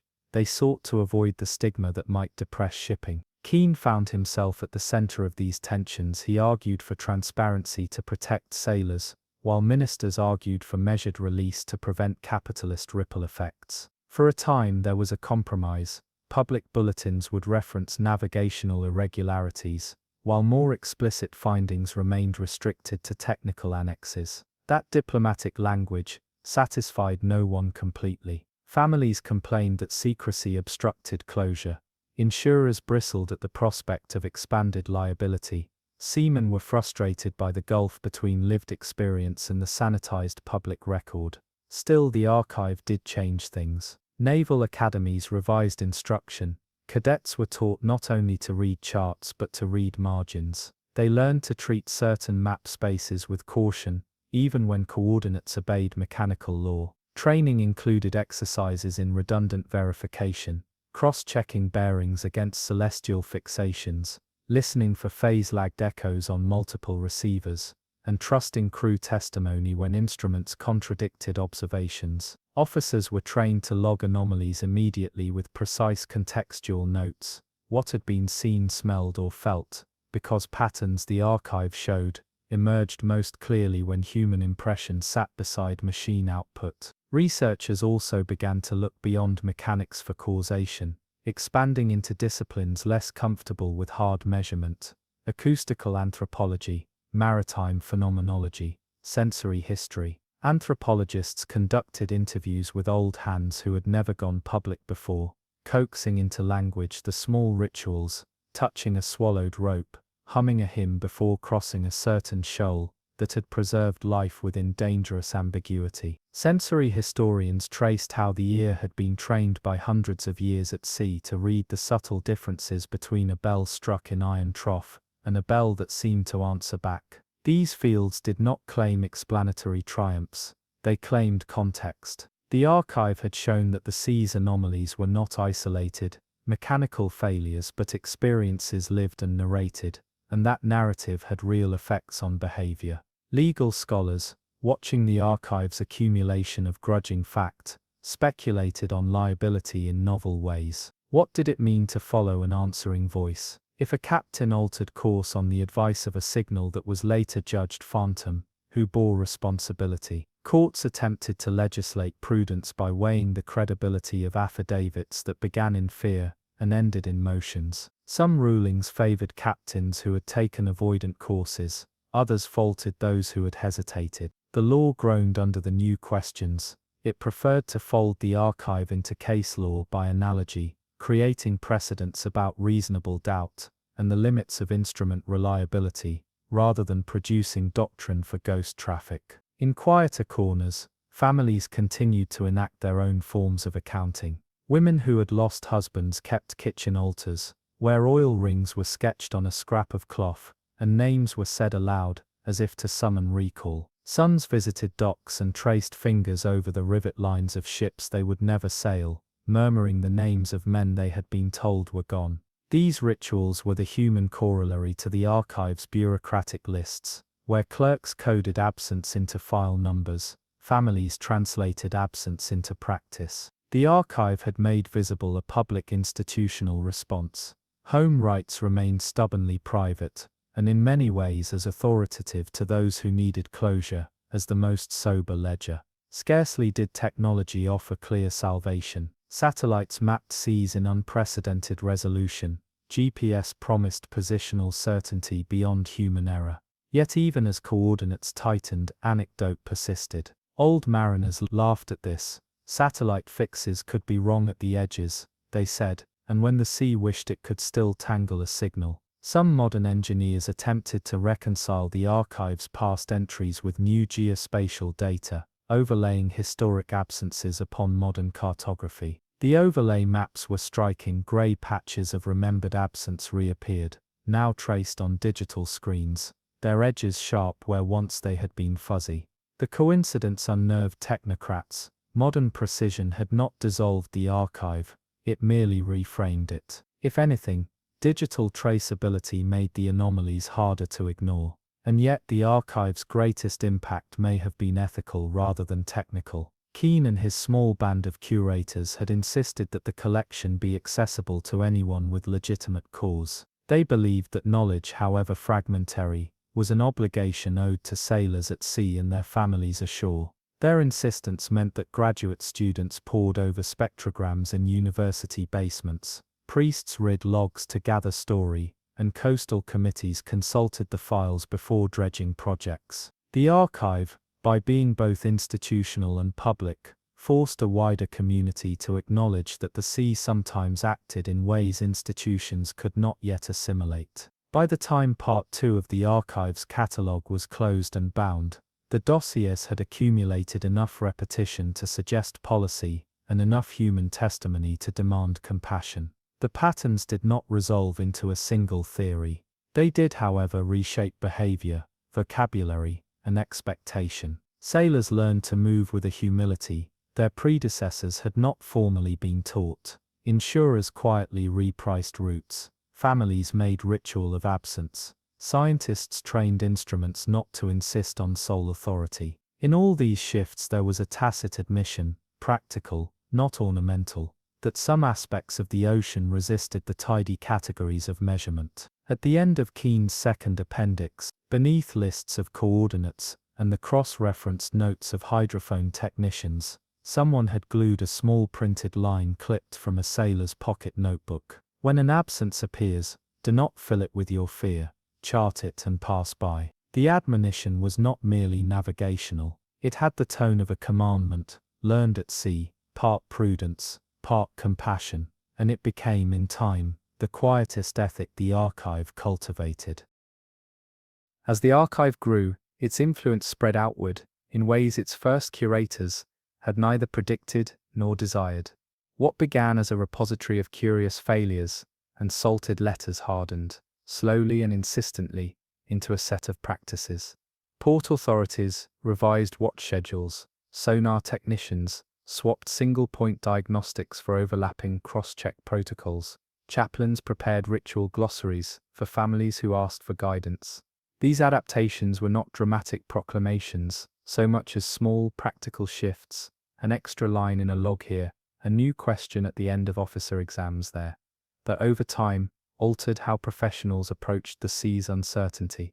The archive's work was therefore both bureaucratic and pastoral.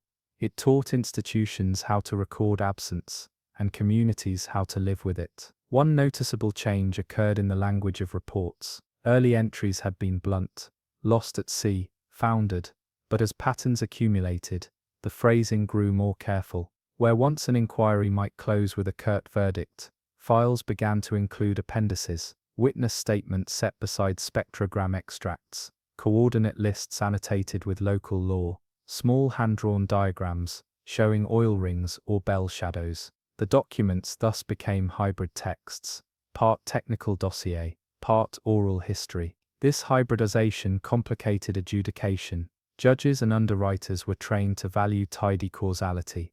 The archive insisted on complexity. To rule accidental in the face of a bell's repeated tone across independent hydrophones, or to dismiss multiple independent eyewitnesses who described the same hollow sea was no longer a simple act.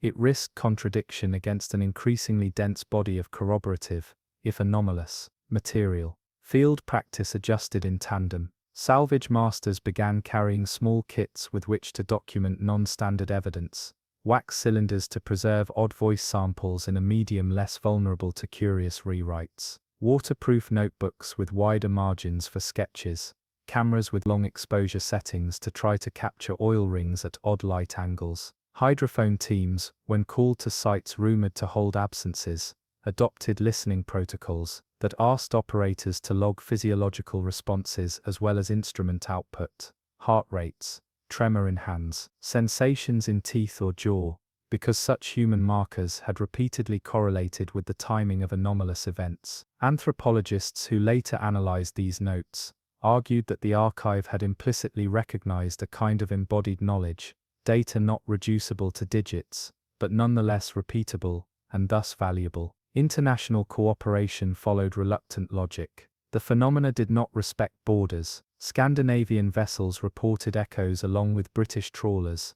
An Icelandic keeper's diary might match a Newfoundland fisherman's testimony. To piece patterns across hemispheres required committees and committees required treaties, agreements to share data, to allow access to restricted files, to standardize reporting categories. The resulting memorandum, dry and titled with typical bureaucracy, nonetheless contained a significant paragraph.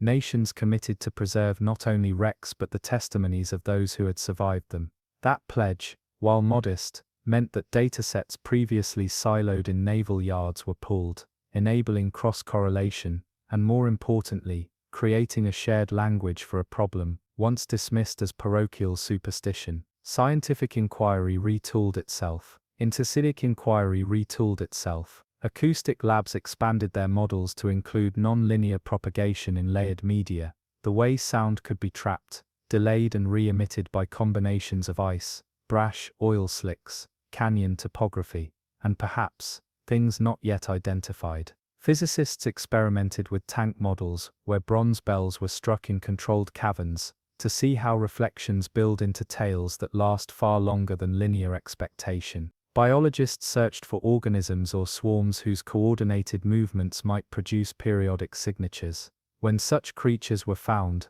their rhythms usually matched known spawning or migratory cycles, inadequate to explain the bell-like clarity. The difficulty lay in the archive's insistence on correlation across categories: sound, sight, instrument failure, human sensation, that made any single discipline explanation incomplete. Wider cultural consequences accrued in the shoals and towns that lived closest to the mapped absences. Fishing cooperatives adjusted seasons, religious communities added brief rites for seafaring members.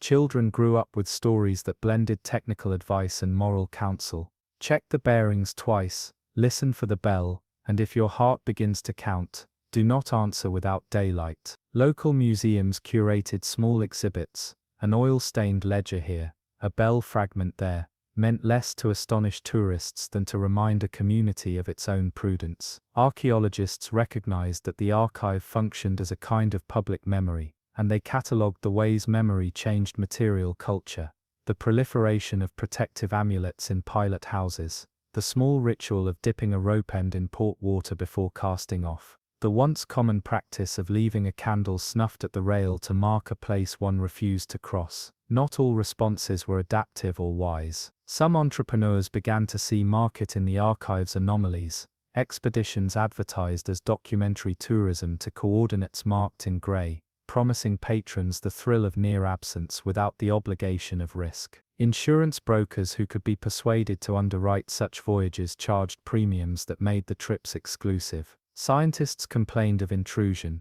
families resented spectacle. Keane, who remained a reluctant public face for the archive, sometimes received letters from those who had paid to see oil rings and returned with nothing but photographs that later showed anomalies only on the negative margins. He felt in those letters the thin line between curiosity and exploitation. The archive's custodians thus tried to hold a boundary. Data were to be gathered responsibly, testimonials preserved with dignity, and sites not to be remodeled into attractions that trivialized loss. Moreover, ethical dilemmas multiplied as the archive forced institutions to choose priorities. When coastal development proposals sought to reclaim or alter seafronts near clustered anomalies, planners consulted the archive and found political risk. Some governments pressured curators to suppress data that might impede commerce. In others, politicians used the archive to block development, framing it as a protective heritage. Academic journals debated whether publication might exacerbate the phenomenon by turning attention into a variable. Others argued that secrecy had already harmed families and professionals by denying them the full context of risk. These debates were not purely academic. They shaped the material lives of communities whose livelihood depended on access to sea. The archive also provoked philosophical reflection. Scholars in the nascent field of maritime phenomenology argued that the material world proved more porous than legal and technical systems allowed. If instruments could betray patterns that culture also remembered, might there be ways of knowing that combined measurement with testimony, calculation with ritual? Keane had been uncomfortable with such language at first, but he later conceded, quietly in footnotes, that the archive functioned best when it treated narratives not as noise but as data. His admission opened the door for interdisciplinary study, ethnographers embedding with crews, acousticians learning from luthiers about how bells sing, theologians parsing the moral economy of absence. The archive in this reading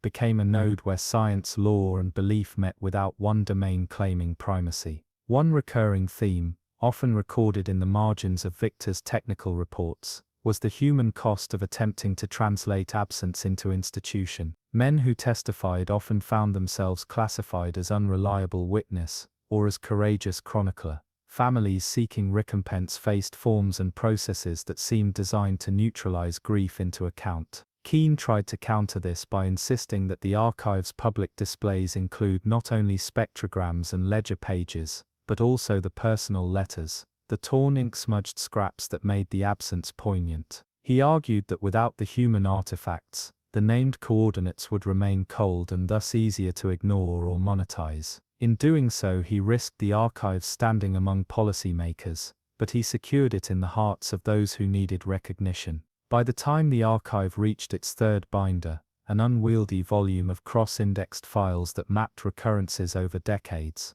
practices were no longer simply reactive. Preparations were anticipatory. Ships scheduled for routes that crossed grey patches now carried extra shore liaison officers, tasked with maintaining contact with families and municipal services in case of delay or disappearance. Crews received psychological briefings on how to log subjective sensation and how to resist the instinct to fill silence with rumor. Salvage teams practiced restraint to disturb a suspected absence site without full protective protocols was now considered both dangerous and unethical.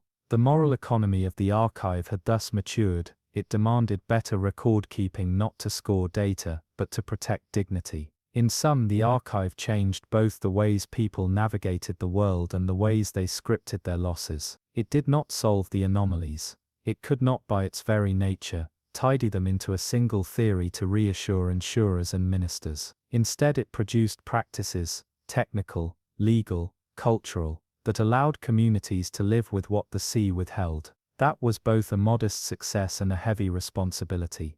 For those who kept the folios, the work was never merely cataloguing, it was tending a fragile pact between human systems and the ungovernable sea. They had learned slowly and insistently that knowledge could be both instrument and compassion, precise enough to warn navigation, supple enough to hold grief.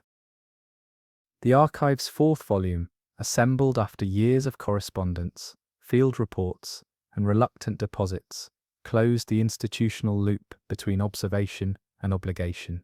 Where earlier folders had been defensive, meant to record and shelve anomalies so commerce could continue, this volume carried a different mandate: to translate the archive's accumulated knowledge into practice that honored both procedure and grief. In those pages, minutiae met moral reasoning.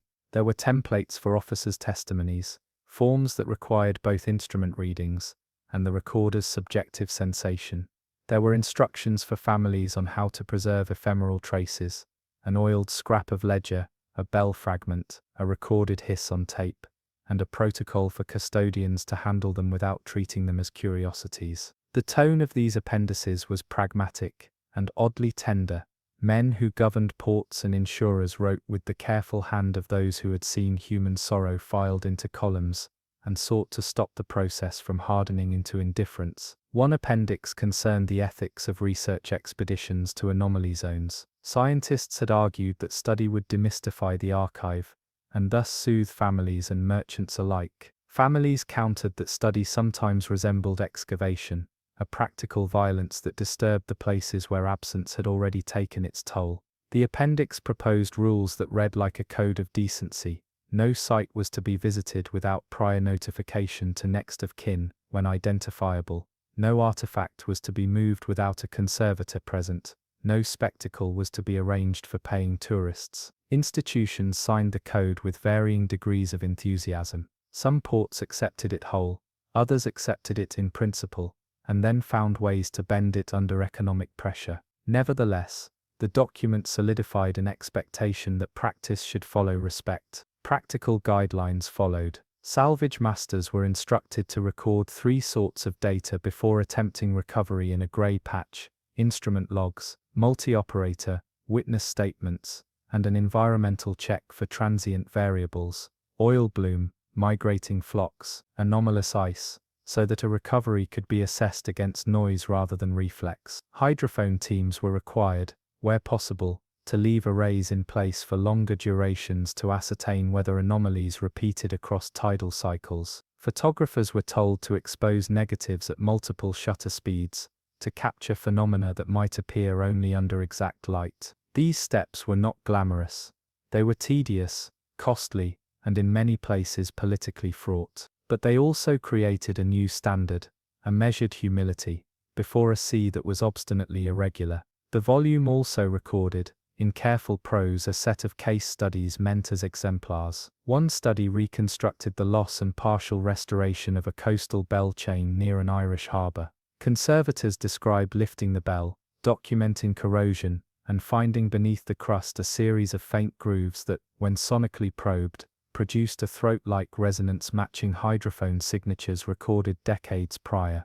The conservators' language was precise, clinical, but their preface admitted unease. They had treated metal, not mystery, and their instruments had refused to render the anomaly fully inert. The study concluded with an admonition: preservation could not be conflated with explanation. To conserve the bell was to keep it available for future inquiry.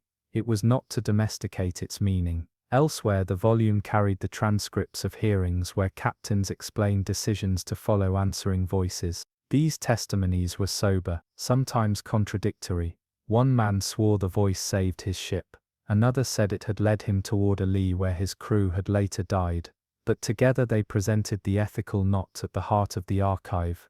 Decisions taken in the fog between instrument and instinct. Judicial opinions included in the volume displayed the law's attempt to hold such decisions in principle. Some rulings honored captains who had chosen caution, others faulted those who entrusted lives to phantom traffic. The commentary surrounding these decisions emphasized proportionality. A decision made to follow a voice had to be recorded, cross-checked and justified to present a chain of accountability. In time, that chain itself became part of the archive. It was evidence that institutions could, if they chose, respect the gravity of absence rather than reduce it to paperwork. The volume did not pretend its prescriptions solved metaphysics. Instead, it focused on what could be done while mysteries remained. It recommended psychosocial support for crews who returned from grey patches, recognizing that embodied memory, the vibration in teeth, the repetitive echoes that lodged in the chest, could be a form of trauma.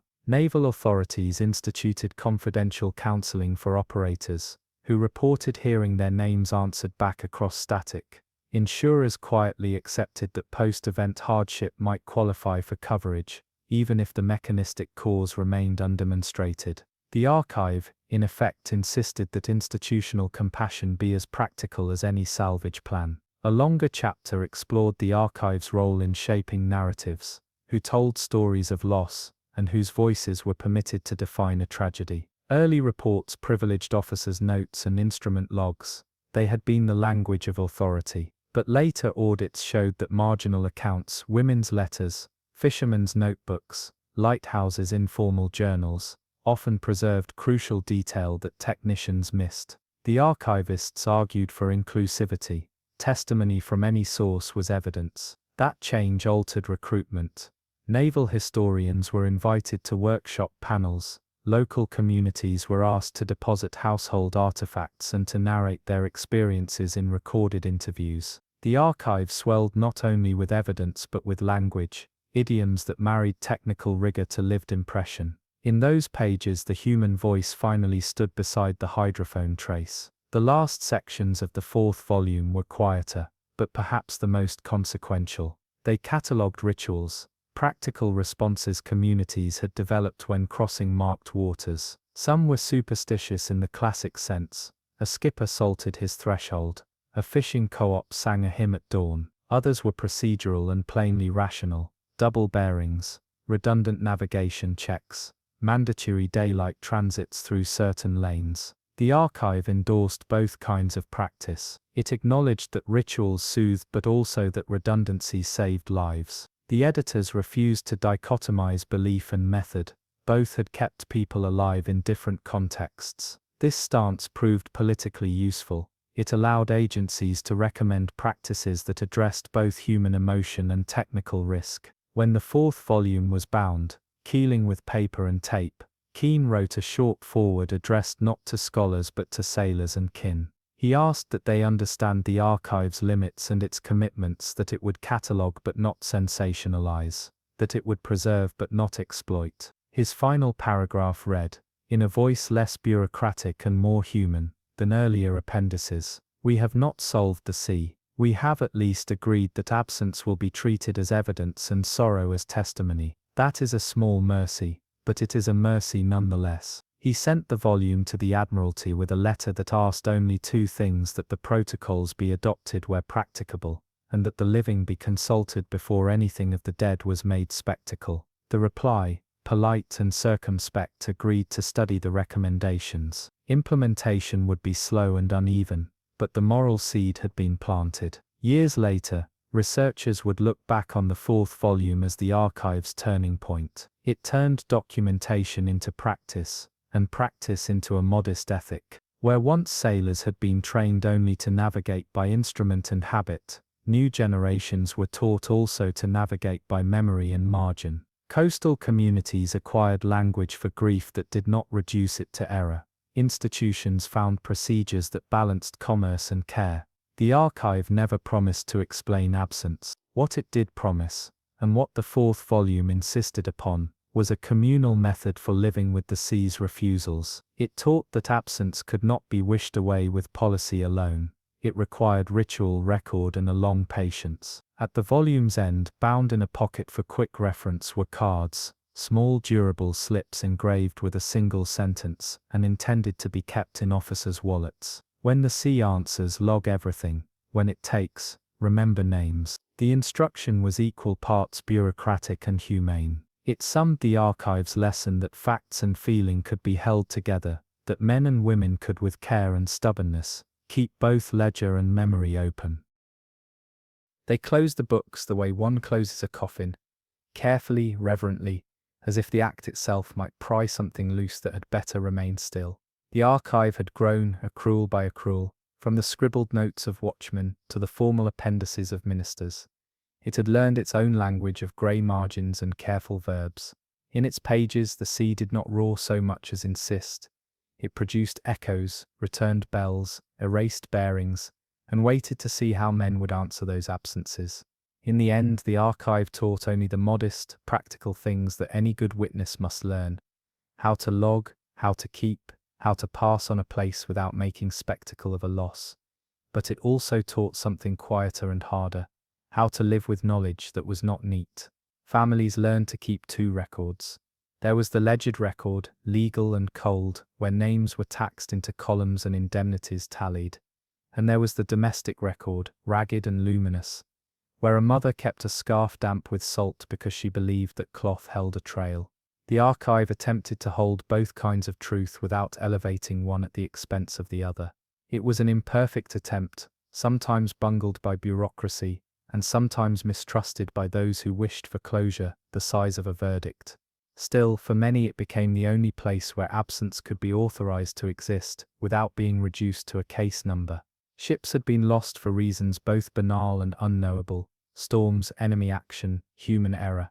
But these volumes insisted that not all loss could be folded into cause and effect. Some nights produced a different economy. The sea returned tone where there had been none. It bent coordinate into cipher. It unmade distance and made men watch their own echoes. And where instruments failed, memory often did not. It accumulated in taverns, in letters, in the call-used notebooks of men who had small rituals for moments when the horizon refused to hold. Those rituals, touching a bell, humbling oneself to a rope, refusing to speak a name aloud until dawn, were not superstition in the coarse sense but tools, ways of living inside a world that sometimes recalled what it had loved and kept it out of reach. The archive never claimed to explain why. It collected, it cross-referenced, it urged caution. Its curators argued and tired and kept arguing again. They fought to balance commerce and decency, to press institutions into practices that did not treat grief as inconvenience. They published appendices, circulated operational protocols, and gently lectured captains to log subjective sensation beside mechanical trace. They insisted that 20th century instruments, sonar, hydrophone, radar, be read in conversation with voices, with parish notes, with the simple, stubborn testimony of hands. The bell felt in the jaw, the lamp vanished into blackness, the anchor rose clean as if lifted by memory. There were people who wanted the archive to produce a single thesis, a theorem that would reduce hazard to formula. Those people grew impatient. The archive's answer was not a theorem but a practice: document everything, treat testimony as data, pause when the sea answered, and above all remember names. That insistence made the archive small, human, and therefore useful. It taught a generation of mariners to steer with more than instruments. It taught dockside clerks to file with tenderness. It taught insurers to price risk with humility. In shops and bars along harbours, men now told one another to carry a spare ledger, to spare a place in prayer, to check a bearing twice, and wait for the echo to die before answering. If the archive had a moral centre, it was this: systems were only as humane as the stories they honoured. Papers could be precise and still cruel, practices could be efficient and still heartless. The volume of absences made that point bluntly. Where a file became a folder, and a folder a binding, the cumulative effect was a call to humanize the machines that had once been thought absolute. That was not a technical problem, to be solved by better censors, but an ethical one, to be practiced daily in the logs of watchmen and in the quiet keeping of families. For the listener of these pages, there was one practical charge and one quieter one. The practical charge was simple: record. If you kept a watch or kept a ship, log the odd thing, time, weather, what you smelled, how your jaw held a low sound. Put those notes somewhere safe. The quieter charge was harder: learn to be comfortable with not knowing. Accept that some corridors of the sea kept their own orders, and that sometimes the only prudent act was to bow to that unknown and steer clear. That was how the story ended, if it could be said to end at all. The archive stayed open, letters continued to arrive, small artifacts still turned up in nets or boxes. People kept their rituals and captains briefed crews not merely in charts but in the margins between lines. Occasionally a bell would be hauled up, and its tone recorded. A lifeboat would be found tidy and inexplicably empty. A radio would repeat commands in a voice with the slight delay of something answering from the wrong side of time. The sea had a memory, and sometimes it chose to speak. The archive listened, wrote, and when possible, taught how to pass by. And if there was one parting image to leave, the last sharp imprint before silence, it was not of rupture, but of attention. A man at night, alone on a bridge, recording in a careful hand the precise schedule of a bell he had felt in his teeth. He closed the notebook, put it in oilcloth, and filed it in the crate where other papers gathered dust. Years later, a curator would pull that crate for study, and in the margin of that small entry would be written, in another hand, "We kept his note. We remember him." The ledger did not fix absence, it honored it. That was all anyone could have asked. The last line of the archive, if the archive had a last line, wasn't scientific. It was a practice note, a prayer and a warning. Record the bell, say the name. Move on with caution. The sea remembers, it does not reason with us.